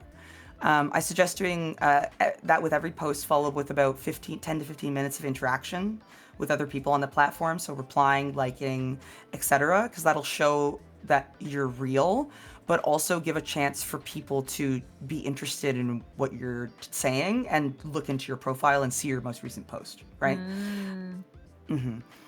And again, like I said before, don't post links and replies, because that was popular about a year ago, but unfortunately the algorithm doesn't like it anymore. I still do this. It doesn't like it anymore. It doesn't. This. I swear you'll get more. I swear more people will click your links if you just post the link. You might get more reach the other way. Like you might get more reach the other way, but the problem is that nobody's clicking the link, right? True. If you actually. Exactly, right? So if you actually look at your, like I promise if you start doing this and you compare the posts and how many conversions you get from each post, I promise you'll get more with the link. I only say this because I've seen it myself with my own stuff. Yeah, she's got experience, guys. Let's follow. Oh yeah, shorts. Oh god. Oh yeah, god. here it follows into it directly. Go for it. Do you mind talking for a little bit? Yeah. I need to. I got you. You've been talking for a while. Yeah. I have. I'm sorry. No, don't apologize. I'm just saying, take a break. Links and replies are less visible than the actual post. Yeah, it would be less visible, and also people That's just exactly like to one click as soon as they see it. The more clicks they have to get to the actual meat of the content, the less they're gonna actually get Yeah, there. it's not necessarily about reach, but it's also because the algorithm has learned that a lot of streamers are doing that or have started doing that, and because of that, they do sometimes throttle your reach or shadow ban you because of it. So I would err on the side of caution and like post links rarely, and also when you do post links, just like do them in a non-spammy manner, right? Chonky post. Introduction to shorts. Short form content or shorts are popular. Probably the leading way to grow at this moment. Yes, indeed. I know. I don't like shorts that much. I like long form videos. But shorts are so popular, as we all know, in TikTok and YouTube shorts. So you gotta make sure that you are taking advantage of that. There seems to be a trend in a lot of videos, and right now is the age of shorts. Platforms like TikTok, Instagram, yes. YouTube Shorts are more popular than ever. Jump on it. Always jump on the trend, right? Before it was like vlogging, the age of vlogging on YouTube, and now it's just short little clippies and Shorts. And I'll tell you the reason for that. It's because the attention span of the people has gone down to a peanut. Yeah, so true. And people want as absolute, like the most instant gratification possible. And we're going to talk about this when we talk about making a good shorts, like making good shorts. You want to entice your audience at the very beginning, because if you don't make your audience interested at the beginning, then they're not going to stay. You gotta hook, because line, people sinker. want, yeah, exactly. People want that immediate gratification. Yeah, so there's different types of shorts that you can get into. So storytime, ASMR/POV, or clips and lip syncs, and each one has a different value. So what Eggie has done here is storytime has the highest amount of value, as in people will watch this all the way through because they want to know what happens in the story. And then we have ASMR/POV.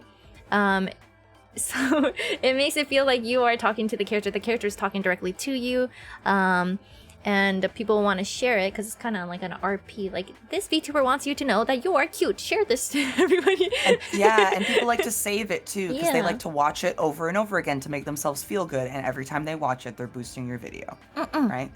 Mine here is the shortest value, the lowest value, because it's just a silly little lip sync kind of silly haha moment that happened, like clippies on stream. Or this one was a story that kind of happened in my Discord chat, and I just lip synced it to kind of relive the story of what happened because I only had the Discord call.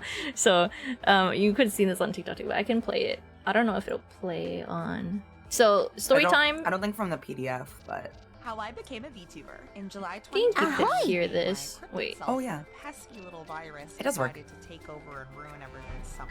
I don't think you can hear it that loud. Hold up. What if I was an anime girl online to cope? So Oh, I I can't huffed hear it, some no. copium and, There we go. well, did it. And the rest was history. Just Nope. kidding. But I Oh, was I can't part hear it, of but they that might be first able wave to. of YouTubers in 2020, and boy, was it the Wild West back then. All you could do was network, and it was all about who you knew. No discoverability at all. It was crazy.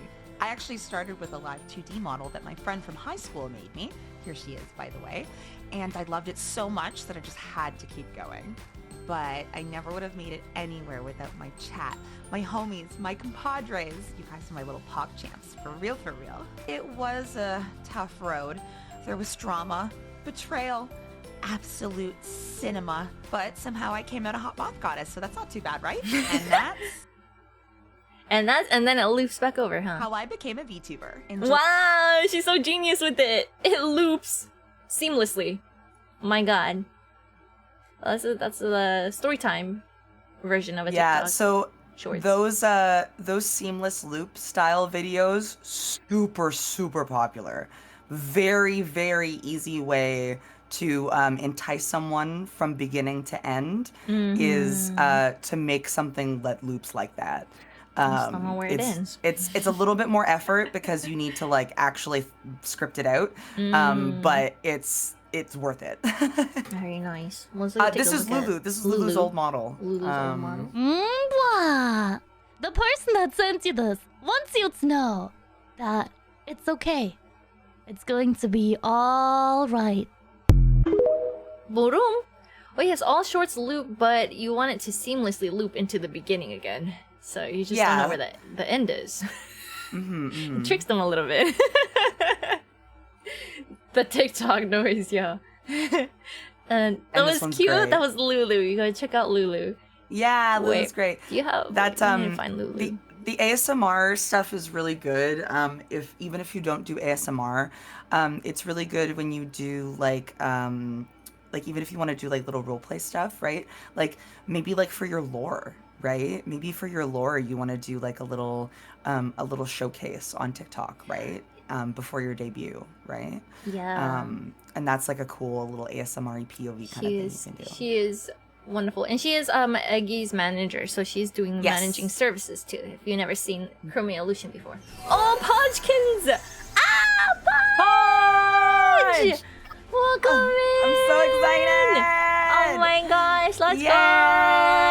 Don't go, Welcome in, Raiders! How was your Hello, stay with everybody. Podge? Oh my gosh, hello. Hello. I am Marine Captain Natsu. I'm a Japanese Spitz doggo. Escaped from Sky Island and now adventuring in the seas with my sea-puppers. And we have Eggie here with us. We're using our lore intro. Oh my god, Natsu's like, say the line. And Say I'm the like, line okay. again. Yeah. I'm Eggie, accidental goddess, full-time cryptid, and general nuisance. I am a pro wrestling fan VTuber, and I also do ASMR on YouTube and teach people how to do social media and VTubing and stuff sometimes. Yeah, let's welcome it. Oh, you guys were doing ASMR. Wait. Oh, heck yeah. Welcome in. Welcome in. Oh, we had a great time with Podge. Podge was doing Yeticon panel as well, VTuber 101, and she also came to our panel at Yeticon. And Actually, I was just gonna say, yeah, shout out to Podge for being front row center in our panel. Yeah, it was so hello, awesome to see clappies. let's go. For being front row center and being so supportive and wonderful. Thank you so much, Podge. Yes, thank you, thank you. It's so nice to meet you. You're so amazing.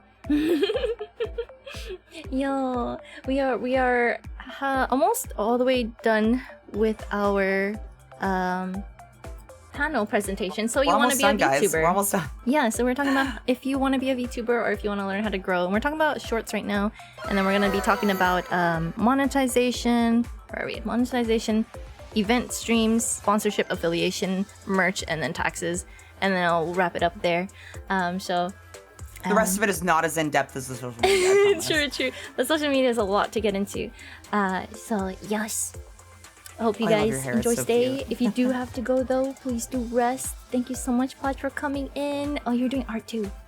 Podge did her own model art. Oh, yeah, oh my god, Podge is like an amazing artist. I don't know if you knew that. New model in the progress. Oh, what? Big Podgers. Big Podgers. Big Podgers. I need to cut my hair, yes. Yo, well, thank you so much for coming in, Podge. I hope you get a good rest if you need to. Yeah. We will definitely check out the new model. Didn't need to do some Your EPs. Podgers. Your Podgers. Please Your do Podgers. eat well, Podge. I hope I get to see you on my birthday. I invited Podge to my IRL birthday party. Oh my god, that's amazing. Yeah. I love that. I shocker, sent a cold DM. I mean, you guys know each other now. You know, you met in IRL. It's true. It's right? true. Hey, to be fair, that's literally how I met Podge too. I sent them a message and I was like, I didn't know that you were doing a panel. Let's talk about it.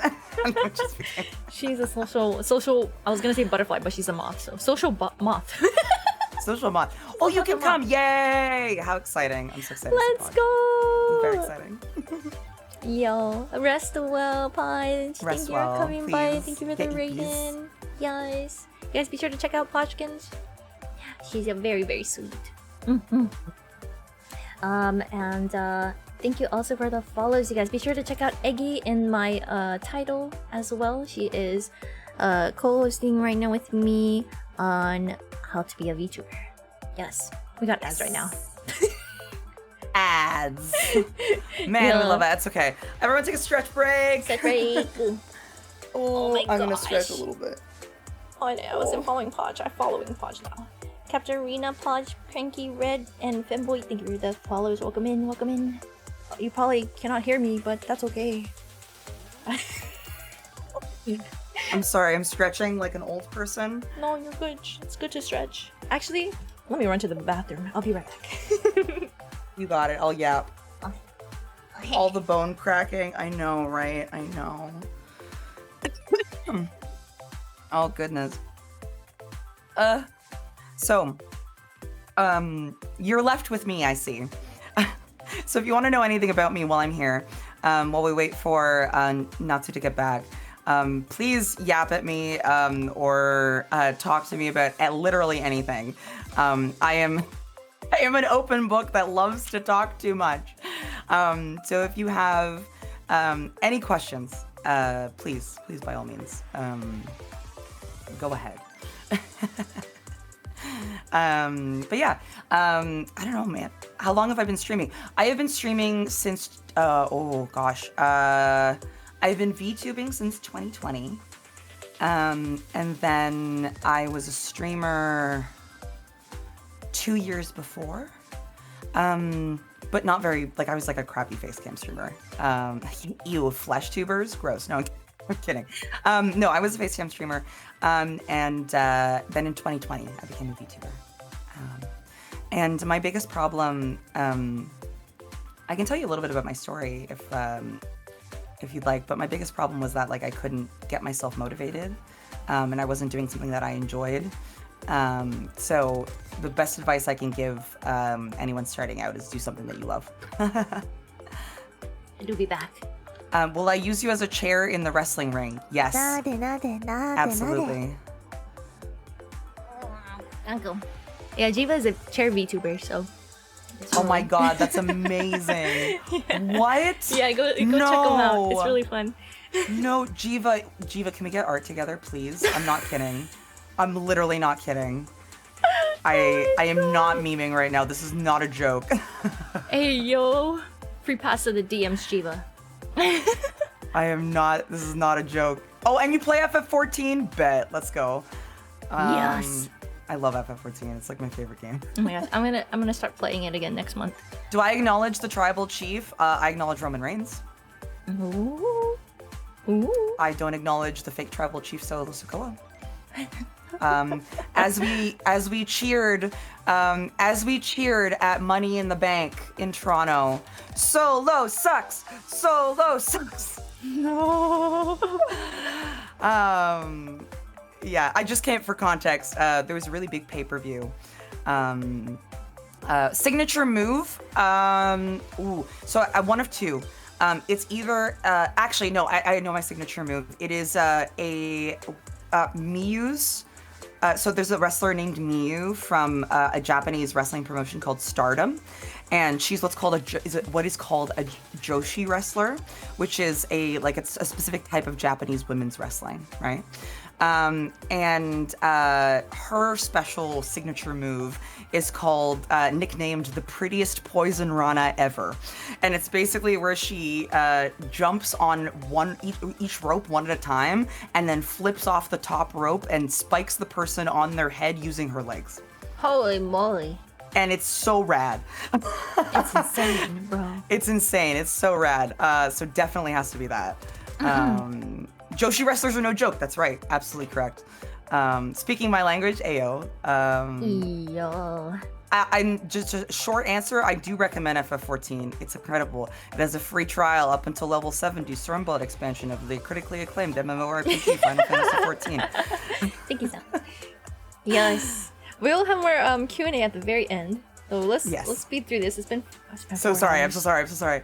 No, you're good. You're good. No worries. I was trying to waste time while you were peeing. No, you're good. Thank you so much. Well, you were in the skippity toilet or whatever kids say nowadays. Skippity toilet, yes. Yeah, whatever kids say nowadays. I don't know, man. Let's go. The last type of shorts is a clip or a lip sync. So I'm gonna split that really quick for you. Oh my god. You just ripped ass.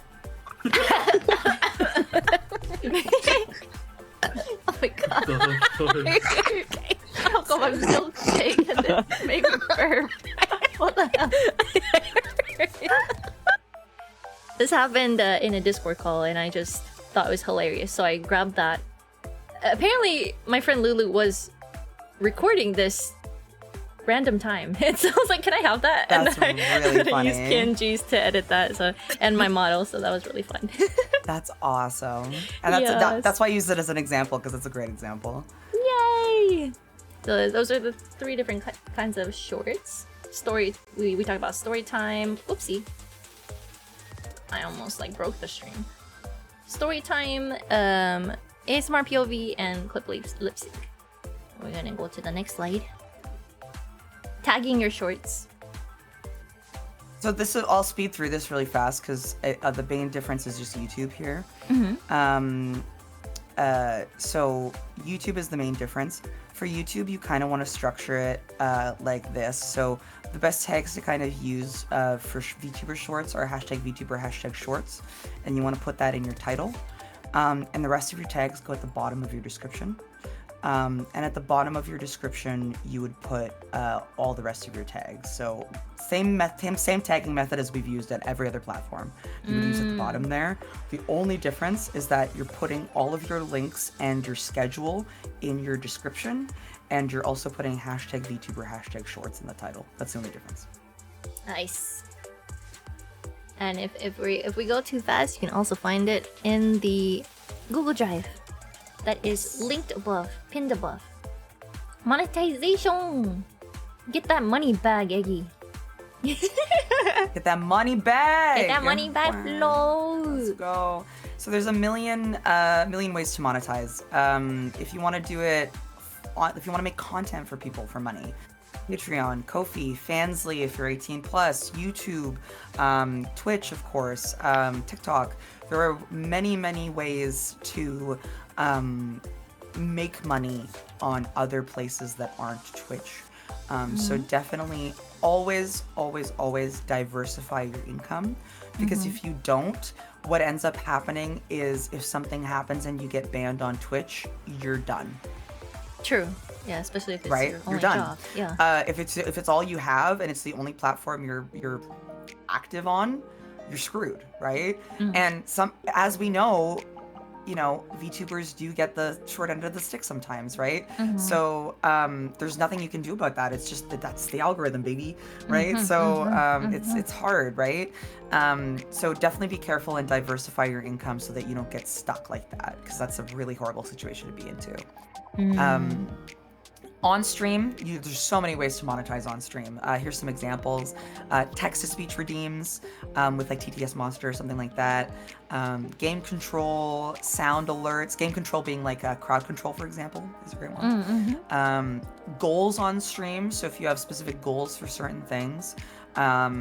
If you have any extensions that make you money, and of course certain activities, a song request, a kazoo request, a tarot pull, an art commission, etc., etc. And for gifts and donations, the usual Streamlabs stream elements. You want to have a PayPal. Ko-fi is another good one, and also Throne is great for gifts. Yay! That's pretty straightforward. You just have to look at each one and see what works for you. Do you use any of these or all these? I use all of them. You do use all of them? Wink wonk. I use all of them. I do. The only thing that's not really active, my Fansly and my Patreon are not really active right now. I'm still trying to decide kind of what I want to do with them, like what kind of want to turn them into. But that's a me thing, right? Like that's not a general advice thing. So yeah, but I would recommend using all of them personally. Yeah. Obviously, if you're 18 plus. Yeah, 18 plus. 18 plus for 18 plus. for Fansly, yes. For Fansly, please. For Fansly, please. Yes. I But personally I feel like I'd be use doing a disservice couple. if I didn't mention it, right? So. Yeah, if you are an adult creator, that is an option for you. Exactly. Yeah. Get We that love money here. back. Hell Exactly. yeah, get that money back. Let's go. I usually just use Throne and Ko-fi barely and Twitch extensions with the sound alerts. I think for $10 you can basically kill everyone's ears with a crazy scream. Or a Minecraft explosion. I also just have to give a shout out to how incredible Lulu's marketing plan was. Oh yeah? Because her concept is that she's a capitalist gamer sheep. Capitalist And gamer sheep. it's so much it's so easy to market things when you're like basically like RP joking as a cat, like haha, I'm a capitalist gamer sheep, give me all your money, ha ha ha. But like actually though, you know what I mean? Like it's kind of a genius thing. It's really smart. Like I love that. Lulu, if you're watching this, you got a giga brain. Oh my god. Someone forwarded it. I heard. Oh my god. Thanks, Anonymous. Hilarious. Oh my god. But it's actually incredibly genius, to be honest. So That like is for great. example, my version of that I created for mine was it's time for the tithes for the cult, you know, like it's time for cult tithes, right? Stuff like that, right? Because it matches the vibe, right? Yeah, And it matches the theme, but it's also in the same vein of, hey, I'm trying to do this as a career, please pay me for my time, you know, right? So it's, just a shout out to Lulu for that. That's a genius concept, like, and that, oh my god, what a great concept. I was just so floored by that. That's genius, and that reminds me of how lore tying into something like monetization here. I'm thinking about Kane Knight and how he ties lore into like to not be parasocial with him, because he's like, you are engaged to his majesty and I am the second route ultimate Ikemen. So he's like catering to you at the same time. He's like, we can never be together because I'm the second route and you're engaged to his majesty. So anytime someone tries to be parasocial, he's like, no, you can't do that. You're engaged to his majesty. That's amazing. I have that. I actually have my fiance in my lore as well. Because I have a fiance in IRL. He goes by High Lord Sheeptar, and he's actually our TTS mascot. High Lord Sheeptar is a little sheep with a crown, and with a big king's crown. And the concept is that the deep lore is that the goddess powers didn't actually come from the people. They were given to Eggie by this mysterious little sheep that was Sheeptar is the actual god, but he's just too lazy to do everything himself, so he makes me do things for him instead. Yes, Yeah. I like that. So so he's my little TTS mascot. And so everyone knows that that's my hubby, and we're together, and to not be a weirdo. There you go. Streamer boundaries, guys. Yeah. Enjoy the event streams. Oh my gosh, speaking of this, Eggie's doing an event stream right now, and I'm having one July 30th and in heck August. yeah. So we have a lot to see with that, probably. So many streamers like to have event streams anywhere from once a month to every 3 to 6 months. It just depends on what is comfortable to you and your community and what you're celebrating, right? So oftentimes it's like a marathon sort of streaming, so you might do for like as long as 10 hours to 24 hours to a week, or uncapped. Uncapped meaning you don't have a strict end to your event stream, so anytime someone donates, it'll extend the timer. Whereas capped, you want to cap it to like 2 days. I've done an event where I only did it for 2 days before. So it's just up to you on what you're comfortable with and what you're if you're able to have that amount of time. Let's see. The timer is also paused while you're sleeping, so the time is only live when you are streaming. So that's a kind of I feel like a general streamer type of event, not just VTubers, right? So it's a great way to raise any funds that you want to have for your future VTubing journey. So you might want to do it for like projects, singing projects, debut for a new model. Even things like funding if you're moving out or something. I've seen people do event streams where you could like buy stuff for them for their housewarming party.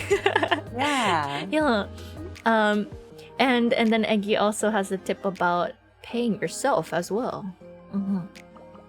I want to talk about that. So, So one thing I just wanted to say too, try not to run the timer while you're sleeping. Twitch will throttle you if you have a 24-hour stream. They don't like it. Really? So no, they don't. They don't. When I am sleeping streams? No, like other than the I am sleeping, like if you're not an I am sleeping streamer, don't do it. Is what I'm saying. Unless sleeping is your niche, don't do it because it's just gonna ruin because you're just gonna lose viewers. Your average viewership is gonna tank. It's gonna ruin your analytics. It'll destroy them.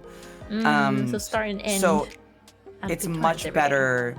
It's much better to do like a 12-hour stream and then do another 12-hour stream the next day and another 12-hour stream the next day. That's way better for a donathon or a subathon than doing it overnight.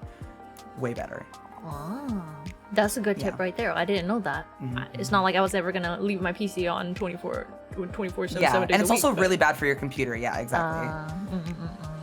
I see. And the thing that general rule of thumb that I like to use is I like to 50-50 split, and for goals. And the reason for that is don't forget to pay yourself, guys. If you're trying to do this as a job, if this is going to be your career, you have to get paid. I'm sorry to say.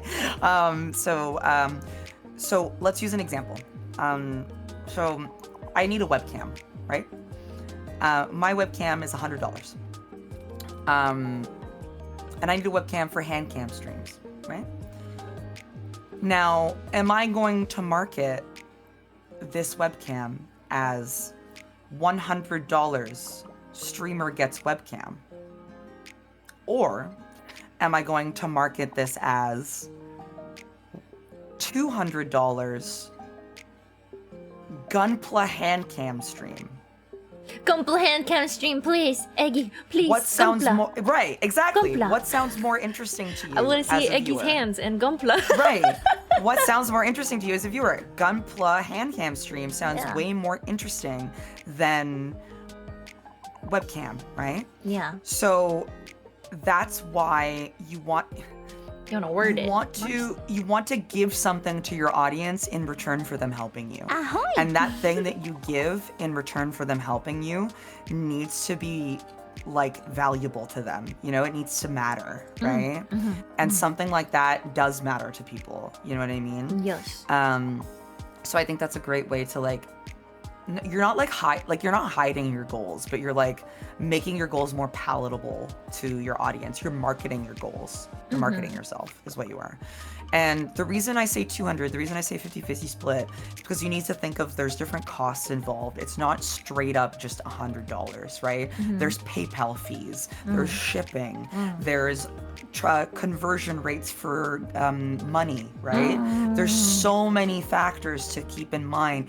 And not only that, you also have to pay yourself. You also have to pay yourself and not forget to pay yourself. I forget to pay so myself. between all, yeah, don't do it. Between all those costs, right? 50-50 is pretty fair, you know? 50-50 is pretty fair if like you are doing, and especially if like it's gonna cost you something, right?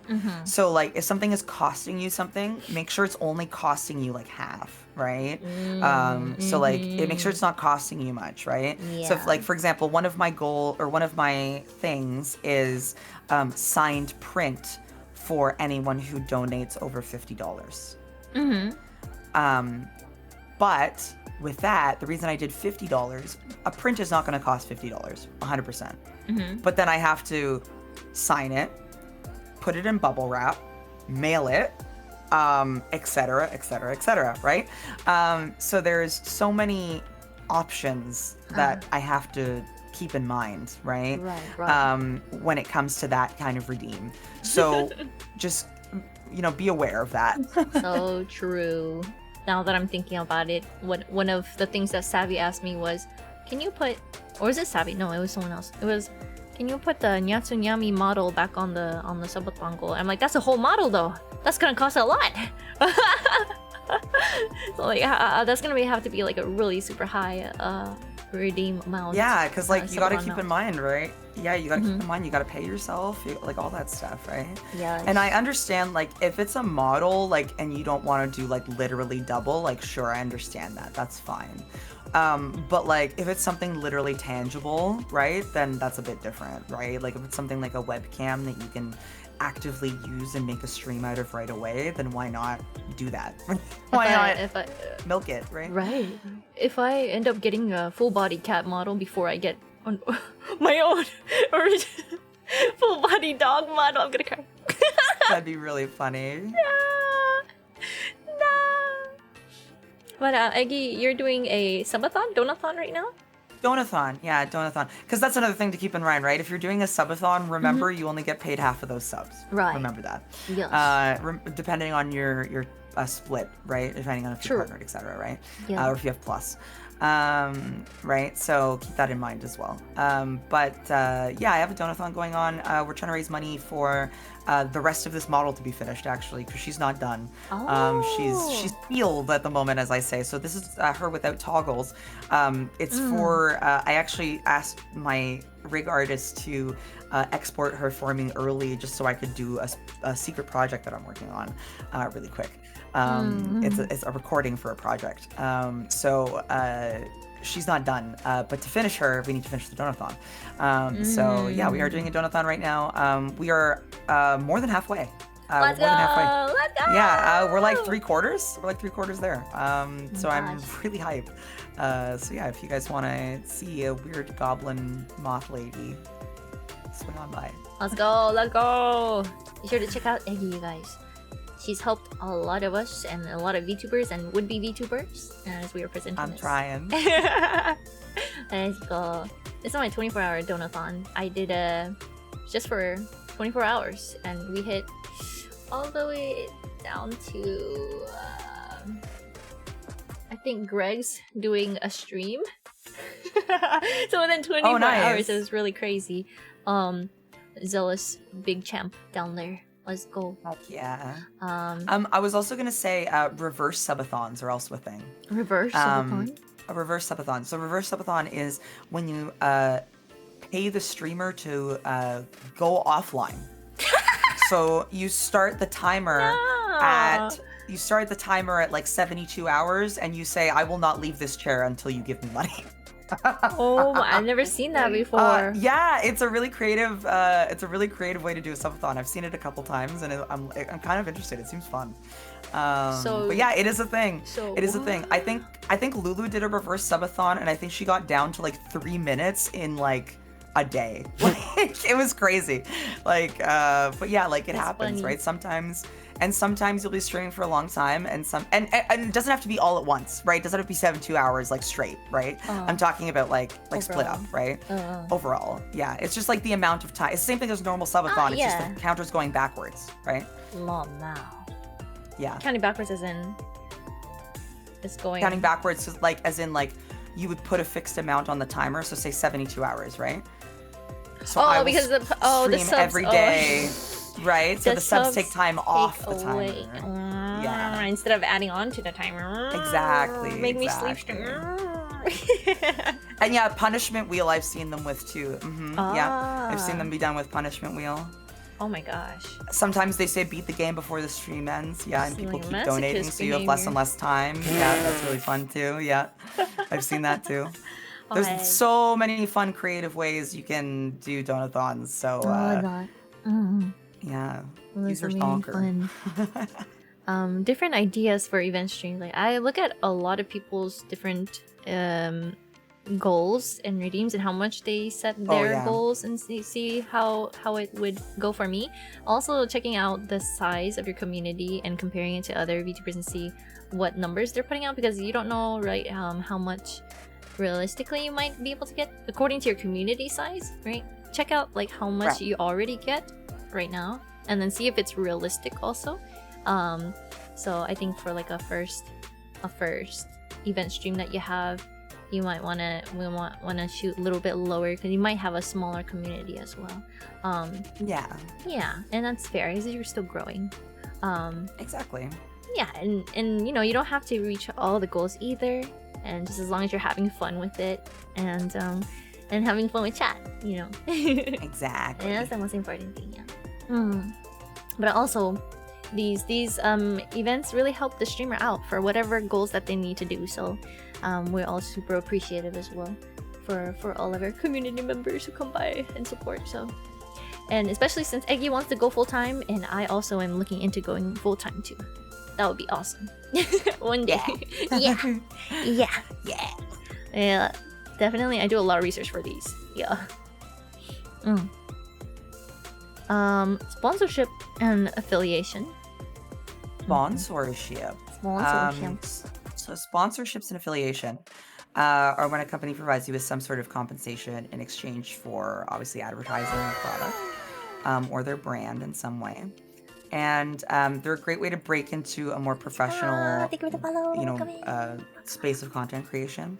And there are companies that will work with creators big and small. So you don't have to worry about your size, okay? Advanced GG actually just opened another line of their ambassador or their partner program called Ambassadors, which are for people who are not quite at like advanced partnership numbers, but or like engagement, but are on their way there or like have potential. Advanced will offer them like smaller sponsorship so that they can work up to eventually being a partner with Advanced. So that's like an example of something like that, where like the same company will have an option for small and large creators. When you apply to sponsorships, just make sure you have you're prepared to attach a sorry, my wings are in the way. Oh, let me move you. Apologies. Attach your thank you. Your email. Attach your email or Twitter DM. You want a press kit. So a press kit is basically it's right there. It's beside on the side there. Yeah, it's like a document that a graphic that is made that gives basically a TLDR about you, your content, what you're like, etc. The companies that you've worked for, what your oh yeah, there's some there. Oh, did I not put the press kit in there? Here, let me add it right now. I'm looking for the press kit. Yeah, give me 1 sec here. Look at her. These nuts debut donathon that she's doing right now. Oh yeah. Oh, mine are super weird. My overall goal is if we reach the goal, I'm gonna have a Viking funeral for my old model in my pool. And what that entails is I'm gonna make a cardboard cutout of my model, put it on a metal plate in the middle of my pool, and then set it on fire. And then film it. Oh my god, that sounds so rad. That's crazy. I love it. Because I'm a weirdo. But yeah, that's it. But yeah, these are some of the goals that I have. The top donor gets like a really big gift basket. Aww. With a bunch of my merch in it, so yeah. That's so cute. Do you how do you do with sending the stuff? Do you use a local PO box? I just send it from the post office. Okay.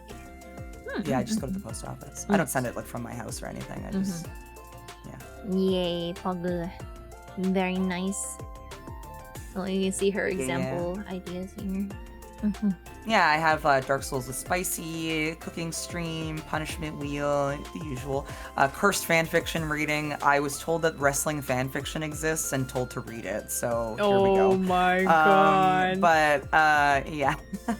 It's wild. But yeah, so those are some examples of things you can do, right? Oh, here's the. Wait, is this the? Oh yeah, let me add the press kit 1 second. I'm so sorry, I got distracted by the donathon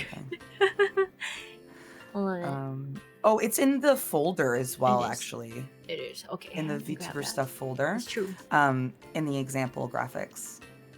Oops, not that one. Art and assets? Art and assets, yeah. Ah, I found it. And check the Mistress Lenore one. The Mistress Lenore one's probably better. Just because it's a bit more it's a bit more easily laid out, but and then it's a more recent example. It's the red one right there beside mine. Oh, this one? Yeah. There we go. So that's an example of like a one that I made for one of my friends who I'm helping manage, my good friend Lenore. Funny story, me and Lenore started in the same baby VTuber group when we started VTubing in 2020 together, and we've been together ever since. I love Lenore.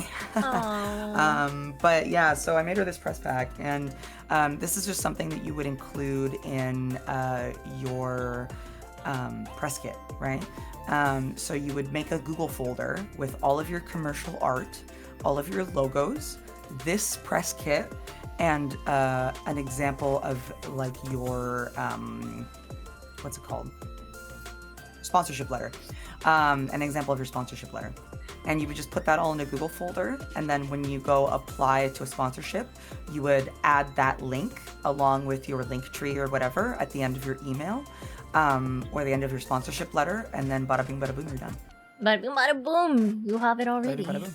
All ready for you. Basically, you just prep, and if you prep, then you will be ready. Nice, I love it. But yeah, so generally speaking, the highest value sponsorship is when they just give you straight up money. It's very rare though. Most sponsorships are like, we'll give you a discount code, and every person that uses your discount code will get you money, kind of thing. So that's most sponsorships. And to find them, there's actually a really great resource. Let me grab it and put it in chat. You had a whole document, didn't you? A list of it. I do. Oh God, what is it called? Nade, nade, nade, nade. Here it is. Arigato. Right here. Who's It's called Fairly Odd Streamers. Ahoy! And there is an Oh, entire list. You have to DM it to me. Oh, shoot. I thought No, I put it in chat. It worked. I think it's asterisk. Oh, is it? Ahoy! Yeah. Oh, it doesn't show me that. That's crazy. Interesting. So there you go. But yeah, it's Fairly Odd Streamers, and they have a million different sponsorships you can apply to. That's the whole link. So yeah, it's great. There you go. This is somewhere in your presentation, right? Somewhere? I thought I saw Yeah, it it's somewhere. in. I have. So I went through and picked the sponsors that either I have personally worked with, or I have gotten good feedback from, and put that in. Remember the master links document that we made? I put it in Okay. there. I thought so at the Yeah. bottom. So in VTubing Mhm. resources at the very bottom, she has multiple sponsorships that she has worked with. Oh, here's the link for the Fairly Odd Streamers. Oh, yeah, perfect. Merchandise. Yeah, it was in this stock. Yeah, so there's some Yeah. merchandise Wait, options. here's the sponsors. There's some sponsorship options. I have management suggestions as well. So if you're looking for a manager, all the managers that either I have worked with or I know personally. So if you are looking for a manager, I definitely recommend those people. And same thing with sponsorships. These are the ones that I can personally recommend because I either know people have used them or have used them myself. How much is too many sponsorships? I don't really think there is too many sponsorships. I think as long as your entire about me isn't sponsorships, I'm sure it's fine. Like, you don't want to swallow your content, but like realistically, the more people who sponsor you, the better. So like, True. Yeah. I have personally not gotten into any sponsorships yet, so I have a lot of research to do. I feel like. I have 2 sponsors right now. Shout out to Advanced. No, 3 sponsors. Sorry. Shout out to Advanced, GG, Candle, Candle, which is they do candles and soaps and tea lights and stuff, and Waifu Wares as well. Waifu Wares, they do like waifu cups and waifu merchandise. Oh. Yeah, they do like cute VTuber merchandise. Oh, right here, yeah. Candle Mhm. and waifu cup. That's all in this document, guys. You can definitely look through it. It is pinned in the chat if you want to look through that. Anything else for sponsorship affiliation? No, that's it. That's all I got. And the merchandise. We just lightly This one- talked about it. Yeah, this one's kind of fast because you really only have 3 options. So the 3 options for merch are 1, make it yourself, right? You can make it yourself. You can be an artist. You can make your own keychains, all that stuff. Obviously, this is very expensive, and because you need to pay for everything up front, right? So it's a little bit complicated. Whereas with the other options, you're not paying for everything up front. You can also do pre-orders, is an option. So you could take pre-orders from your audience and see how many people are interested so that you know. Next option is warehouse in home. So what this means is you would be making a partnership with a company that would then ship the items to you, and then you would hold a stock of those items and then ship them out from the warehouse, which is your home. So the post office, right? So that is an option as well. That is mostly for specialty stuff. So if you're trying to get something really unique and interesting and doing a collaboration with a company that like doesn't usually work with VTubers and is just like something cool that's in your niche, then you might have to warehouse out of home and do a pre-order, because that is something that's a bit more expensive and something that's a lot more niche, right? And they're not gonna have like for example, one of the things that I really want as merch is 420 glassware. I really want my own set of 420 glassware real bad. And I cannot find that at any VTuber merch person. That is definitely a unique product. Yeah, so I will need to warehouse out of home for that, right? So something that like that is an example, right? If it's something really unique. So if you need something really unique for your brand, then you might have to warehouse out of home. And the third option is through a company, and so this is your Uwu Market, your Kawa Entertainment, your Euronomachi. Those are your options, right? There's many options, but those are your kind of your Candle is another option. The company that I worked with, but Holy straight, there's a Vyoshi, there's tons of them. There's a few there, so those are all places that you can apply to get merch done.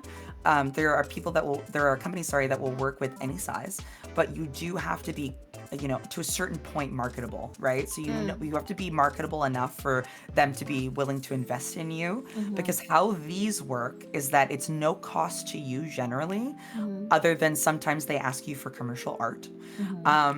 But generally it's of no cost to you, and they handle everything. So all you have to do is give them permission to use your likeness, and you just make money from it, and that's it. All you have to do is promote it, right? I believe you get 30% normal. Yeah, it depends. I think it's about 30. Yeah, I think it depends on the company, but yeah, 30 is pretty normal. So this is the one that most people do, but it's also kind of the hardest to get in, because there's like an application process, and obviously they can only work with so many people, right? And again, you need to impress them enough that they're willing to be invested in you, so that you can move forward, right? So that's a great option if you kind of already have an audience that will buy your merch, because you can probably market yourself for them, right? So yes.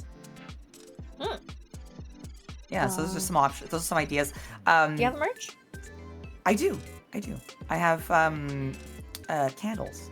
Oh yeah, candles. Yes, I have candles. I have What 3-wick candle. What does she smell like? What does she smell like? I have a 3-wick candle, a set of tea lights, soap, and candle, tea lights, soap. I felt like there was wax melts. That's the other thing, wax melts. And the scent is lavender sugar cookie. Oh my gosh! Oh my gosh, it's sugar called cookies. Moth Mommy Milk. It was chat's fault. Chat did. She blamed it all on chat. Even these nuts. Listen, I told chat, I was like, you have to name this merch, and that's what they named it. So I was like, oh, god damn it. Listen, oh you smell what the egg is cooking. She's cooking, bros. Oh, I'm cooking. Jared plays a stream. Listen. Lamau! Chad did nothing wrong. It's all you. She allowed it. It's part of the branding, yo. Oh my god. It's real. No, I love my merch. I'm really happy with the candles. I'm really happy that candles were my first merch. Because it was really fun during the whole process, because they were like, oh, what flavors? Don't eat candles. What scents do you want? And I was just like, oh, like I got to pick through a bunch of scents. It was really cool. It was really neat. So definitely recommend Candle. They're great. I love that. Oh yeah, Tala. Oh. Poor Tala. When Eggie told me to help her make an ad, I was like, "What's it for?" And they were like, "Mommy milk," and I was like, "What?" What? Huh? Oh, 7. Oh my gosh. So the one thing I just wanted to say is that plushies, if you ever dream for a plushie, they're horrifically expensive to produce. You need to be quite big. So that's the only disclaimer I'm gonna put about this plushie. I see. Yeah. I'm currently talking to Beanco and Uwu Market. Yes, and we're gonna do merch drops on July 30th on our 2-year anniversary. Heck yeah. I'm very excited for my first merches. So we're very pog. Let's go. Let's go. That's Yes. very exciting. Very hype. I'm still in the Very, process very of scheduling out everything for July 30th, so I'm just like, You got this. You got this. You can do this. Everyone hype in chat for Natsu. Everyone, can I get a "We deserve it" chant in chat? You deserve it. You deserve it. Clap, clap, clap, clap, clap. There we go. You deserve it Let's in go. chants in chat, please. Thank you. You can do it. Gambale. Yay! Gambate. Eggie too. Gambale. With her current donathon, you guys. Thank you, chat. Thank you. I'm gonna infect your chat with wrestling memes. I'm so sorry. I love it. Aw, you're so sweet. Hell yeah. Nah, you're so cute. Mm. Oh my gosh. Ew. Let's go! Let's go. Oh, too sweet. Nah. This is very exciting. If you were ever to do a well- plushie, what plushie would it be? Of you? Of your mascot? It would be me. It would be It would be you. me. I think it'd be me. We gotta worship the moth goddess. Okay. I'm the cryptid moth. Oh, Wait, it'd be Odd, so are you cute. talking about how Mariah May turned on Toni Storm and beat her with a chair? Because I saw that on Twitter. Sorry, wrestling news happened. Yeah, wrestling news happened. That's what I was talking about with my fiance earlier. So Oh my Odd's one of my mods. He's my wrestling mod. So Let's go. Yeah. Oh, we love a the buff Lost Brand plushie. MJF. Oh, sorry, and I have to watch wrestling when we're done this. You're good. Alright, we're at the last slide, and then we have yeah, Q&A. we're at the last one. Let's go. So this one's gonna be really fast because I can't give you exact tax information because everyone lives in a different place. So I can give you what is taxable and what isn't. So taxable income, so everything that you need to declare on your taxes. So this is the income that you have made that you need to tell the government that you've made. Stream revenue, any revenue from stream, Twitch, YouTube, doesn't matter. Donations and tips, taxable income. Ko-fi, taxable. Patreon, taxable. Crowdfunding, taxable. Commissions, taxable. Any models and assets that you resell for commercial use, taxable. Everyone good on that? Now, this is the fun part. Tax deductions. Get your What can money you back. Deduct off your taxes. What can you take money off your taxes with? Yeah. Equipment for stream. Games with proof of play. Keep your VODs. Editing. Commissions you pay for that go towards your business. Model art and rigging. Wi-Fi. An accountant.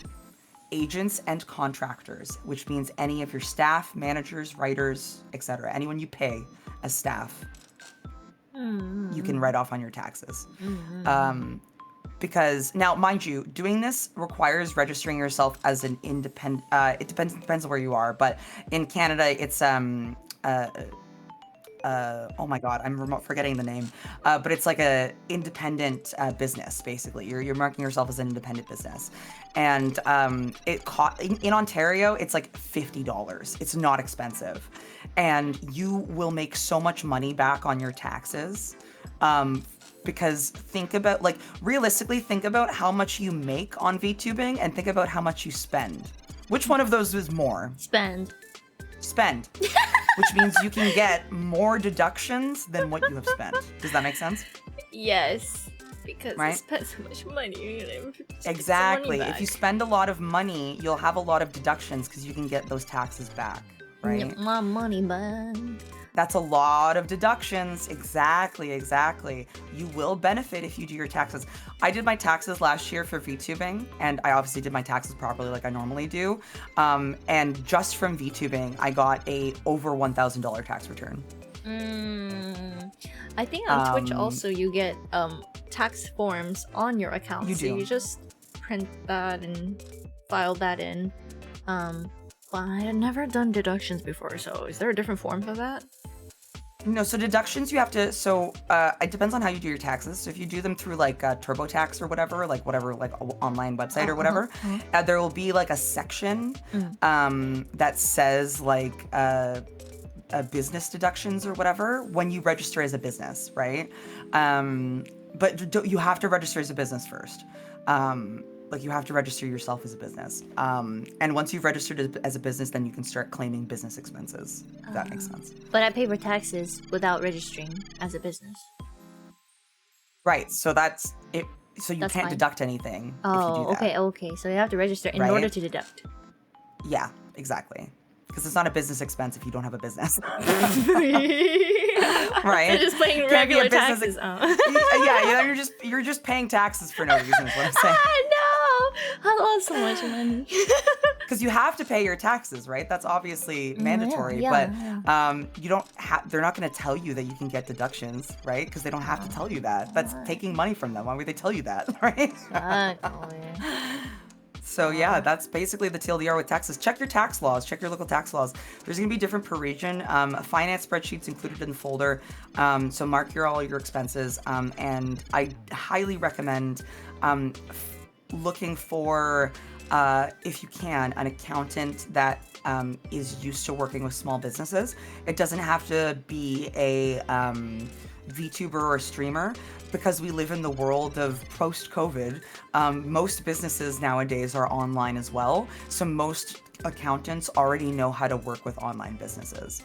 So you shouldn't have an issue getting deductions for anything if you have like an accountant that you can go to. I see.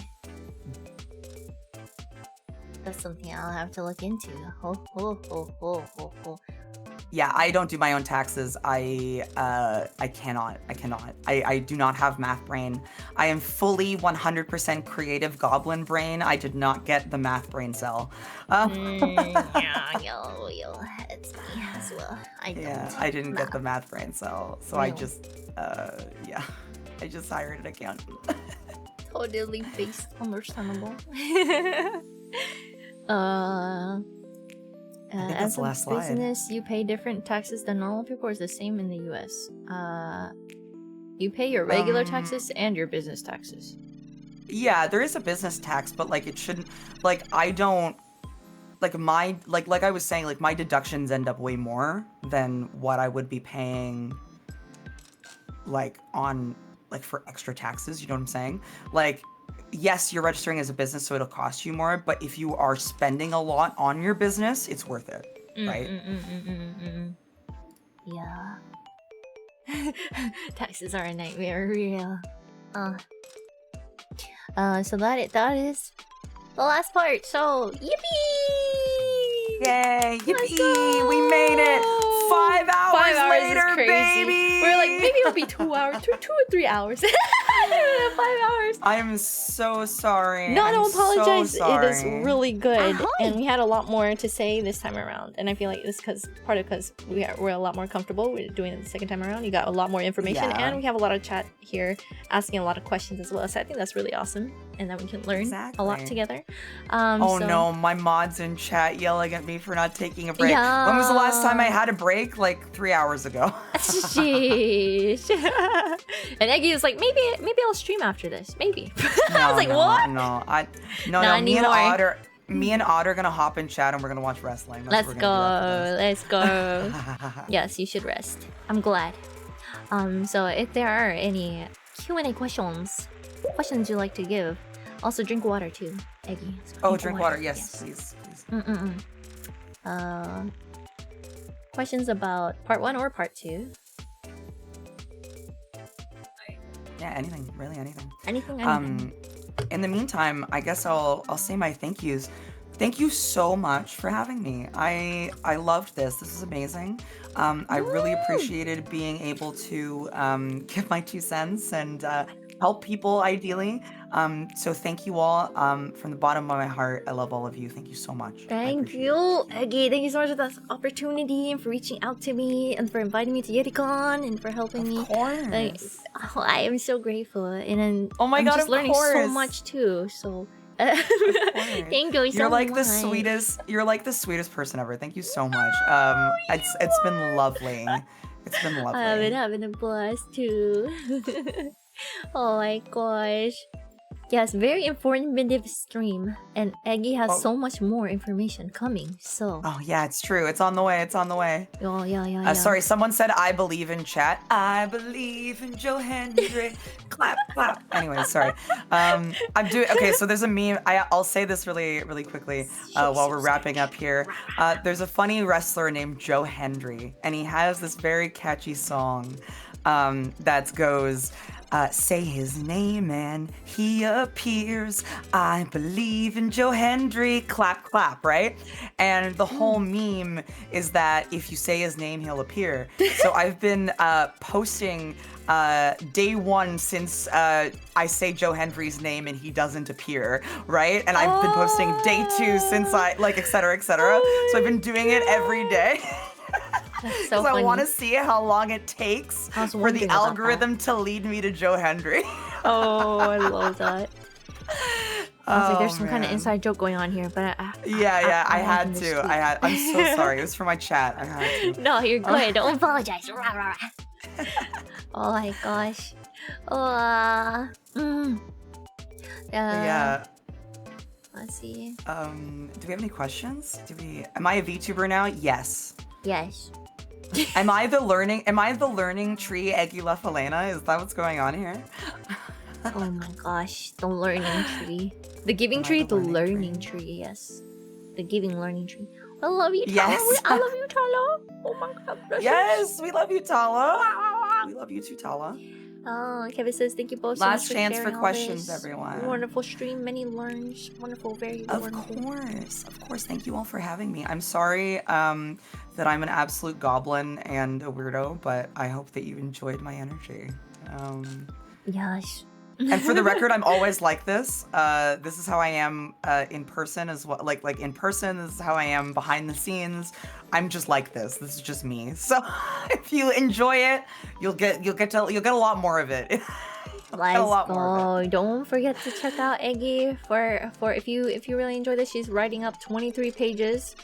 A lot more detailed extra It's information. currently 23 pages. Currently 23 pages. She's expanding upon it. So feel free to follow her socials and keep a lookout on that. And her Twitch. She do be streaming. Go ahead and tell everyone your schedule. Tuesday, Wednesday, Thursday at 7 p.m. EST. So tomorrow at 7, I'll be here. And by here, I mean on my own channel, but like on Yeah. Twitch. You know what I mean. You know what I mean. Let's go. You know where to see her again. Yes. Yeah. It's been really fun. Eggie, you stop so much. apologizing. They're saying in chat. Oh man, it's okay. I'm Canadian. It's what I do. Oh my gosh. Oh man. Yes, Question in case anyone needs to know. Question in case anyone needs to know if there are any further questions or anything to add. Can we message you or who should we contact? My DMs are always open. Feel free to DM me anytime. Yes. I don't know what Natsu's DMs are like, but my DMs are always open. So. Twitter DMs be open. Yes. Yeah, my Twitter DMs are open. Sorry, yeah, let me clarify. My Twitter DMs are open. If you want my advice on Discord, I'd prefer that you join the server and ask me in the server. Yes. Same for me. Yeah, but Twitter, you can DM me on Twitter, no problem. That's fine. And I'm like always like, do not feel. Once again, I'm gonna repeat this for everybody that wants to hear it again. Always shoot your shot. Don't be afraid to message people. Don't be afraid to reach out. Don't be afraid to make friends. We're all just people at the end of the day. We're not some like weird, crazy deity in like in real life. You know what I mean? We're all just fucking people. You know. Unless there's bots so coming just. in. Yeah, unless you're a bot. Hi. But Hello. you know, Hi. we're all just people here, you know, trying to make a living. And so just do your best to treat other human beings like human beings and be respectful and kind. And I promise if you send someone a respectful, kind message that is straightforward and lovely, that they will probably want to be friends with you. So Eggie's so good about DMing people. She like introduces herself, flatters the person. Really butters them up, which is so sweet, and then like and then asks her question, and so I find that is very. She has a tactic is solid. I mean, I try. Well, because like that's how I would want to be approached, right? Right. I want to be approached with, "Hi, I'm like messaging you because I'm this person. I love your content. Here's the question." Like, right? Like that's how I would want to be approached, right? So why wouldn't I just treat other people with the same respect that I want, right? Yes, exactly. Yeah. Exactly. She's so But good yeah, at absolutely. DM us on Twitter or slide into those servers. it. Yes. One question that I saw, Koso Book said, are the 23 plus pages gonna be on the drive or coming soon? Where do we find that once it's done? Coming soon in the drive. Once it's done, oh heck yeah. Let's go! Thank you, Ise, for tier 3! What the heck? Thank you, Ise! Once the it's done, it'll probably be done, I want to say maybe end of next week. I'm gonna aim for end of next week. And then when it's done, I'm gonna make a big post about it on Twitter. And try and push it as much as possible. And then I'm gonna slide it into the drive. And then it will be available. Opens up schedule. Thank you, Tala. God, what would I do without her? Yes. What would I do without her? I think I saw a question earlier about around what is the average for paying for assistant or manager. So Tala, do you mind if I talk about how much I pay you? I don't want to, put you on blast. Or if you want to talk, actually, Tala, if you want to talk about your own management services, admin services, then by all means.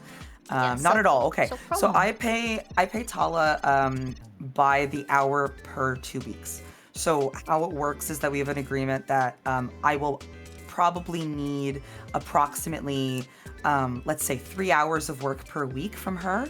I pay her about $20 an hour, so that's about $60 a week. 2 times 60, $120 a week. Every 2 weeks is about how much I pay her. So $120 every 2 weeks. Now, she's been doing a lot more work for me lately, so I'm paying her more. But that's the average. Like on an average, everything is set up. There's nothing crazy going on. That's the usual amount. Nice. And Tala specifically, I didn't just choose Tala because she's my friend. I've known her for 10 years, over 10 years now. We met at LARP. Funny story. We met at LARP and didn't become best friends until she murdered my character. And then we became best friends. Yeah, she PvP'd me and we became best friends. It was really funny.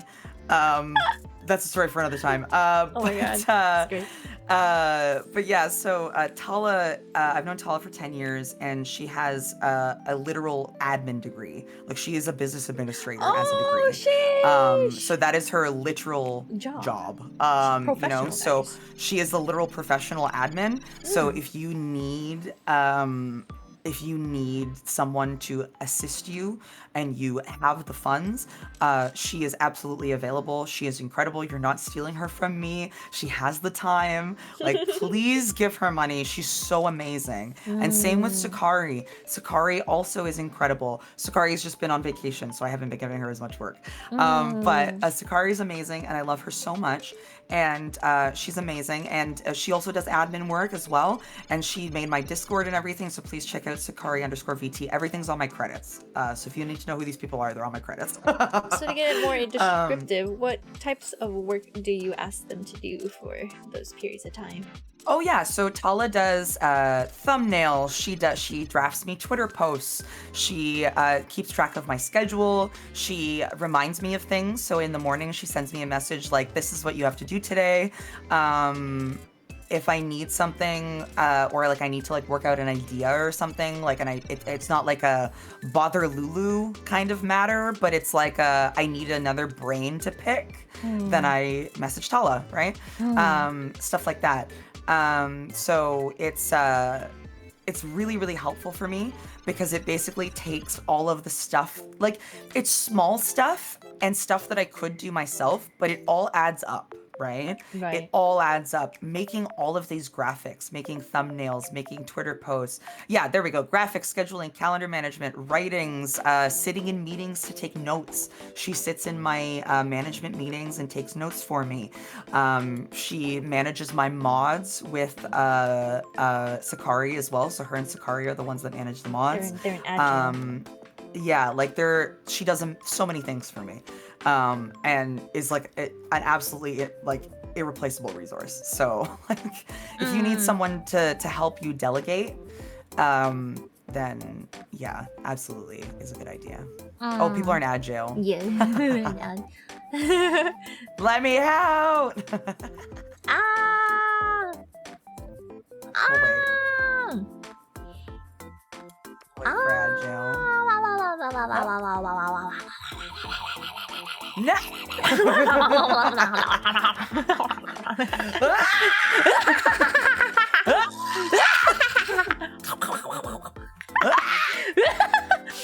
She's just a tiny little moth, and I eat her.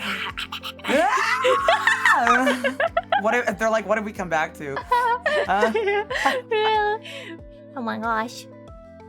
Oh my god. Ah, not my wingies. Not my wingies.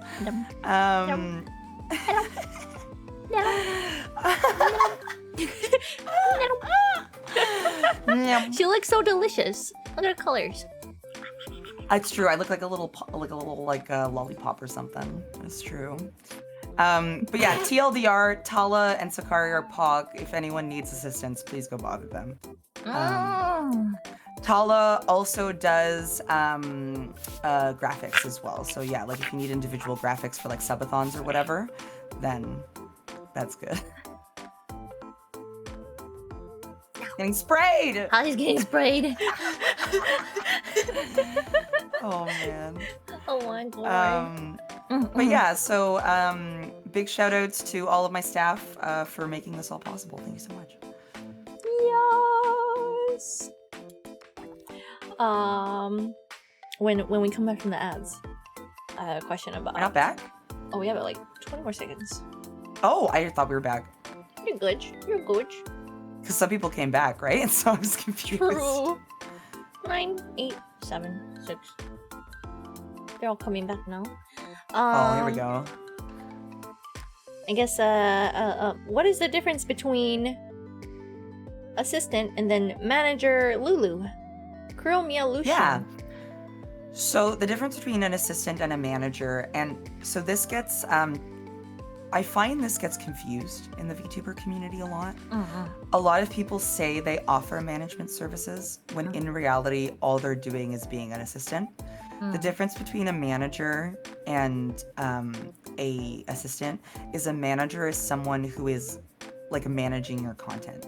It's someone who knows how to function the algorithm, who knows how to use social media, who knows how to get sponsors, who knows all of these things, has all of these skills, has these resources, has these connections, and can guide you in the direction that you want to go for your content. They're like your little teacher, your hand holder, so to speak, right? Whereas an assistant, you're in charge and you're the one being like, okay, I need this, this, this, and this, right? There's someone who does work for you, whereas a manager is you are hiring them as a consultant so that you can grow, right? And that's why it's really important to know the difference between a manager and a assistant, because you want to look at their services and see what they're offering, because a lot of people say that they offer quote unquote management services. They don't.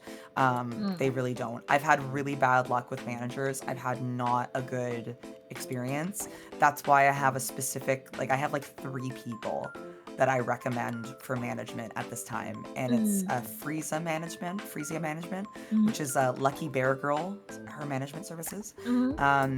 Alara, Lebanese VTuber. Laura, yeah. Alara does management services. Her services are incredible. And of course, Lulu. Those are the three like genuine, legitimate managers that I would say you can safely assure know what they're doing. But I can't speak on anyone else. Have the numbers to prove it. That's for sure. Exactly. And that's the thing, is that no offense to any managers with lower follower counts or anything like that, but like the proof's in the pudding. You know what I'm saying? Like, Yeah. I am much more confident in being managed by someone who has those skills and has shown me that they can exemplify those skills so that they can teach me those skills. Because if they can't teach me those skills, like if they can't do that for themselves, then how are they supposed to, like if I can't see that example for themselves, then how are they supposed to teach me, right? Like I need to see a tangible example of what they can do for me as a manager, right? And that is the easiest way to have a tangible example, is to have people who are already kind of like growing, because clearly they grew because they knew what they're doing, right? They know how to work. They know how to work the algorithm. They know how to do all these things. And Lulu has been invaluable. So you have all a these people, sensei, The sensei will honestly get you way faster to where you want to go, rather than trying to figure it all out by yourself, because this person is a professional who's already done it. So tried and true is gonna be best. And that's why I am like kind of interested in trying to get a manager for that reason. If you're interested, I will put in a good word with Lulu for you. I don't mind. Teehee, teehee, ooh. But yeah, no, I don't mind at all. And the nice thing about Lulu as well is that Lulu is very familiar with corpo auditions as well. Right, she was in a she's corpo. worked with, yeah, she was with Kawa at a time. She's very familiar with corpo auditions. So if you're interested in becoming a corporate VTuber and auditioning for like Hollow or something, then she's a great person to pick the brain of, for sure. Very good information tonight, guys. Is there any more questions that you have for either of us? If not, we will prepare to head out for the night. And yes, that was wonderful and amazing. Thank you, Eggie. Yay! Thank you so much. Thank you for having me. Thank you. Mwah. She goes, this is mwah. Thank you for hanging out. I appreciate it. Thank you guys for listening and letting me yap for like 5 hours. Oh my god. Well, thank you. It was so informative. Very, very fun also. It was very fun. I'm gonna go die and watch wrestling. Yeah, sounds good. How'd y'all get to be so cute? That's crazy. You're cute. I don't know. I was just built different. Sorry. Yo. I'm just built different. Built different. Let's go. If you have any other questions, then feel free to reach out Twitter DMs. And please. we'll let Eggie rest since she did stream before she came in here too. Sleepy time. She like doubled the amount of stream hours with me here instead of her on stream. I did. But it's all amazing information, right? So everyone say thank you, Eggie. Arigatou gozaimasu. Arigatou gozaimasu. Everyone say thank you for streaming. Yay, thank you, you guys. Thank you for coming here as well. And don't forget, you can click the link pinned in the chat, and that will have all the resources. If you missed the beginning of the presentation, it's all in there as well. Did you think of something? I was gonna say, I have to give an homage to my man Kenny Omega, one of my favorite wrestlers of all time. My final goodbye. Goodbye and mwah. Good night. Bang. Yay! Thank you. All right, Eggie. Thank you once again. You guys make sure you check out Eggie. Okay. You better go check her out right now. She's got a lot coming. Yeah. FNAF jump scare. Thank you again. Rest well. Bye. Enjoy wrestling. Okay, I'm leaving. Goodbye. Bye. Bye. Wait, how do I hang up? She hung up, but her body is still here. Okay, now she's going to... Wow. Let's go over here. Alright. Yatta! Minasan! That was wonderful, wasn't it? That was amazing. I love Eggie, guys. She really helped me a lot in going further as a VTuber, to be honest. And my first con experience was amazing thanks to her and her inviting me to the panel and she carrying me around for the convention, so that was wonderful. And she is making all these resources for free for all of you guys, people who are interested in becoming a VTuber or furthering your career as a VTuber. So feel free to check out the document up in the link in the chat. If you do have to go to bed, good night. Thank you so much for being here. I know Wednesdays are not our usual streaming time, so usually we stream on Monday, Friday, Saturday, 10 p.m. CST. So we will see you again on Friday night, and usually we play Ori. Yeah, we're almost done with Ori. Maybe we're getting there. Still here in spirit. Yay! Very wonderful. Let's go. Love it. I'm happy you guys hopefully learned a lot and had some I definitely learned a lot more during this time too. And we're like, wow, took us 5 hours this time, which is pretty wild because I think we only went about 2 hours at Yeticon. Well, that's because also we didn't have as many questions, I feel like. So thank you all for being an amazing audience as well, and for giving Eggie so much love too. And thank you guys, Eggie's community, for being here also. Thank you so much. Thank you, Natsu. Hope you upload the VOD. Yes, we will. I'll try to upload it on YouTube. You wanna watch it all through again? Okay. You want it uncut? I can try to edit some of it, but I can upload it uncut. That's totally good. Because I know some of y'all were stuck in the ads too, but we tried to not talk about stuff when you guys were in ads, so we're just messing around. Yes. You've been streaming for 5 hours. It's true. I mean, I normally stream around 5 to 6 hours, so it's not too bad, but it's not really normal on a Wednesday for me. I usually rest on a Wednesday, hang out with friends, and like work on art commissions, art incentives. Oh, where's the spray? It's not here. Oh, the spray was in 10 minutes. Okay, I thought it was happening right now. Oh no. Let me see here. The upload time on Uncut will be like a million years. What? Oh, that's true. It is 5 hours. It may take a while.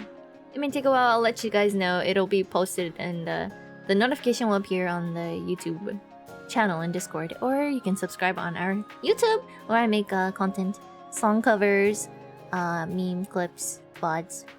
You can check that out there. We're gonna look for someone to raid as well. Raid, and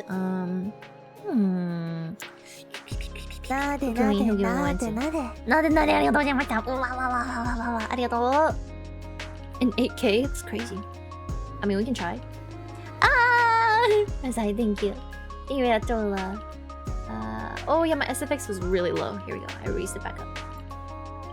Natsu kept eating Eggie's wings. I did. It was delicious.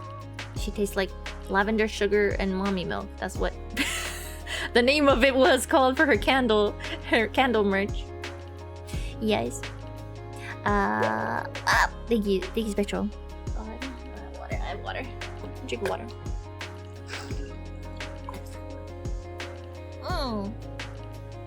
Alright, minasan. Who can we go to? Okay. I'm looking because I haven't streamed on a Wednesday in a while, so I see a lot of different people here today. And I wanna go to someone we can support. And I think I found someone. Yes. Alright. Let's go. VTubers. They work so hard, you guys. Once again, thank you so much for hanging out with us today. Thank you for the raids, the gifts. Oh my gosh, thank you so much for the gift subbies, for the lurky chatties, for asking a lot of questions. I really appreciate it. VTubers we work hard, yeah. Thanks for streaming. Thank you, Razor. Also,